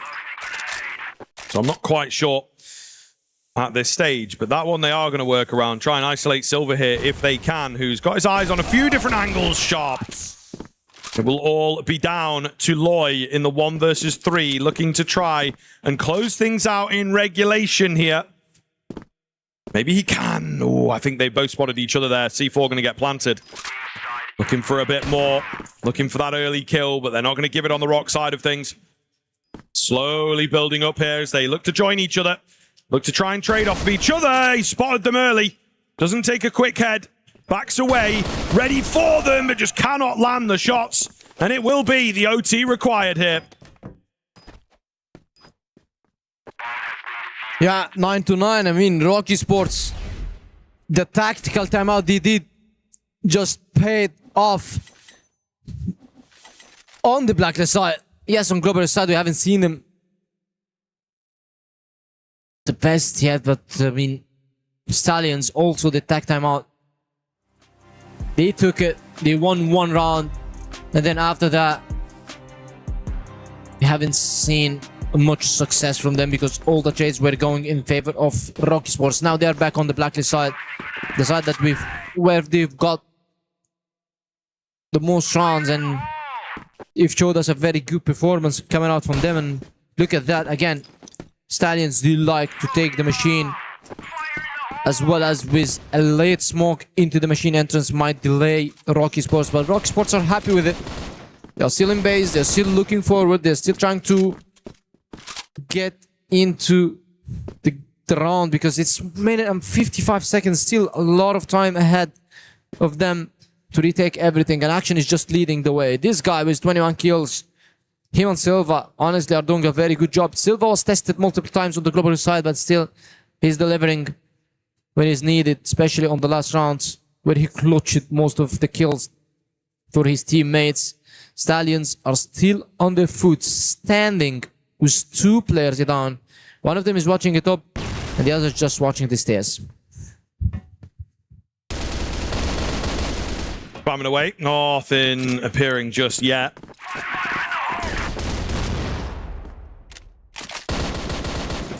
And they will look to back away after giving a little idea.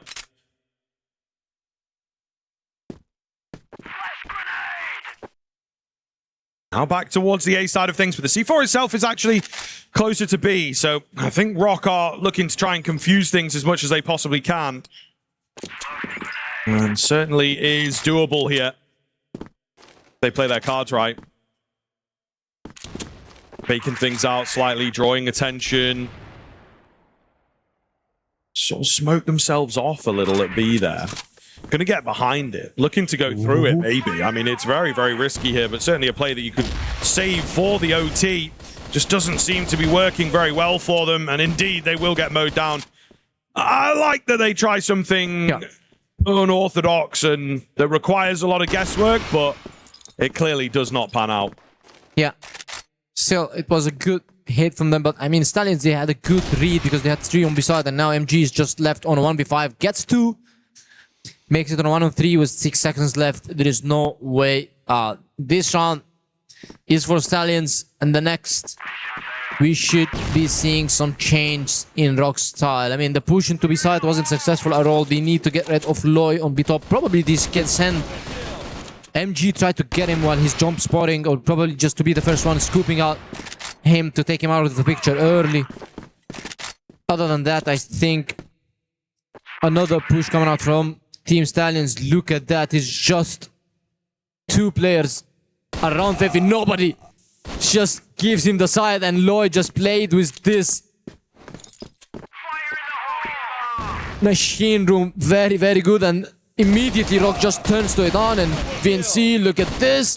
KLB gets a double. VNC was in a very tough situation. Also took a lot of damage, and KLB just collapsed, and MG gets the kill. KLB is here to support, whiffs the shot, a lot of nades. MG is very low HP, he's just trying to find where he is. He's full flash, and Silva's here to cover.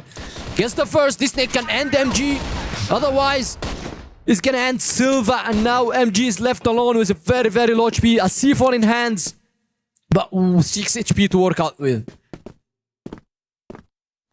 Yeah, not a lot, not a lot. He'll get that C4 down. That's a light reset of the round, right? Draws them into him, but he does not have a lot of HP to work with. MG, he will be in a position trying to clutch things up. Maybe he can. Trying to find that first, right? It's just not going to come for him, unfortunately. That's not the way that they've looked to play things at the moment. However, on that bomb, draws him in, and they will take him down. So no heroics from MG. Stallions move up to 11. And I think 2 GR rounds in quick succession like that is really going to feel good. Yeah. I mean, Loy have done this play multiple times. Rock should have done their homework because they did it versus Navi, but look at that. Kills on his side. I mean, was insane from MG, but if he could clutch this round, it's very hard for him because he was 3 HP. Now the push on his side. Joyce this time is on the side. VNC gets the kill. Fefe as well. Trades it out. NO just on top trying to get the kill. VNC and No, they're just trading the pre-fires, but the nades are not successful. Fefe is out of the picture. Now it is a 4-on-3. Still the side is not with Rock Esports because as you can see the C4 is on side. 3 players are standing in the back. They're trying to push. 1 kill for No, other for Loy, and somehow Stallions are back in this round. In a big way. In a really, really big way. Oh, Rock is struggling here in the overtime, aren't they? Action can definitely get this done. He's been having a great game as well. It feels like he's the man to do it. Got to take out Loy, though, that healthy player, of course. Just trying to spam away here is Action. Not coming off for him. Not quite yet. A little bit of pre-fire isn't there. He's right on the flank. It's all about... Ooh, the timing of it. I was going to say, did he spot the player there? Not quite in time. But does now know that both of these players are isolated. Trying to press the attack on towards Loy. But it does not work out. He will fall. Stallions confirmed 12. And a real swift OT here so far. Yeah, I mean... we've seen them struggling on their blacklist side. So still, it is a potential comeback by Rock Esports if they can continue dominating on the global side. Otherwise, it's going to be Stallions claiming the first win on the board on these quarterfinals. A 12-9 lead. A thing you would love to have if you are going into the overtime. 3 rounds in a row from you. And then you switch. Go back to blacklist side. The side that you should probably have better strats on, and now Silva is just defending his side with a sniper rifle, but VNC is still alive. Silva's still alive as well. He's trying to get the kills, and both of them dies. And No just doubles it down on Viv, and I guess that's it. Stallions are the ones to claim the first map. Otherwise, Action just can pull one of the round. And if anybody is to clutch this round, it's gonna be Action. This guy, 24 kills. An egg kill can be almost happening, but no, he's just far away, and he gets the first. And still, No is a very low HP. He's trying to toy around with him, trying to waste some time. Scale piece hits the support, but he dies immediately. And he's all 1-to-1, and No, he's trying to find the kill on Action. Action is very low HP as well, and now he needs to swing for the kill and finally gets it done. That was so close at the end, but ultimately in the OT it wasn't, right? The scoreline, it really is a different kind of image, I think, of what we have of that game at the very, very end. Rock did fight tooth and nail. Rock did bring things close into the OT, but it just didn't quite work out for them in the end. Man, using a lot of energy maybe to get into the overtime, I think it's safe to say, and from there, they just really, really struggled. But congratulations to Stallions. A fantastic opening map, I think, from them. Yeah. I mean, that's their own map pick. I feel that they a bit struggled, I would say, because they were 9-6, 9-7, and they struggled to close. We've seen good comebacks from Rock Esports. Still, they were the favorite, they were the better team in all aspects of the game, even though when they switched to the overtime, they just got 4 in a row. Just makes it very tough for the Rock Esports. And now Rock Esports, I don't think this is gonna get into their heads, because it's still it's not a stomp, it's not a 10-6, 10-5, it's just a 13-9 game. It's just an overtime game, which could have been anybody's to take. Yeah, that being said, when you get to overtime, you're probably hoping that you can have a better go at it. To lose every single round in overtime, not even really get a chance, it does feel a little bit deflating. It could certainly be demoralizing here for Rock. So they're going to have to use this time now, this little break, to make sure they have a little chat with themselves, with their coach, to make sure they are right back into things for map 2. As for Stallions, though, this is going to be so positive for their chances of getting into those semi-finals now, where they're going to, I'm sure, be feeling on top of the world after winning overtime, because it's the complete opposite of what I've just said, right? When you get to overtime and you're able to dominate in that fashion, they are certainly going to be feeling like they are the number one squad going into this next map. Yeah, maybe it doesn't feel quite as intense. We've kind of had the OT comes in and it changes into a completely different game. It might have been quite a lot getting there, a lot of pressure, but we do see it sometimes, you know, you just let a little bit of that pressure out of the cooker, I guess, and it does feel like Stallions are able to benefit in a big way. So they'll have a massive sigh of relief after that one, whereas Rock now, it puts a lot of onus onto this next map and what they can do there. I think the Stallions will be feeling good, definitely not super pleased about how they've done there, but just the fact that it doesn't get really close. It isn't a lot of work in the end, and I think that they'll be ready for this next map now in a big way. Stats-wise, anything that jumped out to you throughout that one, Penguin? I mean, Loy and No, both of them, 48 kills for both those. I mean, look at the others. I don't think they are even half of this, and I see Action is very good. Silva's also very good. Silva's having a good game, but then suddenly he just choked in the last 3 to 4 rounds. We haven't seen him around. He was very, very good when it was just a regular game, but when it went to the overtime, we haven't seen the good rounds that he used to show us. I believe if Loy continues to play like this, if No continues to hit these shots, Stallions can just get the 2-0. Yeah, 2-0 potentially on the horizon unless we can see a fight back here, but it's Stallions who are on top right now. Rock need to answer back. We'll see whether they can do so in map 2 right after this break.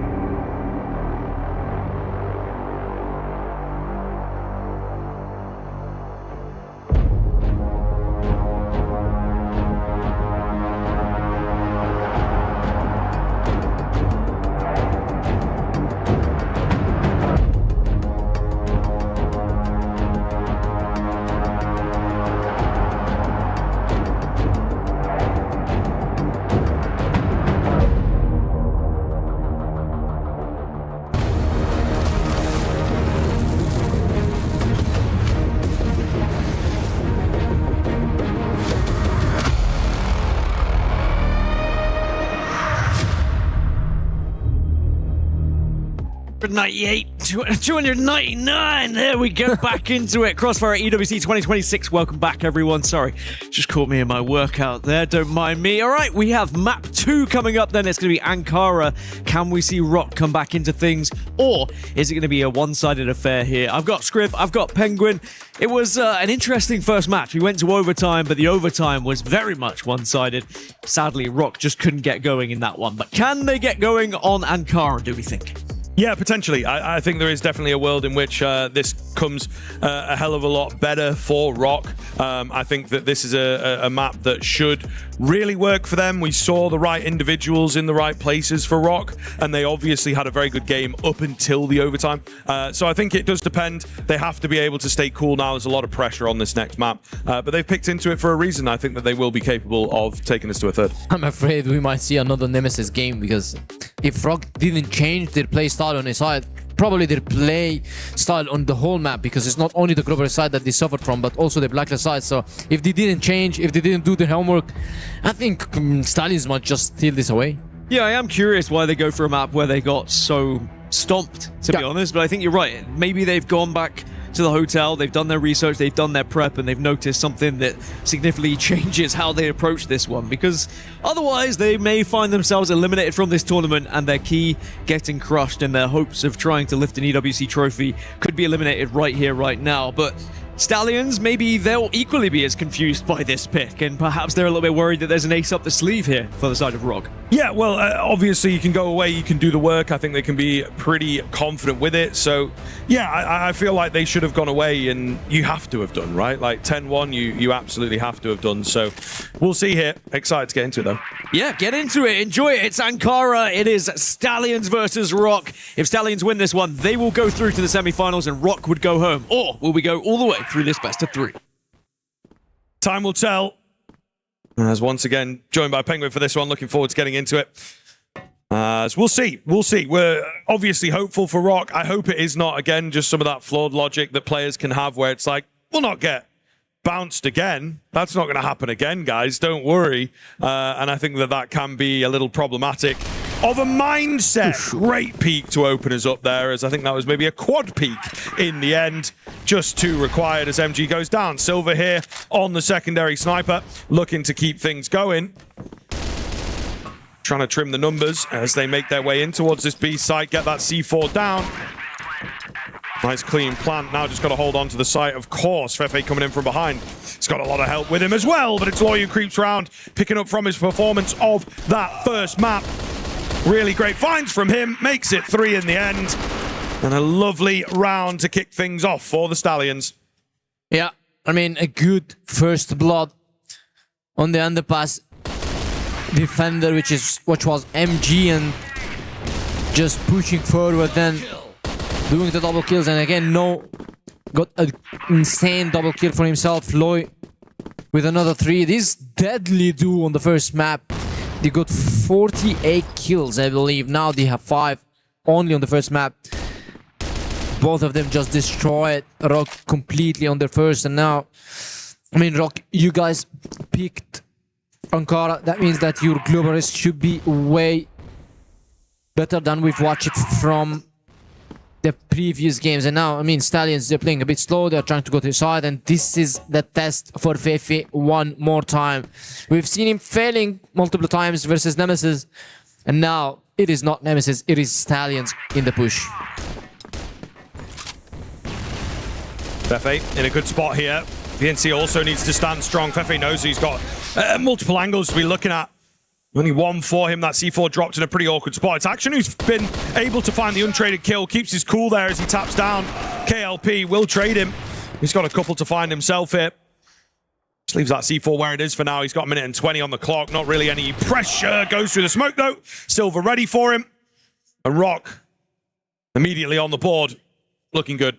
Yeah, I mean, the first push from Stallions onto his side, and the good successful defense from Rock Esports. We've seen Action with a double piece, and Fefe got the first entry. So that means that there are some changes that happen from these guys. And look at that, MG is just trying to take this peek in the smoke, and he goes inside the C, but KLP is just ready and gets him Now, Oh, man. Nice. Silva just swing to his death in the hands of KLP, who gets both. Makes it an easier round for Stallions right now. The Stallion setup that is coming, the push that is occurring right now is going to be all the way through underpass. 5 players gathering, nobody on the side, only Action. This guy did a very good job on his side. Probably he can get a couple of rounds, couple of kills on this side, but only one. Fifth is here, he trades one. Still hate to fight. And in the meantime, it's only Loy gonna be getting VNC, and what a good way to end this round. I mean, KLP getting double. MG and Silva, both snipers from Rock, to fall early to this guy is just not an easy task for you to come back from. No, certainly in agreement on that. Let's see what they are able to do here. As Rock look to respond again, but Stallions picking up the pace. Trying to get an early kill. Double Nate to follow up on it as well, just to make sure that there's nobody sticking around. They don't get the kill that they are after. Not quite yet. Silva trained in with the sniper here. In a pretty good position. The flash is good, but the shot is better. MG also chimes in. They've got 2 snipers to get through. It's got a little reloading, but he does get a quick shot on that unzoom. A really nice find from him. So advantage at the moment is looking good for Rock. KLP goes down. It's all going to be on no. He was caught reloading. Couldn't get a trade in. And he will fall. So here we go. Nice and close once again. As it starts off back and forth. I mean, it's a good defense side so far from Rocky Sports. They're trading round by round. You lose one, you get one. I get the other. So in terms of global side, on Ankara is not the worst case for you. And now Action is doing business. Him and Fefi was struggling so hard last time on Ankara, and he's just picked this map to show that it was only a one-time map, and now Rocky Sports are level with Stallions 1-2. Stallions still playing the same way. They're taking the slow along control, just pushing this control into the AC, and then after that probably just hit an underpass push or just try to go for an A-side take, and this is exactly what is going to be happening this round again. An A-side take, but this time Loy is going to be on the lurk with KLP because the C4 is moving toward this side. Maybe the fake is going to be towards mid, but finally Rock changed their play style. They are now stacking his side, even though if Action leaves, he's still around. He's still close by. When we've watched Rock last time, Action was playing around B shack or B entrance. Very, very, very far behind, but these guys are coming here to fake and the full rotations are coming. Look at this, the C4 is already moving towards his side. Yeah, looking dangerous while doing so. However, they've got their back turned. VNC nearly gets 2. Not quite. So the C4 should go down, he says. Maybe spoke too soon as they're in quite fast here to try and deny it. Wow, Rock. Super effective from them. KLP going to be the only one left all of a sudden. I think even Stallions thought that they would have the site, that they would have something to work with, but not the case. Not the case at all. Rock move up to 3. They take the lead here as they look to keep that momentum going. That's a really nice round to act on. Yeah, still A-side pushes for Stallions are not successful, and this is worrying because we've seen Stallions sometimes they struggle on the blacklist side, and this is one of them. We are seeing right now they still the split. They put 2 side underpass and they put 3 guys on a side, so they just lose a lot of firepower. And they put KLP and Loy. Loy was one of the best players that's been there on the first game, and now Silva just adds more damage into the Stallions roster and gets no out of the picture. 4 on 5. Stallions need to be the guys. They're trying to change this round because Rock are on the right foot. Look at the shotgun from VNC. The KLP kill on Fefe is just huge and insane. Now it is a 4 on 4 with an HP advantage, I would say, but Lloyd just takes it down. Yeah, looking to get a catch here if they possibly can. Jay survives just about. MG does go down, but Silva's able to get round, and he finds pretty clean kills, actually. 1 on 2 now. Still going to be good enough, I think, for Stallions to get in towards the B side of things. And just VNC on the other side of it, as he is not the healthiest, as well as being in this clutch. So it doesn't feel all that nice. Yeah. VNC, I mean, he still have chances if he gets Lloyd jump spotting. He almost missed it, but Lloyd just swings immediately, fearing nobody, and gets the kill.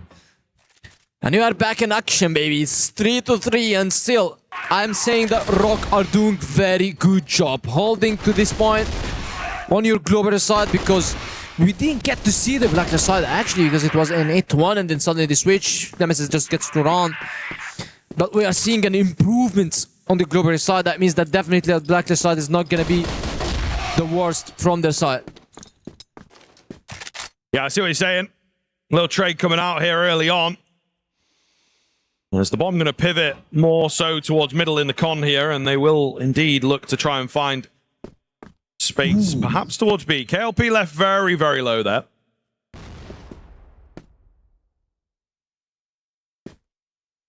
Yeah. MG set up, ready to go. Oh, gotta be careful. Warbang comes in. We'll take him down to pretty low HP, but again, he's still able to survive, still able to keep fighting as they look back towards A now. So Stallions playing a pretty loose, heavy rotation, very instinctive. They might even go back towards B. You know, they're really just bouncing around, trying to be unpredictable. Nice catch coming through. KLP does get taken down, and that could be a big, big deal here as they find themselves going in, man disadvantage. On towards this B bomb site. Still plenty of time to get going, but it just doesn't quite look good enough at this point. See what happens. In the 4 versus 3. C4 going down. Stallions going to try as best they possibly can to get back into proceedings here. Yeah, still. Nose alive. 42 HP. He has a smoke as well. Slow things down. Or probably Fifi just to sell himself. A flash is good. He's not on that position, but he gets one. He gets a double. Action is to fall, and suddenly is a 2-on-1 with a dinked MG on the side, and then No gets the kill. The Wonder Kid just makes it happen and gets the triple kill for his teammates. Fantastic stuff, isn't it? Great to watch. When it all comes together for Stallions, they do have some great fraggers. And they move up to 4, taking that lead. So 4-3 now for our audio-only listeners. It will be Silver to open up into this round, though, of course. Yeah. Looking to try and do a little bit more of that. Meanwhile, Stallions actually on quite a pacey one towards A. Not looking to waste any time. Also after their own first kill, but not going to happen at this stage. So that is unfortunate for them. Yeah, losing Loy first is just huge because he's one of the best players. Him and No, but still No's alive. KLP is also alive. Chai needs to step up a bit. 1-on-6. Having the C4 right now, and all Rock Esports are just waiting with the push. Action just wants to swing mid badly, as we can see. And now they're going to be starting to rotate or to support Smoke aside, and this is the backup that probably Fifi needs. And now with the hotel control just puts Action to rotate into B side, and now there are 3 players on B side. Probably we can see a Rock pushing an A side control and A side info gathering, but this is not happening so far. That's why I'm saying Stallions are in good position unless Rock pushes an intel peak.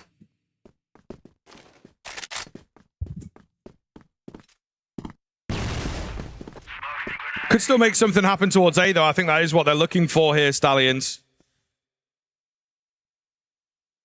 F8 on a little spot at the moment, as he's just trying to bait around his teammate. Going to have to go massive. Not quite enough, is it? Not quite enough. 3 versus 3. Action here in good time. Drops the C4, importantly.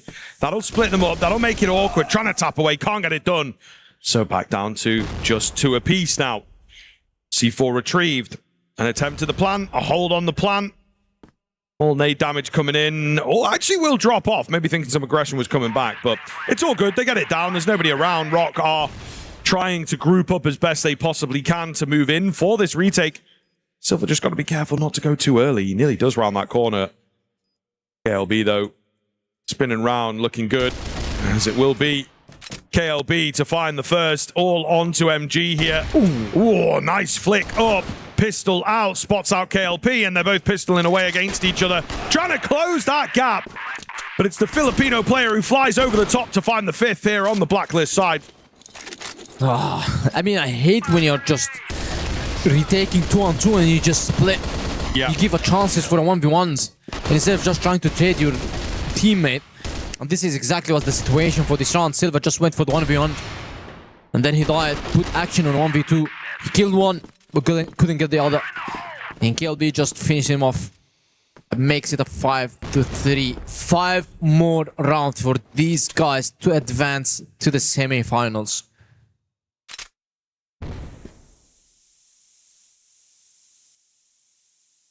BNC up close with the shotgun here, but he's not actually going to see that much action. One player goes his way, he finds the kill. And he's looking in the middle of all of this to be the hero. It's not quite the hero's journey for him. 3-on-3. C4 getting planted. Stallions will hit a 6th round unless something changes. Nice pickup for KLP, and I think that might just be enough for him. He's grabbed some information here. He just needs to stay alive, and he knows that. Pretty well done. Great discipline. Drops back, makes the kill really hard. I think that's just going to be enough. Rock are totally slowed down. They don't know about him, actually. They don't even consider him. Really well done in the end. The final couple rounds there from Stallions feel fantastic. 6-3 is a great scoreline now going into their defensive side. Oh, man, I'm worried. Rock Esports, they need to show a good 2 rounds at least at the beginning of the game just to put it 1 round behind. Otherwise, even if you pull the tactical timeout, it's 6-3. Let's say that you lost the first round, it's 7-3, and you pull the tac timeout. What are you going to be talking about? It's just 1 round on your side. So it's not going to be working, it's not going to be helping. And no, just gets 1 kill. Action. It's a very good position. BNC just trades. KLB, another to him. Makes it a double. I don't think the tag timeout is gonna help Rock Esports. You haven't seen anything from them. But sometimes you need to talk to each other and they pull it. And Silva just gets 1 kill and makes it a 1-on-3. The one before that maybe saving Rock Esports is now a 1-on-3. Yeah, definitely needed here, of course. And Stallions will start to severely pull ahead. Very, very dangerous. Silva. Can't find anything more. Stallions getting a little vocal. Feeling very good. They get vocal in the middle of the round as well. It's the comms for me. It's the big moments, the 2, the 3 kills in quick succession that gets them hyped up. Big chat here for Rock. They've got to come back into it. This is looking to be a pretty swift exit for them in the quarterfinal, which is just not what we wanted. You know, a 3rd map, some competition. But it doesn't look like that is going to be the case at the moment. Crumbling, falling apart at the seams, so they say. Yeah. Now, the tag timeout. What are you going to be chatting about? What are you going to be discussing? You just played 1 round on this half. And it wasn't even a round. It was a push by Stallions. They pushed underpass. They pushed mid. You got you off guard. Probably the shot could have been done on the blacklist side from Stallions. But now when they're on the global side, they still don't know how these guys are going to be playing. How KLP is just going to shaping this map. Where he going to be going. Where he's trying to get the kills. Because all what we've seen is double kills from this guy in front of us and then supported by some other kills to finish the round from Joy. And Rock Esports, probably they need a pep talk more than a strategic-wise talk, because strategic-wise talk does not make any sense since you haven't seen anything from their global side. Now, Stallions 3 rounds away, 4 rounds ahead. And they are about to make it into the semi-finals. This time again eliminating Rock Esports for the 2nd time in a row. It is in particular not the same organization, but it's the same players exactly. They've met on the quarterfinals EWC 2025 and they beat them 2-0, and now they are about to make it happen again. Here we go then. Will this timeout work for them? Quick and key trade coming in from the Stallions. Really, really nice indeed. Can they act upon it? I mean, the onus is more on Rock here to get moving and try and find some space. Try and find an avenue of attack if they can. Action not in a bad spot, I would have said. He works his way in behind a smoke or two. Just trying to catch a player off that might be over-facing, getting over-aggressive. It's actually no that's going to do that, though. He's in an advanced position. Looking for that all-important kill, that all-important man advantage if it is to come his way, but never that easy. Set up. He's caught off, but still does manage to find one, you know. Really well done for it. Now moving in towards the B-bomb side. There's a lot of prospects over here as we've got action very far up against the grain. And maybe they work off of what he's able to find, but he's not able to find anything. The man advantage given back. And so 3-on-2 looking really good for Stallions. MG starting to move to his side. He's starting to claim this side, but look at this. Loy just might catch him off guard and he hears the switch and gets him out. And now it's all on VNC with a 36 HP to work on with. He has to get Loy and Joy. Joy, okay, Loy is just insane today. 9-6. And he's doing the full rotation, the full bait, and Stallions, they're probably gonna know that this is not the correct side for you to check. Because VNC is just moving to be side with the C4. 35 seconds on the timer. And the bomb needs to be planted. Well, they do have to be careful. I mean, Loy is way, way, way ahead of things here. He's going to go early. He does get the kill, though.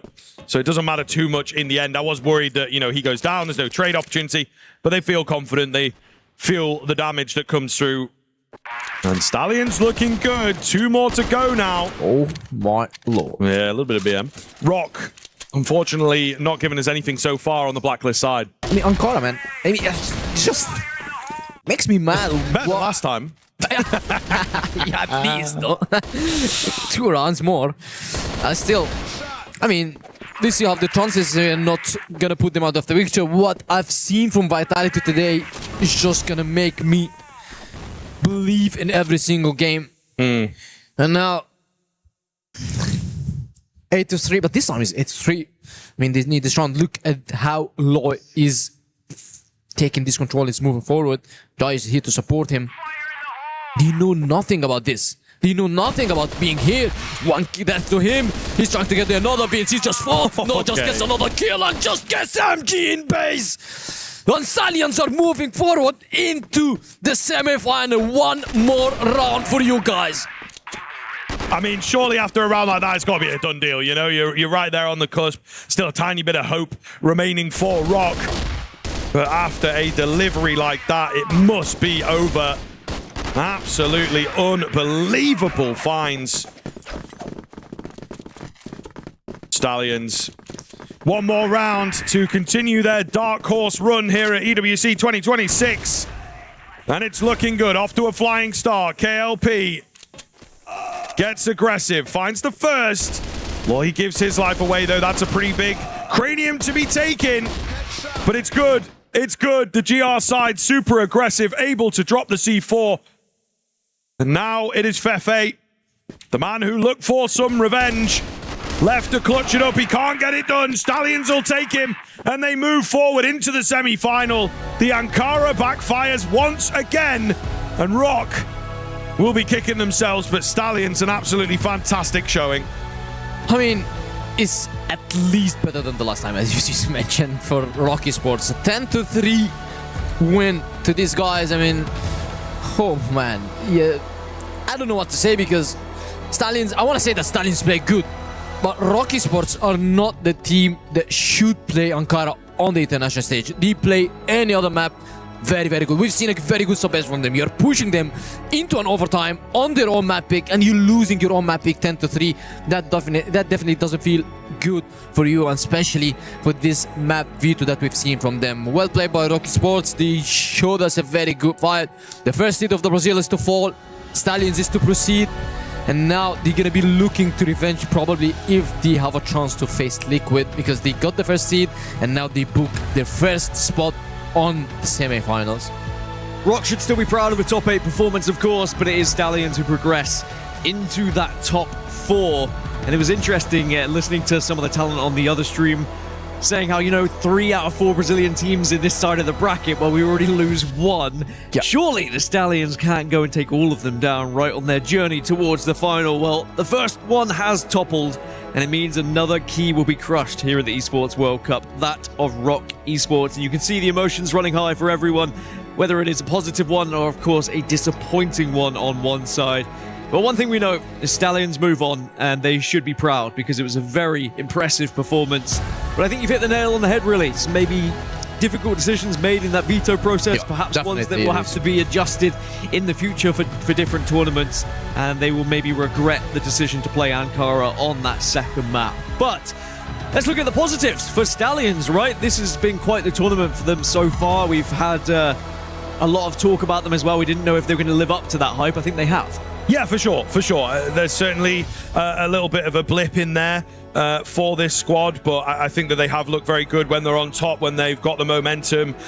They do very, very well. We saw a lot of change-ups coming in there on Ankara with some of the pace, some of the aggression coming out from them on that GR side in particular. So, yeah, I think we can be very, very happy with how they are playing here as they continue progressing. It's been a long day for them, of course. The back-to-back games, it's a little bit of a stacked day in that sense. So it can get away from you if you're not careful. And it nearly did on map 1, but I think they've had some great moments. The timeout seems to be really big for this team, that they can take that moment, they can step back and reassess the situation. But this particular Ankara really did look good, and a complete team effort. It's difficult to point your finger at just one player taking over, as can often happen in a one-sided affair. It really was quite a good effort from most of the team there.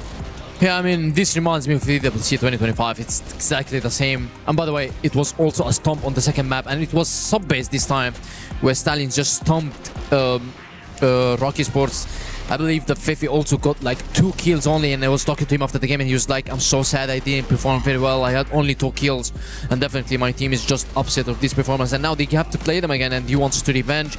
He had a very good first map on sub-base, and probably the veto didn't go out very well for that, and this is the mistakes that you try to avoid if you're going on the international stage, because maybe on your locals, you're going to be playing a lot of Ankara, so probably one good, one bad, but on the international stage, if you're having 2 bad Ankaras, you need to immediately ban it.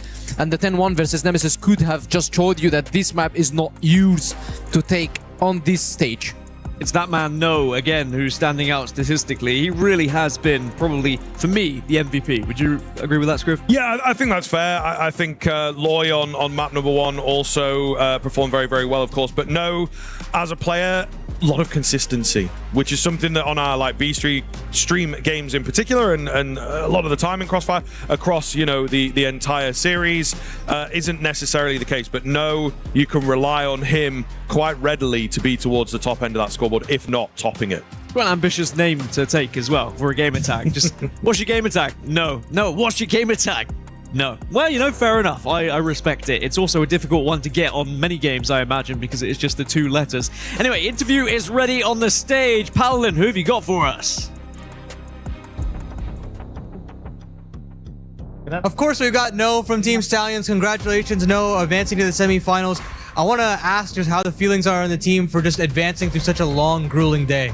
Oh, kamusta ang pakiramdam nyo ngayon? Kasi medyo mahaba yung araw nyo ngayon eh. So, anong pakiramdam na? Saya ba? Pagod? Yung nararamdaman ko pagod. At the same time masaya kasi nanalo kami both games. Tapos sobrang pagod sa kanina laro namin yung versus EP. Pero masaya naman kasi panalo yung dalawa. I just feel both. One is feeling tired, but at the same time, we feel good because we won the game. And of course, after such a long day, we both wins for this game. So of course, last year you guys were underdogs, a very different team, at least how people considered you. But now this year, you're kind of the dark horses to try and qualify to deep into the tournament. How does it feel to be a different team right now? So, kamusta yung pakiramdam ngayon? Kasi last year, kakaiba kayo, parang underdog. Pero ngayon, isa na kayo kumbaga tinuturing na strong team. So, kamusta ang pakiramdam nun? Sa nararamdaman ko parang maganda. Kasi dati ano lang, parang minamaliit kami ng mga nakakalaban namin or yung mga ibang team. Tapos ngayon makakapalag na kami. Yun lang. Feel ko maganda. We just feel good because last year, like we just feel that everyone belittled us, but this time we feel stronger, so we are happy now. Awesome to hear. I mean, last question for you. With the bracket that you've been given, does it feel like a team of your caliber deserves to be in the final? Naro? Base sa nagawa nyo, sa bracket nyo ngayon, sa palagay nyo, yung inyong mga katapat, deserve nyo na makakalaban ngayon? Ano? Kasi deserve ba? Kami? Doon yung makakalaban nyo. Ngayon, nasa bracket na kayo na mataas. Deserve yung makakalaban namin? Oo. Ano? Parang, kumbaga, umakyat na yung bracket nyo ngayon, di ba? So, mataas na. Ngayon, iba na yung kalibre nyo. So, ngayon, lalaban na kayo sa ibang grupo. Sa palagay nyo ba, deserve nyo ito at yung makakalaban nyo ngayon na nasa pataas na posisyon na kayo? Oo, siguro. Deserving naman. We feel that we deserve that. Well, that's it from No and Team Stallions. We'll see them in that semifinal. So excited to see more of this team moving forward. Back to you on the desk, Dan.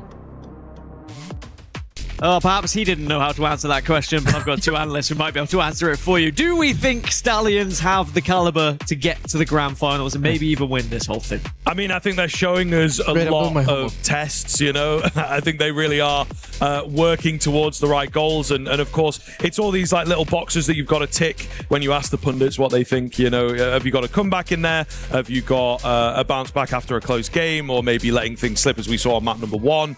So I think they've shown a lot of feathers in their cap, so to say. And I think that means that, they're certainly capable of making it all the way.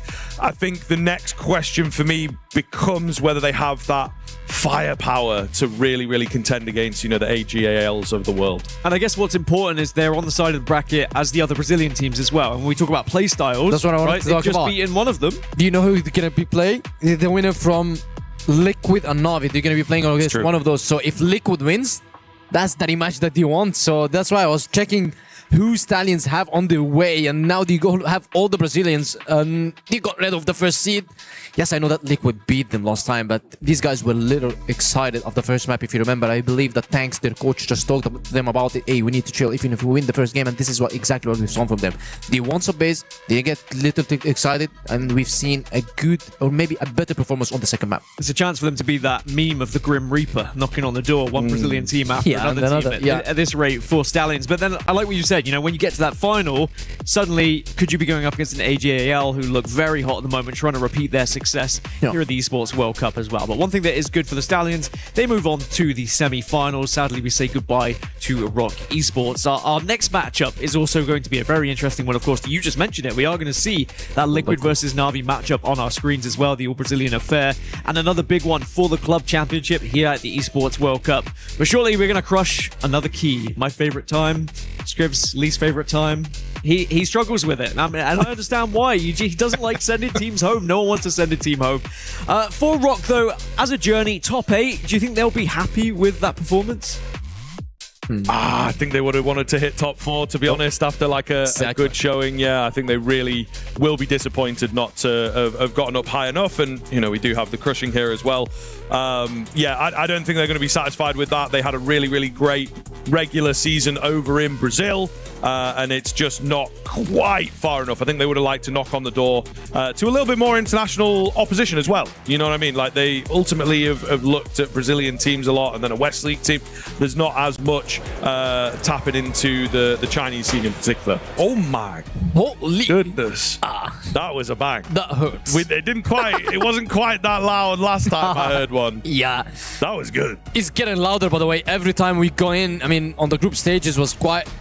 Probably on the knockout stage it's just louder, and now the quarterfinals is just so loud. I would love to hear the one on the finals. I've heard the keys, they get harder to crush the longer we're in the tournament. The density of the metal is even more intense, but there you have it. There is another destroyed and crushed broken key.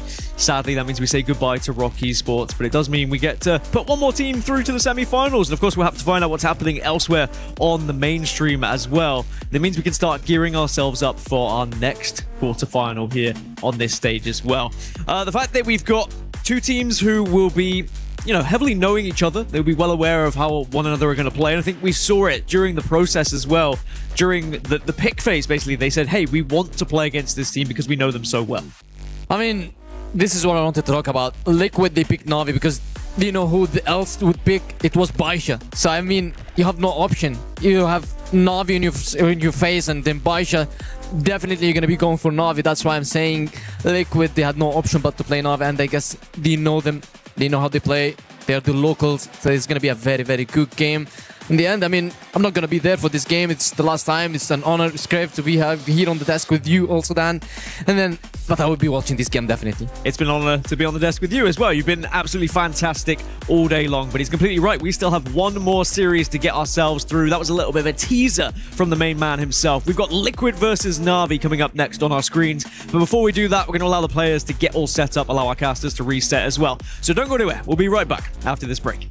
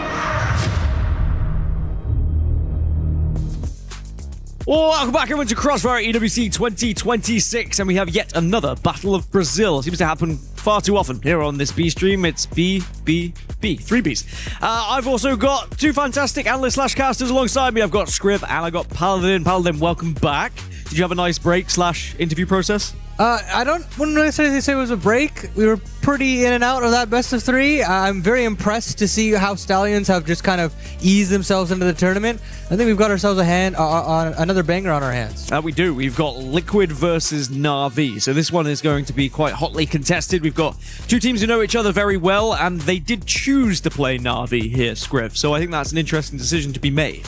Yeah, it was kind of maybe a pick your poison moment for them a little bit, but also, the friend that you know, the devil that you know, I suppose, is what I'm looking for. And yeah, it really did come through as a bit of a clean pickup, and I think it makes a lot of sense.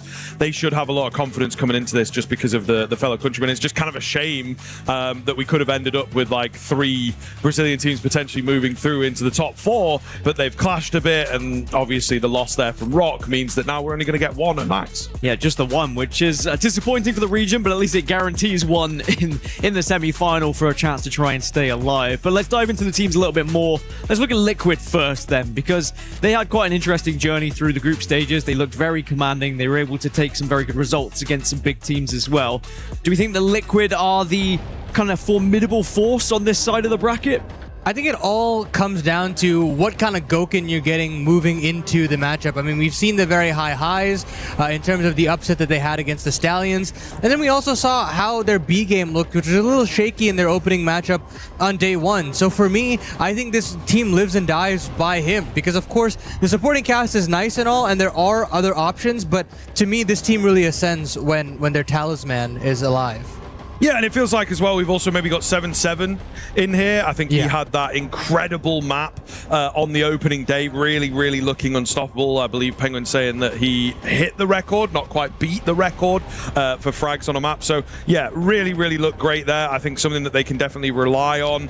A slightly newer addition into the team as well that has perhaps freshened things up. He's a bit younger, where Liquid was kind of a lot of old heads for a while, still just trying to push themselves back into their prime and whatnot, and it didn't quite come off at previous internationals. I think some of the newer additions, 7-7, ADRF, have freshened up the lineup and given them a newfound joie de vivre. Yeah, Liquid are certainly looking to be, the dominant force on this side of the bracket, especially as the potential rematch could come through if they are able to win this one. But they have to get through their Brazilian counterparts first in Na'Vi, who have been, I think, for me, I've had Na'Vi on the tip of my tongues throughout, tip of my tongue. I don't have 2 tongues, that would be interesting. But all tournament long, I've been thinking that, they are the 3rd best Brazilian team, is what I had heard when they were coming into this. They haven't looked like that at all for me, right? They've looked like they are a team that are well equipped to take down anyone.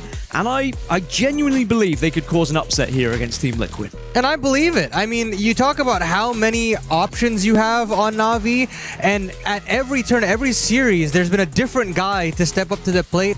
And I'm not talking like a fragging by committee type team. I'm talking they can commandingly take the map over on their own. I mean, LKK was the guy on the tip of my tongue in day 1. AKX is series on. And you've had moments from JV as well, but to me, it's LCZ today, it's Juan in the previous series. Everyone, top to bottom, makes me very excited when they're on. They've got a little bit more of an aggressive flair to them compared to Liquid and Rock, and that's what I think separates them from those 2 teams, and why I think I agree with you, Dan, is that an upset truly is on the cards here. Yeah, and I think one of the things I've noticed with Na'Vi, they are not scared to be aggressive on their defensive rounds. That's right. Sometimes we will see them just sending one player to try and get an early pick, just to do something a little bit different. And it has caught teams off guard, and we'll have to see whether they do more of the same as, Script, Eagle Eye goes in our first bans, but we'll get to see our first picks now, because these are going to be important ones. Black Widow is where we go from Liquid. Na'Vi are going to pick the Blacklist side. Thoughts on that one? Yeah, I mean, I think it's totally expected the Black Widow. It's often banned at home against Liquid, it feels like. They maybe look a little shakier opening up against Execration, so maybe that's kind of the logic here for Na'Vi trying to play it. Sub-base as well coming out as that second map makes a lot of sense here from the Brazilian region. I really like this veto for Na'Vi. I really do, because I mean we can't forget that the matchup that they had to get to this point for Na'Vi on that first map of Black Widow, and it's just airtight defensive maneuvers. The offense also looked like a well-oiled machine. I think they were able to fake out very well, and we get New Compound as the decider, which if we get there, I think that's where things turn 50-50, because frankly, I like both of their new compounds. I think they both can actually play it at a pretty high level. I'd give the edge to Liquid if we get there, but I do think Na'Vi have a veto to potentially cause a sweep. I do feel like we could get there. I think if any series is going to do it, it would be these two teams and how closely they are in competitive nature, but also how well they know each other as well. I think being able to practice against one another, experience in the league against one another as well. But this is where you need to now pull out all the stops, right? What have you got that's a little bit different? What have you not shown your hand against your opponent here for Na'Vi and Liquid? All right, boys, prediction time. Who do we think is winning this first map? Not necessarily series, but first map. Okay, first map is easier. I'll probably go the way of Liquid, I think, just because they have built up a lot of experience here. They generally do have a better Black Widow available to them. Maybe a little less practice, a little less targeted information against Execration. They just sort of caught them off with it. But we also saw the best of them on that map with like a really good kind of comeback when they played it. So yeah, I'll go the way of Liquid for this one. I'll start the conversation of an upset with Na'Vi. I'm going to take them to come out the gates hot here on Black Widow. I think that they showed a lot to me in that previous series, a lot of really exciting fundamentals, and I think that's going to produce a very exciting bit of Crossfire from them. I think this one is extra important for Na'Vi because of the club championship. Not that it isn't for Team Liquid. They've been rising through the ranks of the club championship thanks to some amazing performances. Chess, for example, they were able to really put some huge points on the board. That being said, Na'Vi at the moment are in that top 4. They're looking to try and break into the top 3 and compete with Vitality, who are still alive in the tournament as well. So maybe that added pressure may just maybe put too much on their shoulders here for this one. So I think I'll go for Team Liquid. I know you didn't ask, but I'm asking myself. You know what? That's okay. I can do that. I'm the host. I do what I like. So Na'Vi versus Liquid is where we go. First map is almost on the horizon here. Starting to get busy here at the Esports World Cup of 2026 as well. More people starting to flood through. Everyone having their eyes on Crossfire, checking in, especially when organizations like Liquid and Na'Vi are on the stage as well. It's always naturally going to draw more eyes to them. If you could give me one player to look out for on one of these teams, who do you think is going to be the most important person on the server? On the entire server, I think Paladin's touched on it a little bit. It probably has to be Gokun. He comes in as a rock for that Team Liquid side, right? If he's playing well, they're able to rally around him. He doesn't necessarily have to be all the way at the top, but I think he just has to be in a position where he can command, where he can inspire, right? And that's sort of what it's all about. We talk him up because he is such an important player. He's got such a storied history, right? He's been in different regions and all this kind of stuff, right? So he's a very, very interesting player, but also I think a player that a lot of the younger up-and-coming Brazilians, including a couple on this team, they look up to him, you know? So I think they need him to play well. They need him to be in the right headspace. And I think we have seen a lot of that already. It's been one of Team Liquid's strengths for me, is their ability to dig deep and stay resilient in some of the harder matchups. I'll go the other way, and I'll give his counterpart of Juan on Na'Vi. I mean, this is a guy that can truly elevate Na'Vi to new heights. Now, the question is what kind of Juan are we going to get in a pressure cooker environment like this one, where, you know, you've got so many fans on you, looking at you now that, you know, Na'Vi and the Counter-Strike division are done. All those fans are now migrating towards you, having their eyes on you. How is that going to affect a superstar like him in the making, especially going up against what I'd assume are some of his idols on the other side of the server? Sometimes it takes one to know one as well. You have to remember that, folks. Nice. I'm a big fan of him. I've been just watching his play and the amount of clutch situations he finds himself in and the way he navigates it as well. He's very calm about the situation in 1v2s, even 1v3s with the sniper. Sometimes is a difficult spot to find yourself in, but with Crossfire, the ability to pull out your pistol and be able to take those fights as well, take those engagements, whether you're just trying to jump and surprise someone or swing around a corner, Juan has been great to watch in those 1 versus X situations. But for this first map, I mean, is there a key to success for one of these teams or either of these teams, really? Is there a certain area of the map we need to see them prioritizing in terms of their setups? A certain site is going to be a better focus? What would you guys say? I think snipers are pretty important. You know, Liquid have a lot of players that are capable of flexing, so I think that's something that if, again, they can kind of have it in their back pocket. We saw 7-7 in some of the earlier series able to truly live up to the flex. I think it kind of gets given as a title to more of a secondary sniper player.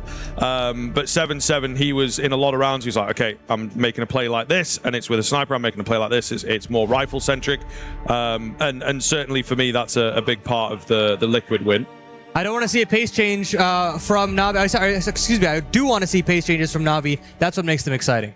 Well, the first map is ready. It's our last series of the day, everyone. It's Na'Vi versus Liquid. We're on Black Widow. Scriv, Paladin, take us away. Yes, thank you very much. This is a fantastic game to close out the day with. Really, really excited to get into it, and we are not messing around as it started aggressive. A lot of presence out towards long, not normally an area that you see big fights going down, maybe one-on-ones, but that was a 3 versus 3 there.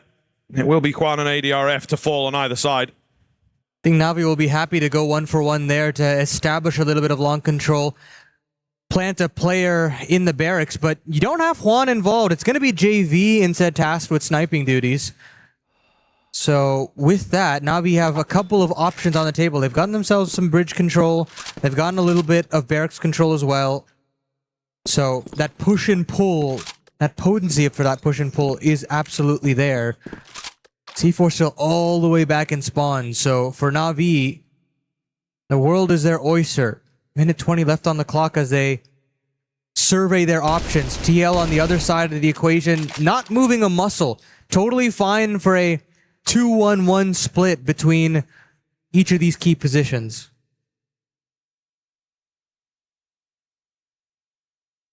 Smoke to keep them out of B.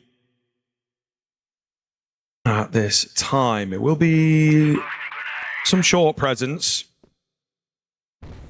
Too much off the back of it, though. As Na'Vi look to edge forwards, JV is waiting with a flash. It would seem 7-7 comes round. Keen find from him, looking for a little more. Does miss out the opportunity on the left. Gosh, he's going to be left so low, but 7-7, he's got lots of angles to work around, but it doesn't matter. The bullets are finding the heads. My goodness, LC Zin is ready to trade him out, but a lot of work to be done here. 1 versus 3 for him, and he's just missed out on Gokun.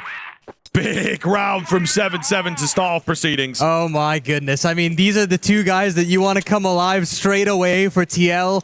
7-7 having himself a moment to kickstart us on Black Widow. And if you want to talk about a great second option, one of the better second options in this tournament, it probably is him. And with that, Na'Vi wanting to set the tempo, don't actually get what they want. And now look to that long control again. Is that the name of the game? Is that the priority here for Na'Vi to continue this blacklist campaign? This time they do get Juan in barracks. That's the new wrinkle in this second round. And meanwhile, ADRF and WY decide to go for bridge control to combat this, and this time JV will hit the deck. So another 5-on-4 for TL, and another opportunity to really let Na'Vi stew and slow them down. I think this is where they make their most mistakes. ADRF, nice angle from him. So he finds another. That'll start to lock things in here. APX, difficult for him. Also will go down, so not looking too good. ADRF with some nice moments. Going to be Juan 1. The big man on the Na'Vi side left to do it all. Certainly an easier said than done kind of situation right here. Plenty of time, but a C4 to recover. And there's a flank on the way. They will pass each other. 7-7 got to do his work here and just check all the angles. I think he spotted the backside of him there before going into the short corridor. So information comes through. They should be able to deal from here. Just winding it down, taking his time. As Juan, you'd like to get on the board this early on in the game, right? Like find a couple of kills, build some confidence. Spam down almost all the way. Not quite. Because he will survive.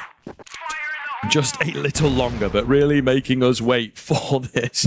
A formality, for sure. fully spotted out now. More tags taken, and there it is. Danimals will finish him off. Second round for Liquid. And they'll be looking to keep it running as long as they can. Maybe hit the 4 or 5 in a row. You can feel how personal this matchup is almost. I feel like this is the loudest I've heard TL in the tournament. Of course, you're getting to that later part of the tournament where, you know, everything matters. Single elim. But to take down your brethren, to be that last Brazilian hope in this edition of EWC would be a fantastic honor.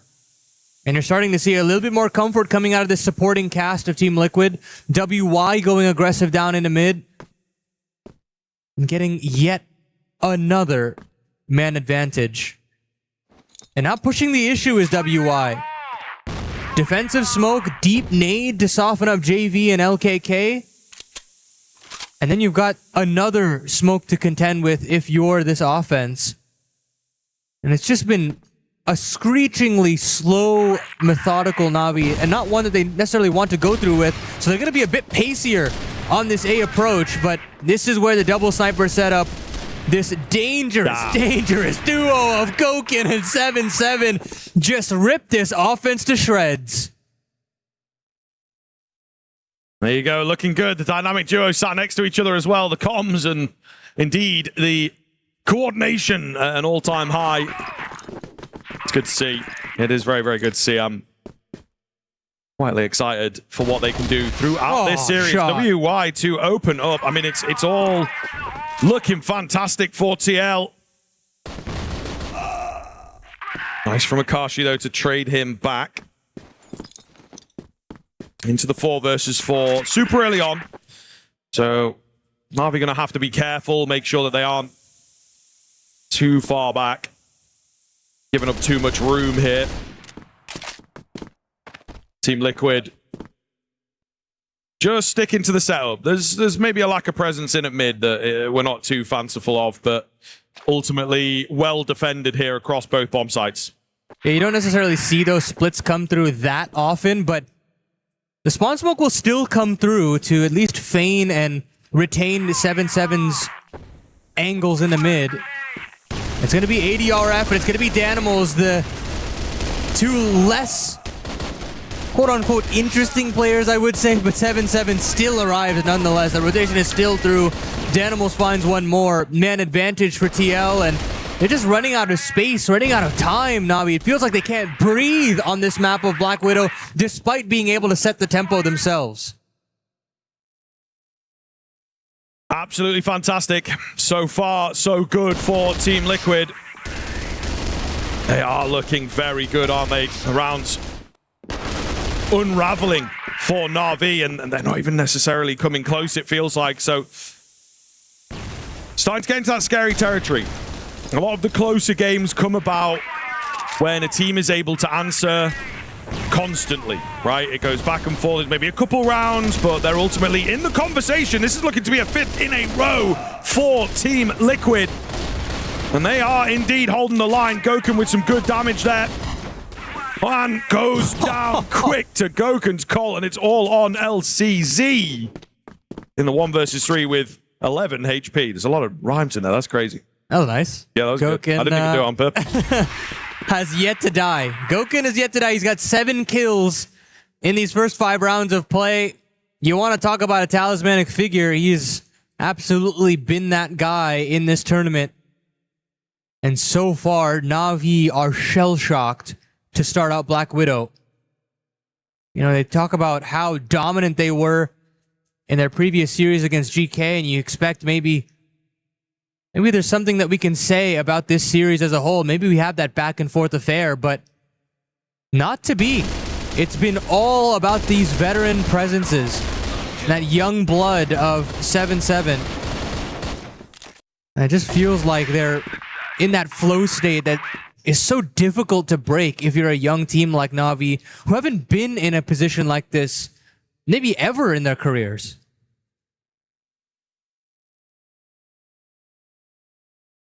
Yeah, looking very, very special if they can keep this going. It feels like an early timeout, but certainly one that is needed because things are getting severely out of hand. What more is there in the tank for Na'Vi, if anything? Some long faces, some nail biting coming in, and it just is not taking off. Pressure seems to be getting to them. And one of the advantages as we catch this game is, of course, that Team Liquid, a lot of time off. They qualified pretty quick. And I think that's given them a big chunk of time to prepare, to watch the other games, to know who they want to take on. And it seems to really, really be paying dividends here as they've probably gone away and just shored up this Black Widow. But like I say, they don't normally get to play domestically. Maybe this is why, right? There might have been a very different approach. Execration, I think, surprised them, especially in the early game, back on day one. But either way, the Brazilian derby that we're getting here is pretty heavily Team Liquid sided. This time around, Juan has been alive for longer than 30 seconds, so maybe we might see a little bit more out of him. Yet to get off the mark to start this best of 3. Danimals and ADRF now tasked with holding on to short. This time around, even though it's a slower default for Na'Vi, it still feels just a lot more intentional. They get themselves bridge space, they've got a player in long, they're now scaling up through mid. They've gotten a lot more of a foothold on Black Widow in round number 6. But can they win the duels? ADRF with this high-low setup with Danimals does find a 1-for-1. And that defensive grenade should allow at least some safe haven for Danimals. Still got ourselves a 4-on-4. And Na'Vi still has a couple of exit routes in this one.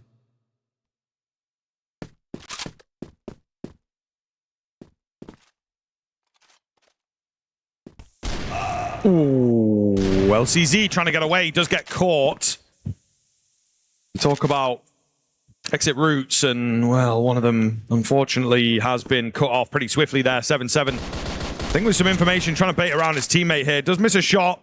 Moving with pace. Another one as well as he tried to get the pre-fire in. Does go down. Key kill found. They also have good information as to where Danimals is chilling at the moment. Going to get him caught off too. Oh, lovely drop down. It's all Goken. And he's traded. Na'Vi will finally do it. They get themselves on the board swiftly with their first. And they needed an individual play to kind of wake them up a bit. LKK is the guy to do it. Huge double from him. I like this high-low setup. I thought it would have netted maybe 2 kills for the defense, but not to be. Goken still stays alive for quite a bit of time. Still alive in this 1-on-3, and after he finds the first, you think, okay, maybe we've got something cooking up here, but the vet goes down for the first time, and Na'Vi net themselves their first round of play. Look towards LCZ again, prioritizing bridge alongside action.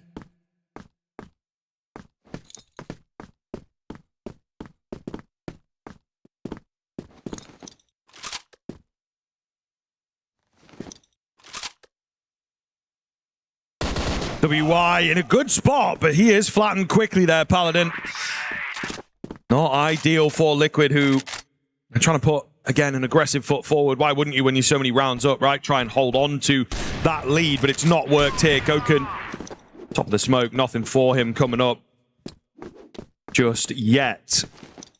Na'Vi trying to work off of the advantage. Don't need to get too excited here.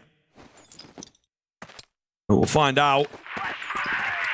Nades over the top towards B. There will be some responses. Oh, from the GR side, it's a great flash. ADRF, though, he's eating a lot of nades is the problem. Danimal's going to have to go crazy. Loves this spot. Before I even get the words out, he's down. Another round for Na'Vi as they string 2 together. Very necessary round. A very simple conversion there from Na'Vi, but sometimes it doesn't have to be complicated. We've noticed that they've played a bit more of a simple style on this map of Black Widow, but that simplicity is what makes them so effective. They haven't had an opportunity at a man advantage kind of round to play around with the 5-on-4, but now that they do, they capitalize it with both hands. Simple execution pushes off the player, trying to rotate in through the doors. Nade softens him up as well. And that creates a recipe for success. Na'Vi now get themselves 2 rounds and are piecing together a very gruelingly long offensive campaign. For sure. There certainly has to be a keen turnaround here for them, but it's a start at the very least. Still not quite enough off the ground, right? A 7-2 finish would be brilliant for TL.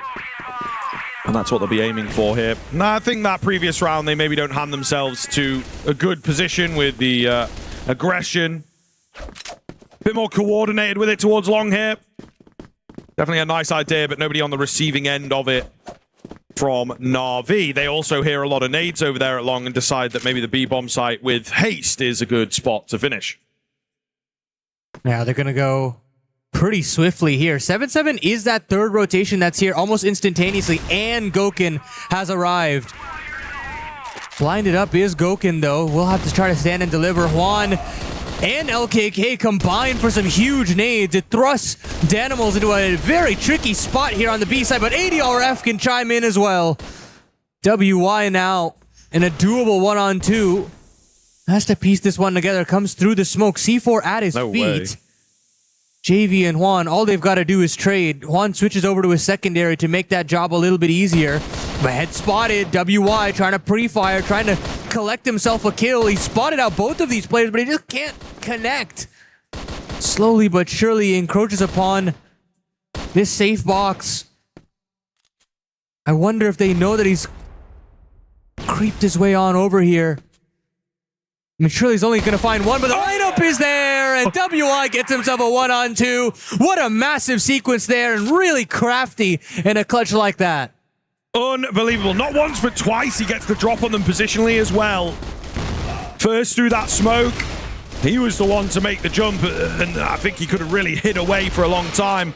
But the second spot, this one here, and still lovely and open. They were expecting him behind that plat box, man. Crazy stuff. What a find for Team Liquid, and now again on the precipice of the 7-2, which feels like such great half. Again? B? It can't be the solution. I mean, sure, at this point, Gokun has moved away, but he's still around the area. And will have to be this B execution.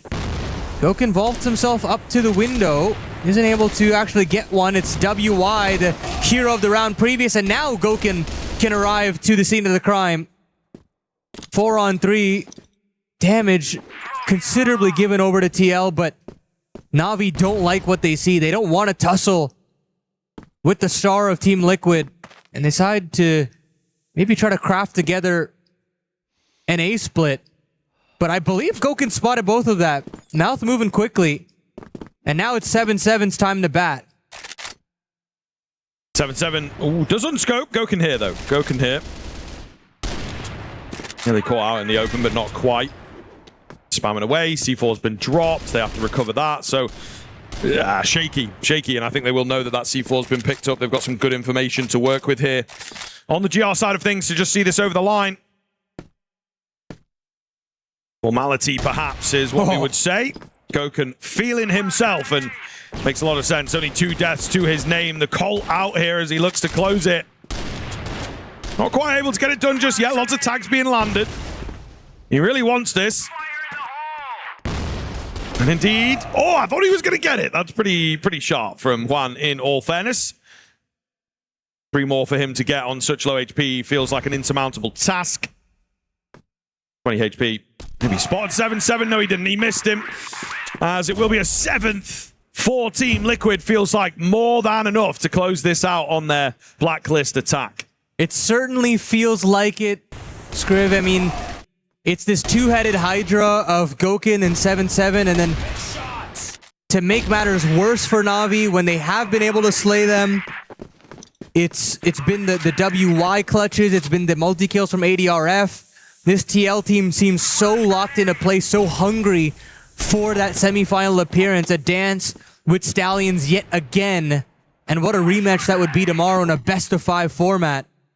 Of course, we've got a bit of ways to get there, but TL paving the way for a comfortable Black Widow start.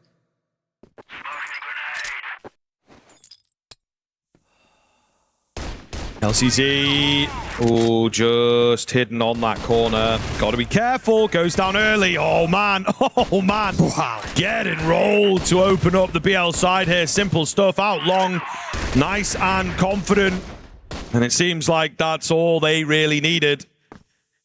Juan and Akashi left to do it all. Wow. Trades will come in nice and easily. Gokun looking good, of course. Juan, oh, okay. Quick with it. Seems to have Gokun's number. Nobody else's, just Gokun's. I think maybe 3 of Gokun's deaths have been down to Juan. Okay. Okay. Wait a moment. Building up speed here. Will get dropped just as he looks the wrong way. So TL going to get it done. 2 more to go, and they have so much room in which to do it. Just mere moments away now. TL feel in the zone at this point. Understanding what players are involved with what kind of trades, that tethering between the offensive members looks so stable. And again, a pacier opening setup here from Na'Vi, still not wanting to get rid of that aggressive philosophy on the GR side, but with all that long space being taken, TL have bounded up the short side and now have an opportunity to plant a player here in WY and then maybe even cause a split if they want to go into B. There's a lot of extra strategies that they have at their disposal. And they've got plenty of time to survey all options. Now bridge control also found here for them.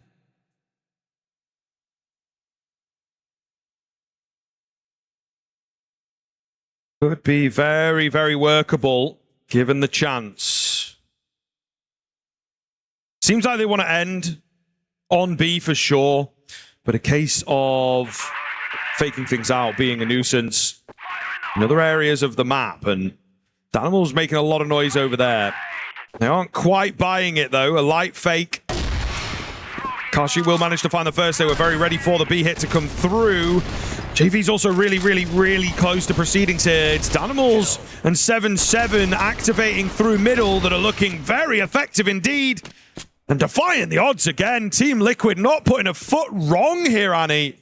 Absolutely incredible scenes. Despite the fact that they didn't buy the fake, they were set up well on B. They opened up with the first kill. I mean, you've basically done as much as you can right in the opening proceedings. You've just got to land shots at that point.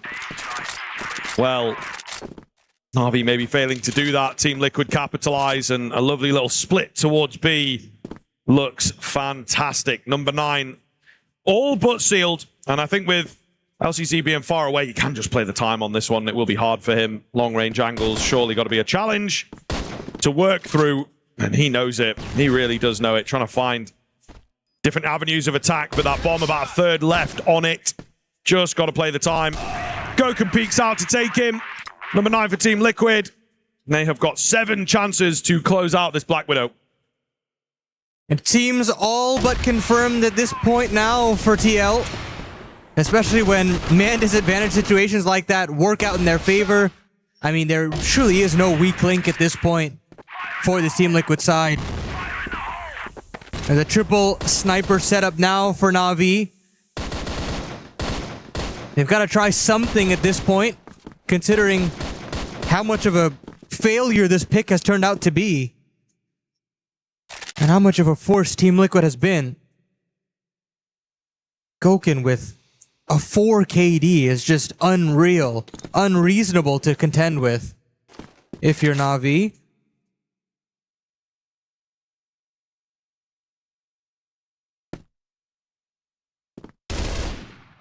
JV, up close and personal, spams away, drops back. I mean, you would be nervous here, wouldn't you?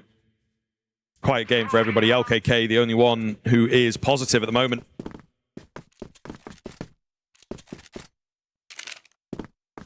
Team Liquid looking for a way to close this out. No real need to change the deeper strategy. Just got to find that opening into a bomb site if they can. They certainly have the tools to do it. Decide to move back over to mid. These doors can be very useful for that split.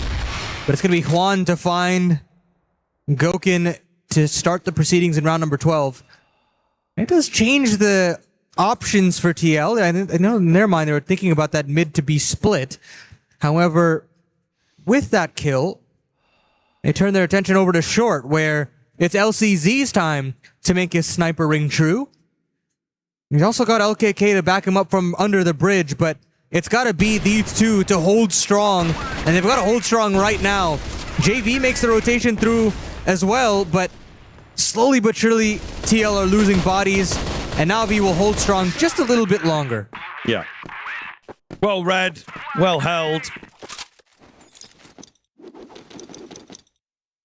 But Liquid have a lot of time to play with in terms of the rounds, and I think that they can certainly just throw a few ideas in there, gather bits of information for future rounds. That conditioning that we like talking about certainly comes into play. And I think they will be trying to close things out swiftly, but not too worried at this stage. It's going to be heavy presence in towards long from Na'Vi. We've got Danimals on a sneak move here, you might say. Trying to catch one off. Really well done as he moves through the smoke for two. His patience pays off. Absolutely brilliant as he gathers info, hears those footsteps, and takes down just the two, but they now know about JV. Super dangerous. C4 goes down. This feels all but revealed at this point in time. Team Liquid looking to close things out. 7-7 gets blinded up though, so giving a little bit of room over to Na'Vi to close the distance. But here comes the flank from WY. It doesn't actually net in a kill though. Plenty of damage done. And now man advantage for Na'Vi as they are currently sticking to the defuse. Somebody's got to charge through, and just in the nick of time, Na'Vi scooped together that defuse, cut this lead down to 5, and TL say, okay, let's stop the bleeding, let's stop the nonsense right now, and try to iron out whatever's going on. For sure. I mean, respect for that, getting the timeout in. You know what I mean? It feels like a very, very respectable time to go for it. If you really want to split hairs, might be a knacker early, but I think really, really good from them in total. Getting a little loud here over on the secondary stage, as we do have fans in for both teams. That's what you want to hear, Harvey. I feel like we've been lacking in that department here and there. All the teams have been very loud, but we haven't had that extra little bit of fan support, and it starts with Na'Vi and Liquid.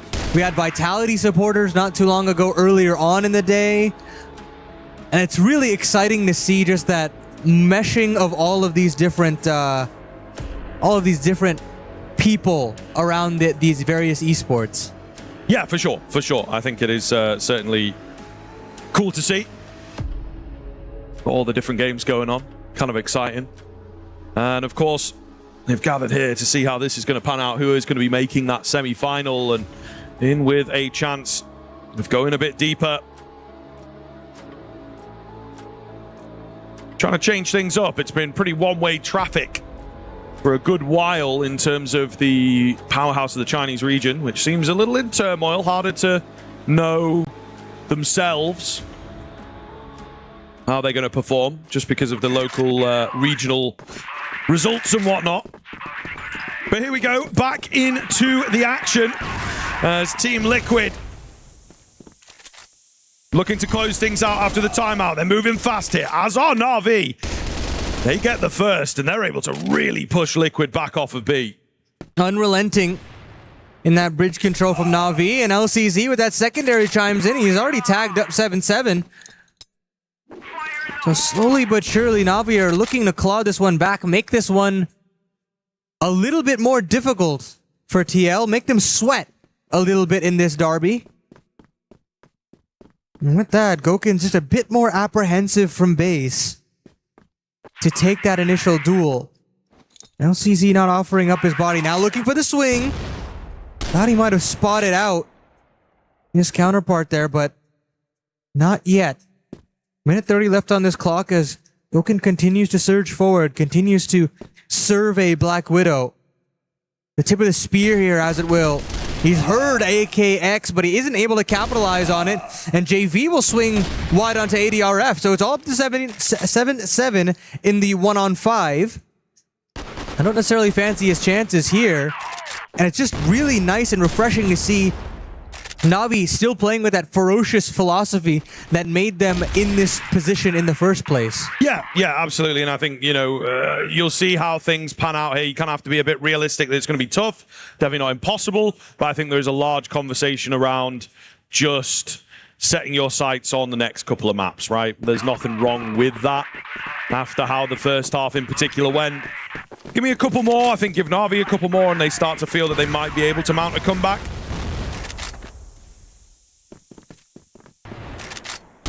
We will find out. Gokun's up quick through middle. There's players all around him here. He really could have a chance. JV just has to be careful not to move too deep. Very, very dangerous spot that Gokun's gotten himself in. Could be in his favor, could be against him as well, though, at this stage. Akashi on one side and JV on the other. And now JV's backed away. They want to retain all that bridge space. Utility at the ready now for Team Liquid on this offense. And you've got 77 in back barracks as well. So A split tendencies are certainly in the air right now, even though that bomb is leaning over to B. But this is where Akashi can have a bit more impact in this map. Close range with his rifle here on short. Decides to swing wide and does go 1-for-1. But this does spring TL into action. They've got to be a bit more pacey on this. A look from Gokun does net him one. LCZ with the trade, but here comes WY, and here comes the rest of this cavalry from this offense. Done his job, Gokun. I mean, he finds one and does get traded, but at the end of the day, what he's looking to do is slow down the rotations, make them doubt themselves that they actually have control. And you can see JV's kind of looking behind. Is there another lurking presence? So they're really moving a lot slower than maybe they would like, especially with only 2 players left on the board. Spotting one out now. Sniper needs to get involved here. JV down early. It's all going to be on LCZ as he moves in, isolated. A missed shot might give him the chance that he needs here. Danimals, however, low HP, playing the time as much as he possibly can. And that C4 ticking away. Danimals running away from him. He's surely not going to have time here to get this done. And indeed, he will go down. Team Liquid, it's some work in the end, but they take the Black Widow and they take it handily. It's a pretty reasonably put together Black Widow there from Team Liquid. It feels like they were just on another level. Sure, you have these consolation rounds that Na'Vi were able to rack up, but at the end of the day, it's Team Liquid all day to start this series. Yeah, absolutely. I mean, looking very, very sharp. I think we can be so happy with how Liquid have gone there. We wanted something maybe slightly more competitive out from them, but the reality is that Liquid look so strong. They don't quite have to work for it, there's a little bit of worry, and like you say, there's still some DNA in there from Na'Vi, which is a very, very good thing to see, especially moving into the second map. But I think Liquid will be feeling confident. They've had some great individuals there on Black Widow across the board, and the big man, right, Gokun, he is holding that line as we wanted him to. Exactly what you're looking for from Team Liquid, but of course, we've still got plenty more action in this series yet. We'll throw it to a little bit of a break, and when we come back, map number 2 of Subbase on your screens.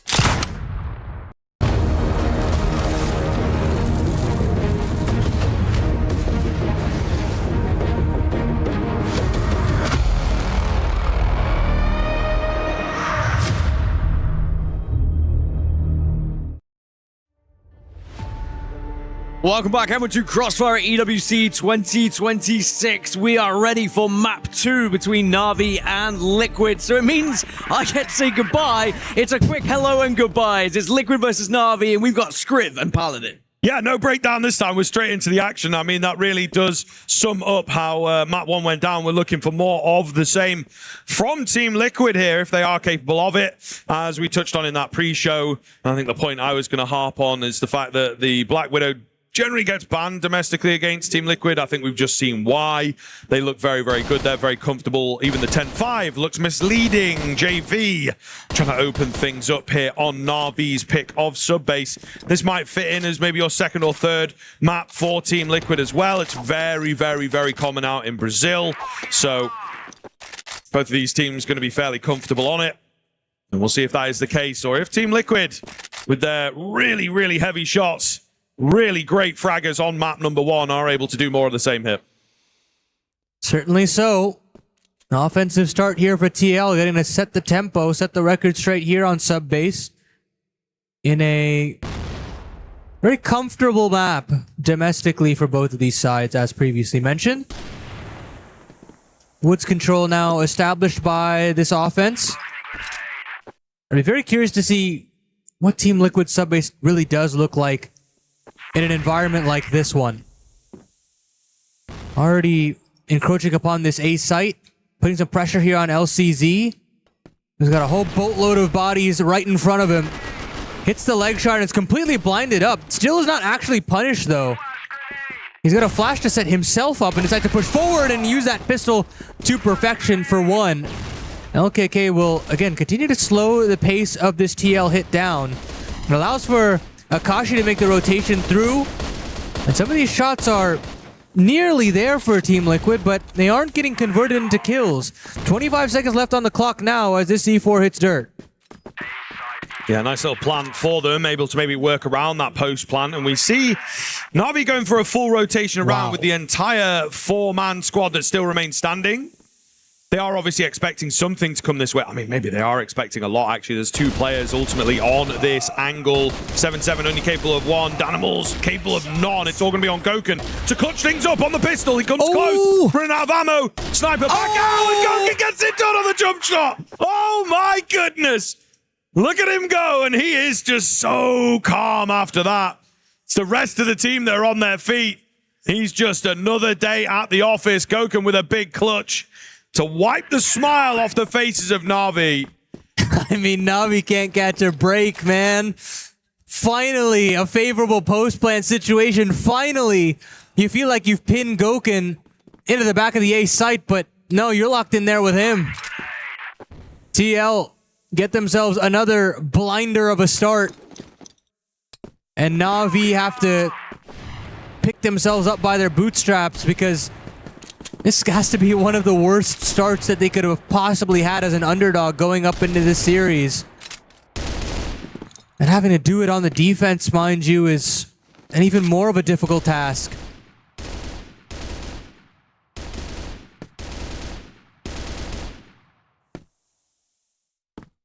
BY with some good space. Looks to play confidently as you would after a round like that.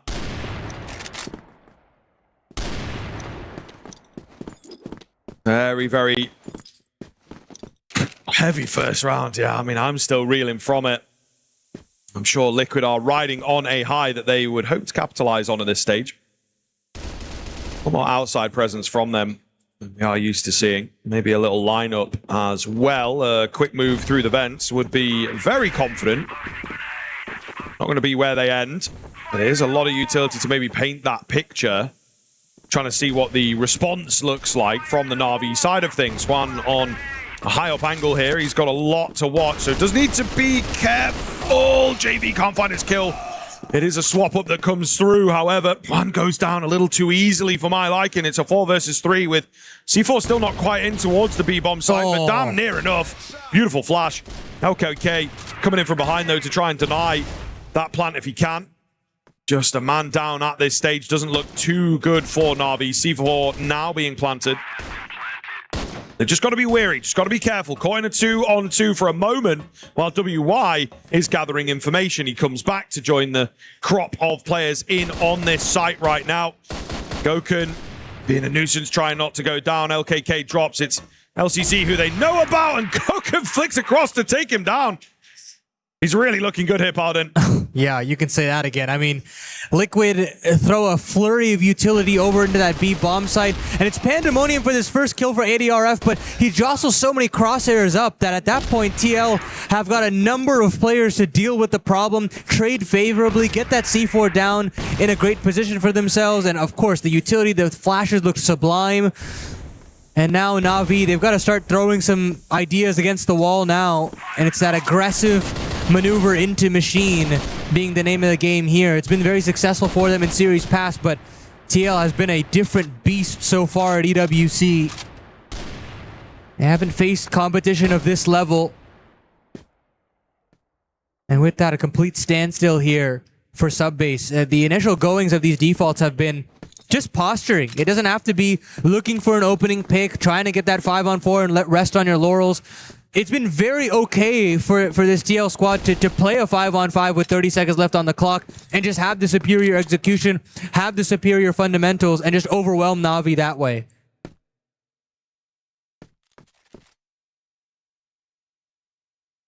Shaping up here. Try and go for another B hit. More forward, though, from the side of Na'Vi. Oh, WY will indeed find two, all on his lonesome, as he was the forward party for the side of Team Liquid. I don't think they were necessarily dedicating in towards me, just trying to see what he could find. Well, he finds both. Doesn't that set you up nicely? 5-on-3. Make it just 2 now. Timeout called. My God.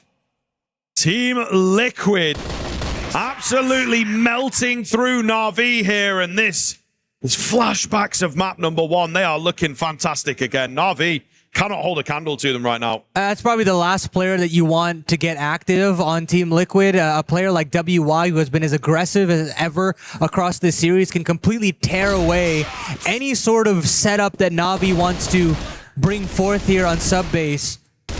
And just look at what that does to these setups. It looks flat. It looks like these players are disjointed, but in reality, it's just WY having an absolute field day. Na'Vi, now, of course you want to take this tack timeout as swiftly as possible. It's been a terrifying start to both of these maps in this best of 3, and it just feels like they haven't really been able to stamp their foot to say, okay, yeah, Na'Vi is now here in the playoffs. Now let's show the world what we have on offer with our Crossfire, but it's just not come to be in any sort of occasion. You've had those consolation moments on Black Widow, but it just feels like, you know when you're playing video games with your younger brother and you have the player disconnecting the controller, and you're like, okay, you've won a little bit here, but now we'll kind of get back into play, and it hasn't felt like Na'Vi have really logged on ever.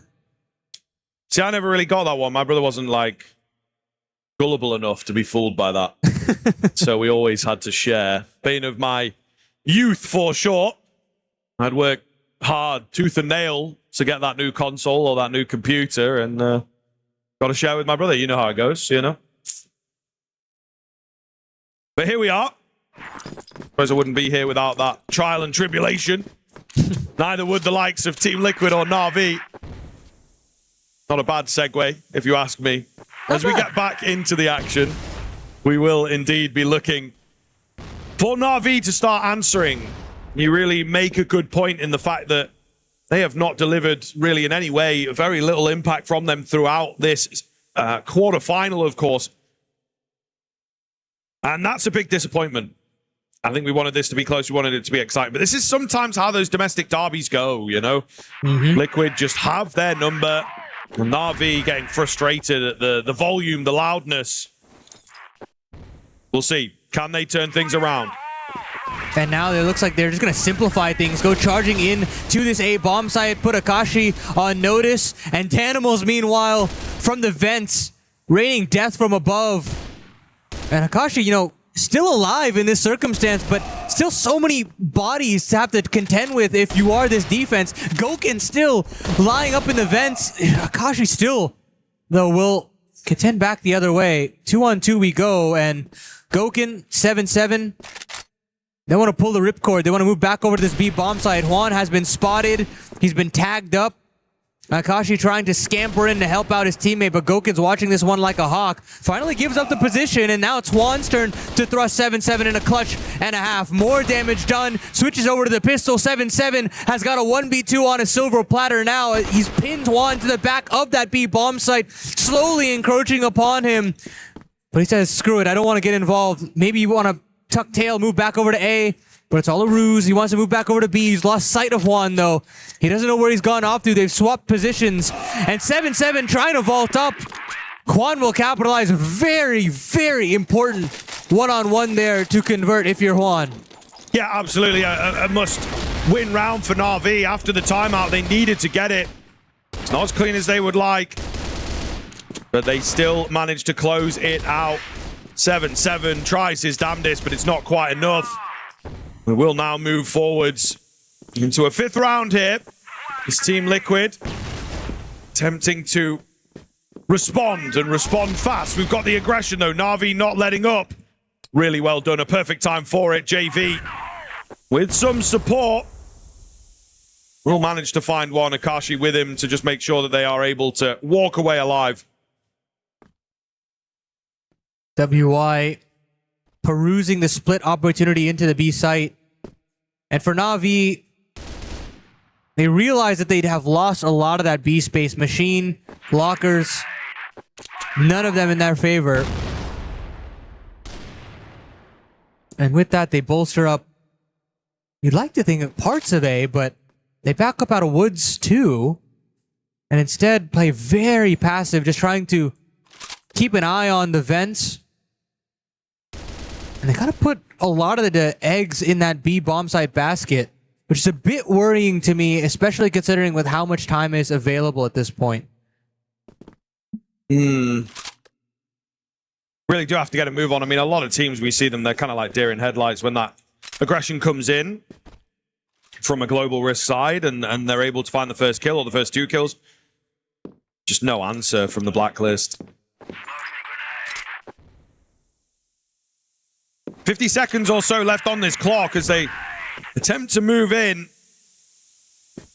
Nothing really coming off. Big damage there onto Danimals. Maybe a little headshot landing through some smoke. All the same, they will try the A-bomb site if they can. Akashi's been here before as he looks to be here again. Just one for him, but I think it is enough for the rest of the team to work around. Danimal's all alone. He's incredibly low here, and he's not able to get anything done. Na'Vi stringing a couple together. That's the loudest that Na'Vi has been this entire series, and rightfully so, right? I mean, they read Liquid very well. It feels like they haven't had the right reads in a lot of these rounds, but finally understanding, okay, Goken's trying his hand at selling something on that B side of things. We'll have a couple of feelers to maybe keep an eye on him and make sure that the extra rotation couldn't come through. But now it's completely revitalized Na'Vi. They're going charging in the woods, trying to challenge, but maybe it's a bit overzealous as WY starts off the proceedings in round number 6. And while Juan does trade, valuable positioning and that extra body are both down for the count.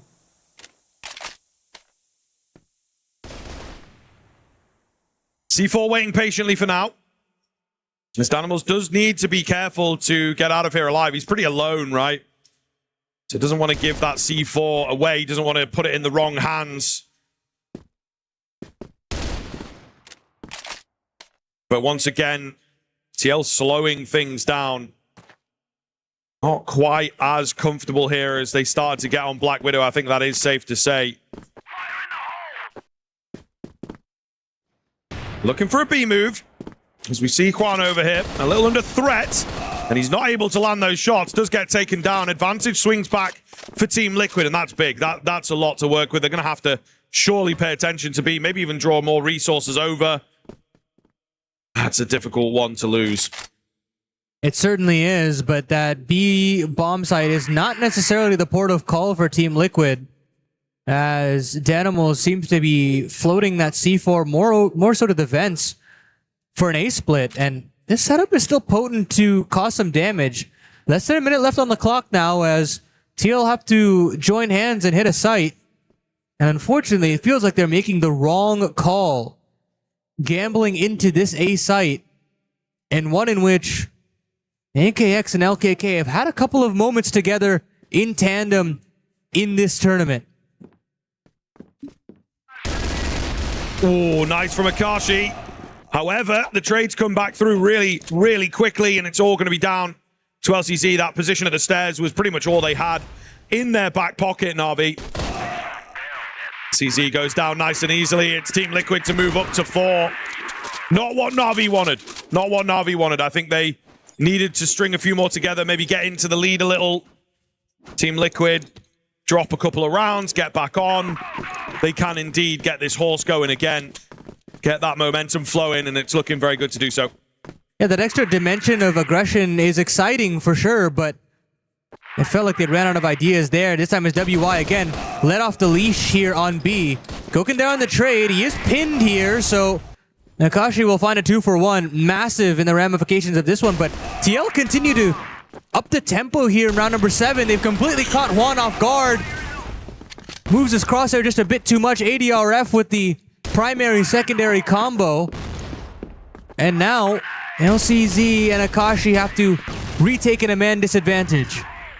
Yeah, see if they can get it done. Flashes come round, but nothing really created off the back of it. We've got ADRF in a really good spot to open things up here.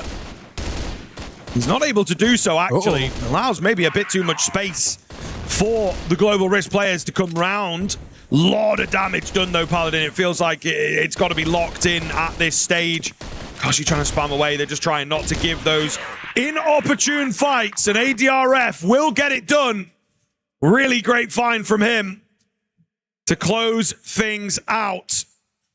I mean, he's got to be the MVP of that round for me. Just so much importance in terms of that opening double to come up through the vents and then to end it with another double in that post plant.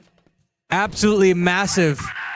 TL now climb back up to 5. They shut down this insurgency that Na'Vi have put up of 2 rounds, and it just feels like that's all that Na'Vi have in the tank, you think, but Nakashi is still cooking here with 8 kills. That shining hope for Na'Vi. Not necessarily the player you'd think to be the one to step up, more that second, third option, but at this point for Na'Vi, they'll take anything.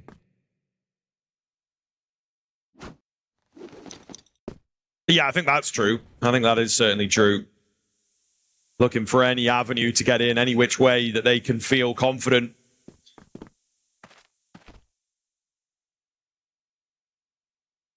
Slow roll for the side of TL at this stage. Again, going a man down. It's never a comfortable position on this map. And they seem to really be showing that. Just got to wait for an overstep maybe, particularly wait for this smoke to go down. And try and look for an opening. Smoke of their own. Try and close off some fights. It's going to be a re-smoke though. So we'll be waiting a little while here, I think. Unless Team Liquid, they might have ideas. They might have ideas to go through this smoke here, Pardon. That certainly looks to be the case as the flash comes round. LKK to fall. One more to get through in the form of JV. Do they have a flash for him? No, they don't. So it's dry, and it's not good. It's not pretty. Goken, WY, though, both chime in. They found their kills into the 2 versus 2 all of a sudden. And maybe we're back on. Maybe we are back on. Oh, WY's coming at the perfect time. Goken catches the flank. And a 2 versus 4 goes the way of TL. That feels like a damning round, Harvey. It really does. You think about how much space and respect has been given over, and still a double that comes out in vents. You think, okay, they've done enough. They found enough. They found a way to blind up Goken, push him back, make him feel uncomfortable. But again, it's one of those situations where Goken knows how to make the right decisions and knows how to connect the dots in quick succession. Doesn't help that WY is still cracking heads. 11 kills deep now. This offense has just word to life. This blacklist campaign just feels too strong to deal with for Na'Vi. The double sniper setup you thought would produce some answers here for this defense, but it just hasn't come to fruition.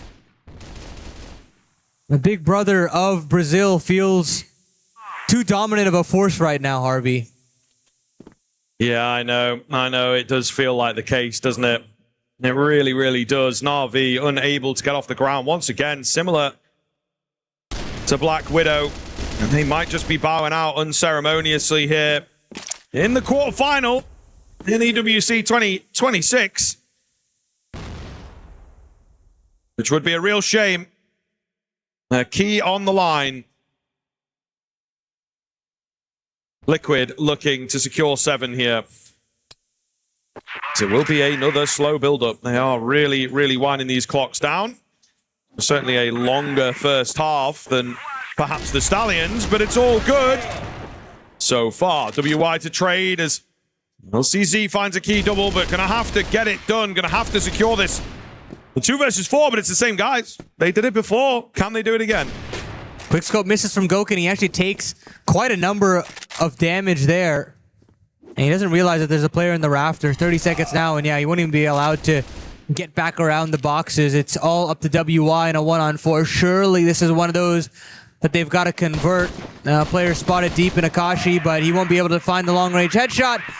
And 3 rounds found for Na'Vi on the defense as we swap sides. It feels like they've done good enough in terms of finding enough defensive rounds, but putting it together on the Blacklist side, yet to be seen here. It's kind of a bare minimum, I think, that they've hit there. Will it be enough, though, is the question that's on everybody's lips right now. Even Na'Vi will be considering that.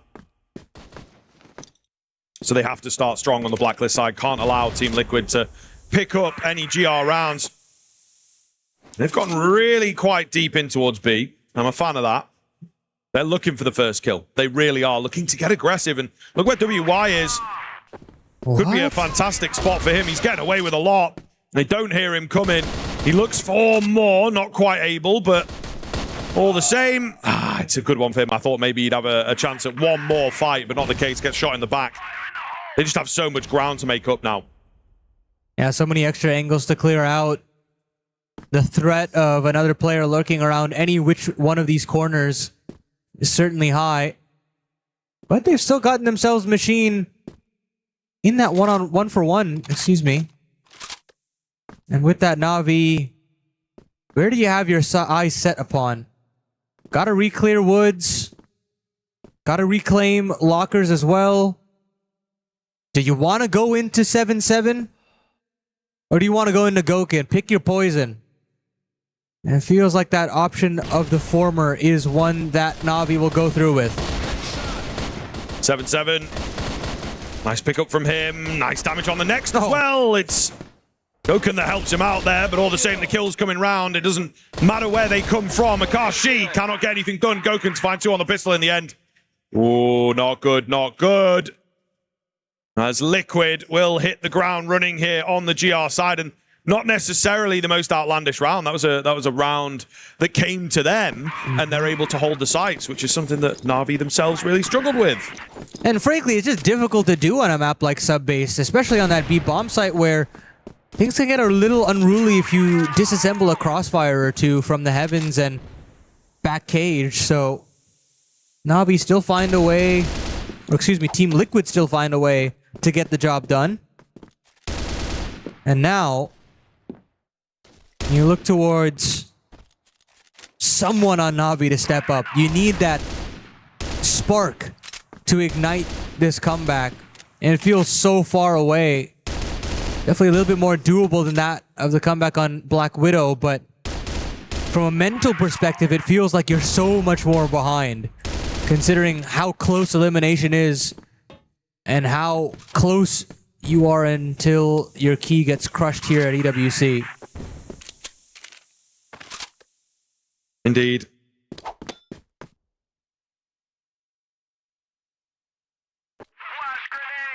Ultimately, looking to close things out swiftly. I don't think they want to test the waters on another potential comeback, and a comeback that they might have to shut down like they did on Black Widow. RV ready to go on towards A as this smoke starts to dissipate. WY, some pre-fire around the corner with Danimals. Gonna go down early. Maybe they were relying on him, but WY standing strong for 3. Is it going to be enough? No Goken way. says yes. Through that smoke, it's down to just Juan here. in the 1 versus 3. And he's now been spotted. They know about him. They know he's trying to get an advanced position. Not going to give it to him. All trying to move together in tandem on this flank in particular. Just got to be careful. Got to play it correctly. Of course, Gokun trying to keep his attention while his teammates are wrapping around. He's slightly reading it. It's a question of timing. And 7-7 finds him in the side. Team Liquid edge ever closer. You know, Juan has been putting himself into some great positions here and there, but Liquid have not allowed him to really breathe and try to calculate these clutches ever. Immediately trying to create that flank, abandoning the 3-player setup up in the vents, and getting behind him up through a top. So now, Na'Vi face the threat of being eliminated here after a commanding victory against GK earlier on today. Perhaps fatigue setting in, perhaps the reality of the situation is setting in. And Team Liquid just look poised to go marching on into that semifinals against Stallions.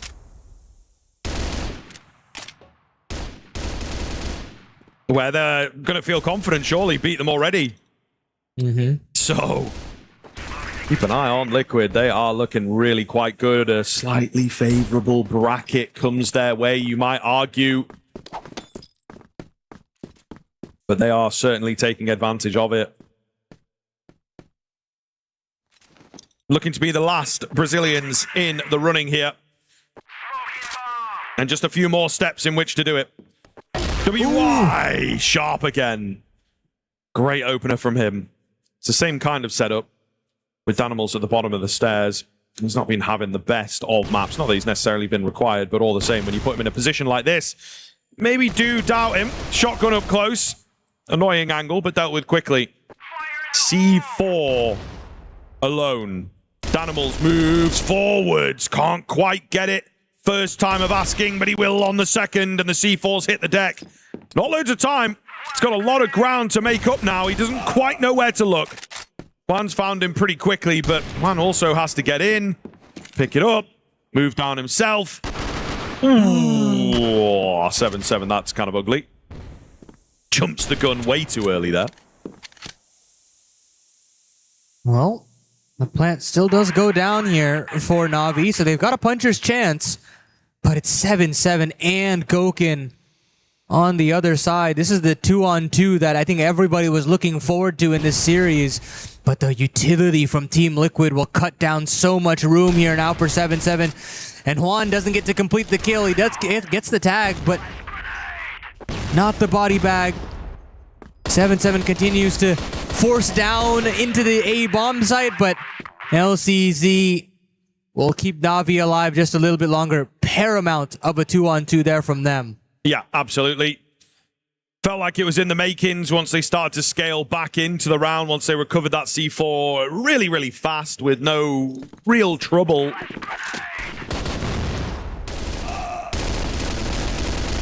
Quick here is ADRF. He manages to find a double to open up proceedings. It's Team Liquid trying to take matters into their own hands. They do very, very well. I say they, again, it is ADRF. He was pretty much all on his lonesome. Man advantage secured. Team Liquid trying to answer back with a vengeance, but they have, in doing all this, left a wide open for the time being. And nobody's even considering this from the Team Liquid side. I mean, you've got a player spotting on the ramp, but they're in. Na'Vi at this point. C4 has made it to the scene of the crime. They should be able to get that down to dirt, and with that, 3-on-3 that you'd like to slightly favor Na'Vi in. Match state continues to swing back slowly towards Navi's favor as Team Liquid look to finish this series out in 2. Gokun, 7-7, still cooking here. Still looking to compound the pain onto Na'Vi. That flash is nice to allow Danimals and Gokun to scale. But Juan hits the shot necessary. He'll find a second. You're starting to get this star of Juan locked and loaded. And 7-7 will not have a chance at the clutch.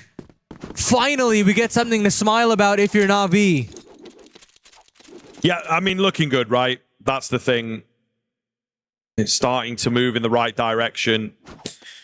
I would like to see a timeout from Team Liquid. They were really, really good about it on Black Widow, trying to shut down the comeback. This felt like a round that they certainly could have done something with. They're feeling quite confident, though, looking to do the same as the previous round. Not able to find the kills this time, but they do get the control all the same. We've just got to patch those holes that they maybe lazily left open last time. Na'Vi do not want to give away an inch so far here in round number 14. LCZ looks to at least play ahead in terms of these doors, but very dangerous around the corner. Well, just sit back with this wood space and hold on behind this smoke. Whenever that flash is thrown down the stairs, it feels like these defensive players respond in kind almost instantaneously, but the conditioning is here. Multiple players now on this A site for Na'Vi, or sorry, for TL, means that Na'Vi can now scale into B, but they've got to go charging into 7-7 and ADRF. 7-7 with the first. Yeah, really nice find from him, looking for a little more if he can indeed capitalize, which he does.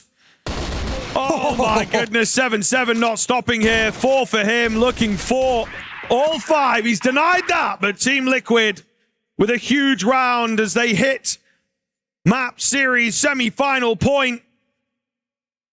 Absolute perfection with the defense, and they will be looking to take that the extra mile and get this one closed out. The B bomb site completely locked.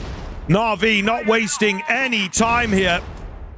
But it's the same bout of aggression from Team Liquid to try and gain that control, create that first kill. This looks good.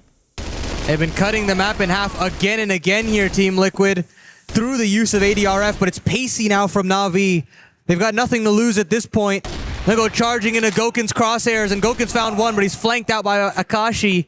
We still have ourselves a 3-on-3. No sniper on deck here for TL anymore. It's 3 rifles that have got to get the job done as a C4 goes down. WY still in the vents, looking for something. He spots a head out, but he can't convert the kill. Jump spots come through from LCZ, but to no avail. Yeah, not quite yet. Not quite yet, but looking to find the gap. This would be it. This would be it. Smoke dissipates. They start to move down now. Got to check a lot of angles, and of course that's going to help out Juan, as they are not ready for him. He's able to drop back. Flash does come through. Need to defy the odds, though. WY, maybe the man to do it, as he's had a fantastic They're on it. Impactful rounds. They are indeed trying to go for the Ninja. 7-7. Can't stay alive. A lovely, lovely idea. Not something that we see all that often. But it doesn't work out. Na'Vi stay alive. TL, though, straight in there with the timeout. Better time to use it now than any other time, I'd like to think, for Team Liquid. Yeah, I agree. Definitely a place where they could have used it, but I just do feel like this is the most ideal space. Na'Vi gaining a little bit of momentum to make overtime happen. Immediately squash that, nip it in the bud. And for Team Liquid, just iron things out. You know, it's just one round in these next 3. It feels like they still have the solution in terms of putting on B pressure, taking machine space. And with that, how do Na'Vi respond? Do you still give them that space? Do you contend with it? Do you feel the confidence to contend with it, given the scoreline? Or are you still willing to be as passive as ever, burn out that first 60 seconds, and then re-engage after utility has gone dry? Still talking things over here. DLC looking to give some words of wisdom, a boost to the morale perhaps. I don't think they necessarily need that. I think it will be more of a tactical conversation. Some fist bumps here all around to try and get the job done here and now. Let's close it out. Let's finish it. Let's crush that key, of course. All the same, once they get a little loud before moving in, Team Liquid feeling confident here. One more round required, 3 to do it in. So they do pull away from that machine space that ADRF was so keen on taking round in, round out. They want to play out the 5-on-5. They trust their Crossfire just a little bit more, and why wouldn't you? The tethering between these players have been fantastic, but look at the pace. Look at how fast they've overwhelmed Gokun. It's with so much pressure on ADRF and 7-7, and while they go 1-for-1, there isn't players to really help out here. WY will also chime in, so we still have ourselves a 2-on-2 in a blink of an eye. And now, the timer ticks down as Danimals and WY have got to do it all on their own. Yeah, I would have maybe liked to see them hold on to that 3 versus 2. 7-7 maybe gets a bit giddy. It felt like he was perhaps in a safer spot. All the same, this is where we're at. 2-on-2. They have to try and make it work. And, well, WY's gone kind of cheeky ahead of a smoke. Nice little bit of nade usage from him. Blinds them up as well. So pressure going to be felt. Not a lot of time left on that C4. WY goes down quick. And Juan's able to hide away. Yeah, not going to happen. Na'Vi looking good. These post plants especially feel very, very effective. I like how fast Na'Vi are. I mean, you're down 3 rounds. You've got elimination right staring you right in the face. And what do you call you call probably your fastest round in this series. And it completely, I mean, you could see that the pacings and the musings of Team Liquid there are completely out of whack. Gokun gets completely blindsided and everything kind of falls apart. Couple seconds too late, and I think it's GG, but Na'Vi now screech to a halt. Claim themselves Machine and Woods. So both of those compromising positions already in the offense's favor with 2 minutes left to go.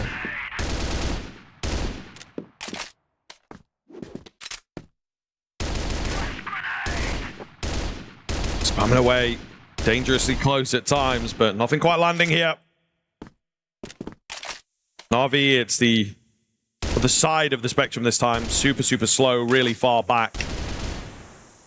Just clearing out those basic kind of angles here, but nothing presenting as Team Liquid also playing it somewhat safe. Not afraid to have those threshold positions. You know, they're not super far back, but they are not necessarily getting aggressive. And then 20 left on that clock, just shy. Na'Vi not loads of time available to them here. Looking towards B, perhaps? It's going to take a little bit of time because there's a re-smoke up in their face on lockers, so... Is that the decision that you want to go through with? There isn't that third rotation from Team Liquid to create that crossfire. ADRF will play close range as 7-7 donning that secondary will have to go to work, so... Definitely some threats on that side of the map. Instead, Na'Vi, at least considering the possibility of an A split. It's held the attention of Gokun and Danimals, but here they come. The initial fake out from Na'Vi. They're blinded up absolutely in every which way, but Danimals gets his vision first, and we'll go 4-on-4.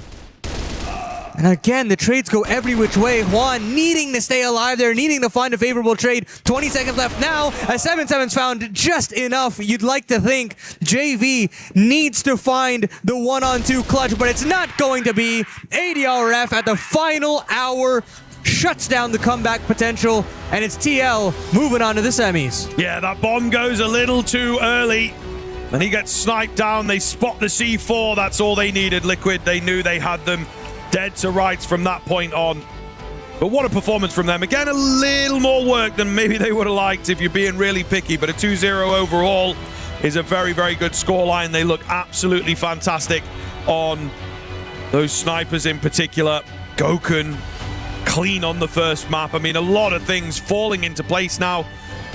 And they have got an awful lot awaiting them in those semifinals. Very, very excited to see what they can do over there.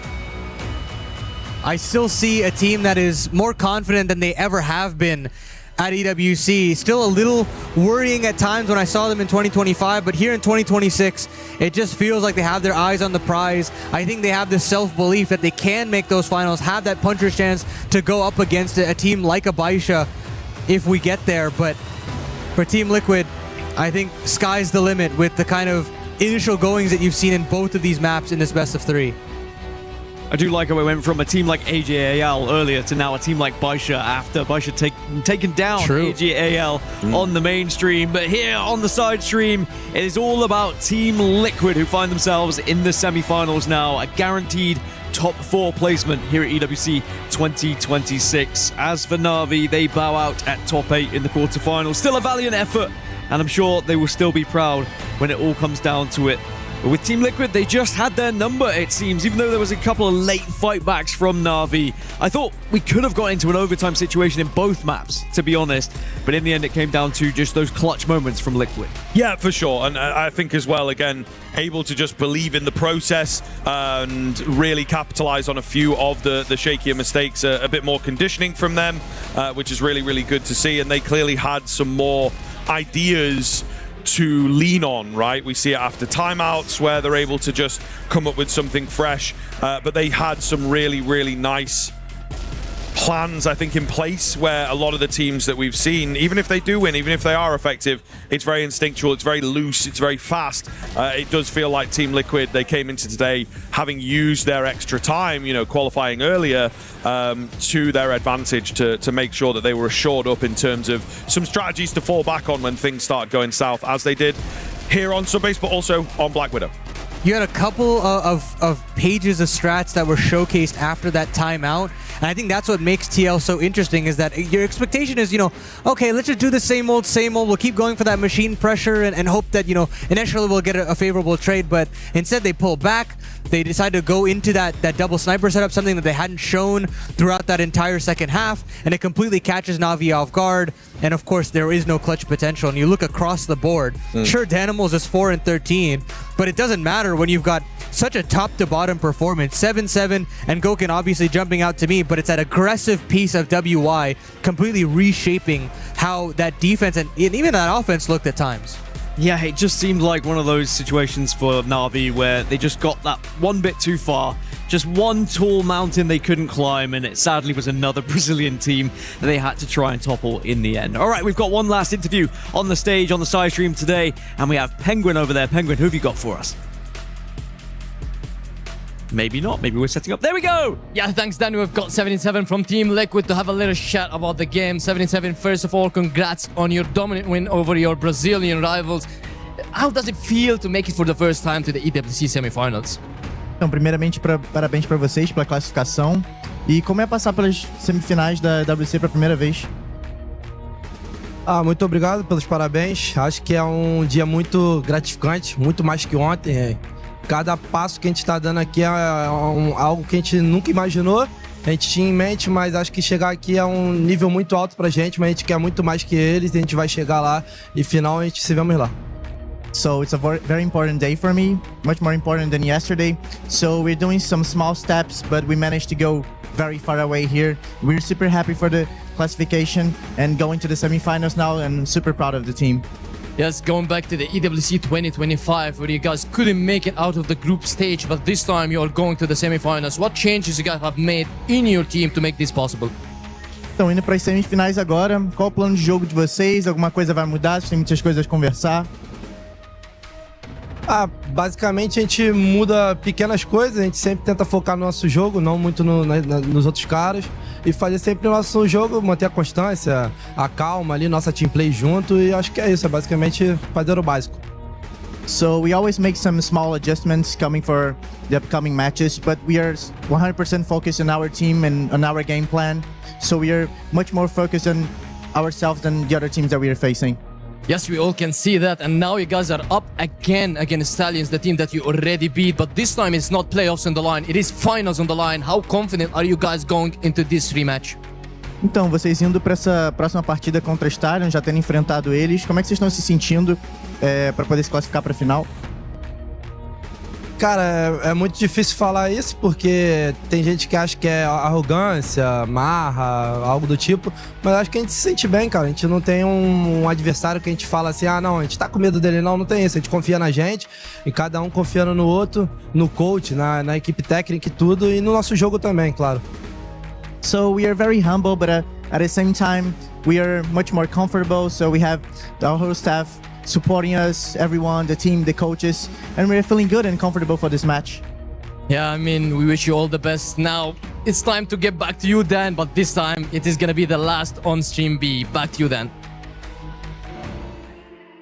Thank you for the reminder. It might make me get emotional. Put it in that way. But yes, a brilliant interview. Great to hear from 7-7 again. It just seems like Team Liquid getting more and more comfortable the more they find themselves on the stage. But as Penguin was saying, last time on the side stream, now it's all about playing on that main stage for them as they get into those semi-finals. We can take a look at the brackets and see how that changes the lay of the land then heading into tomorrow's action. Remember, we were in the quarterfinals, but now we start to look at those semi-finals. Elsewhere, Baisha Gaming were able to take down reigning champions AGAL, which was a huge upset, not only in this tournament, but of course for the club championship as well, with AGAL chasing that EWC club championship. Here in the semi-finals, though, we get Liquid versus Stallions. It is going to be a rematch from earlier on in the tournament. Scriv, I mean, is there a chance that maybe we could see Stallions overturning this one and getting some revenge? Yeah, I mean, it was definitely difficult. It was definitely close. So I think there is certainly a chance that, Stallions get a little bit of revenge there. Great matchup, great game. It's fantastic that we've managed to have that be our semi-final. Fantastic story. Well, it means one more key has to be crushed as well. Na'Vi, we will be saying goodbye to their key. And again, in terms of the club championship, Na'Vi exiting here at top 8. It does dent their chances ever so slightly, but they will still continue to push for that top 3 position that they are searching for. They're kind of battling with Vitality at the moment, so we'll have to see how it goes on the main stage for Vitality. As 1, 2, and 3, bang, there you have it. That's another key gone here, Paladin. The last one we're going to see crushed on the side stream, and it will just crush the hopes and dreams of Na'Vi fans.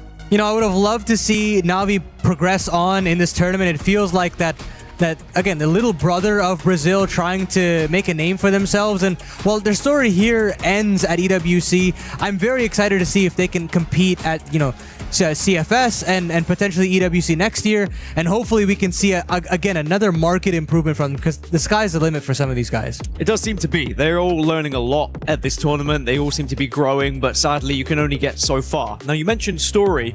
You guys know what time it is. Of course. It's the story of the day. That one's for reflections. He wanted me to dance a little bit more, so there you go. It's Brazil's last hope. We had 3 Brazilian teams in this side of the bracket. Now we are down to just 1. Is that team good enough, do you think, to get all the way to the final and then go on to win the whole thing?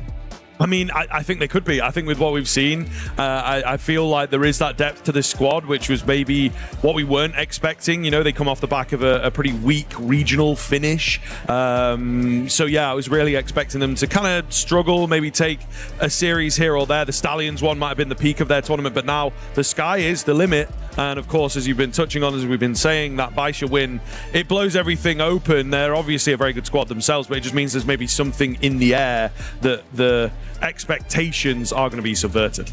There's a bloodbath in the lower quadrant of the bracket, right? I mean, Baisha's there. King Zero might be joining them, so you'll only have to play that one Chinese team to lift the trophy.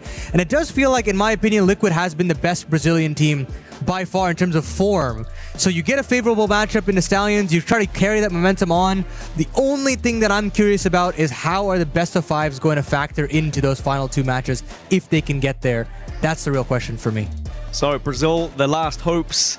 Will they fade with Liquid, or can Liquid keep going? Of course, that is going to about wrap up our stream here on the side stream. So guys, I mean, it's been a pleasure to be alongside you. Any final thoughts? How much did you enjoy the tournament? It was awesome to have you both. Yeah, it was good. We had some lengthy games. We had some overtimes in there, a little bit of a golden round, always good. It was really quite exciting to see how things panned out. And yeah, a lot of now dark horses going into the end of this tournament over the next couple of days. I feel like we all have a little bit of an attachment to Brazil now with how much we've been following through them through this entire tournament. So I think in my mind, I'm just rooting for them in that top side of the bracket, and I'll hope to see if we can get that very exciting Team Liquid final appearance, or if China will reign supreme yet again. Yeah, who will reign supreme? There's certainly going to be a lot of questions that still need to be answered here as well. So that is going to wrap us up, of course, on this stream. A big thank you to everyone who is involved. Of course, my wonderful casters. Penguin, come on over. We had all 3 of our fantastic talent that brought us through with their voices, and we couldn't have done it without them. So a big thank you to our casters/analysts. You guys were awesome. It was really a pleasure to work alongside you. Thank you, everyone behind the scenes as well. You're all amazing. And of course, thank you, Crossfire, for putting this on. But we still have 2 more more days of action over on the main stream tomorrow. It's going to be kicking off about 12:30 CEEST. CEEST. That's too many E's. CEST is when it's going to be. Make sure you're there. Set your alarms. I've been Dan Gaskin. I've been your host. I've had a wonderful time here. We will see you tomorrow.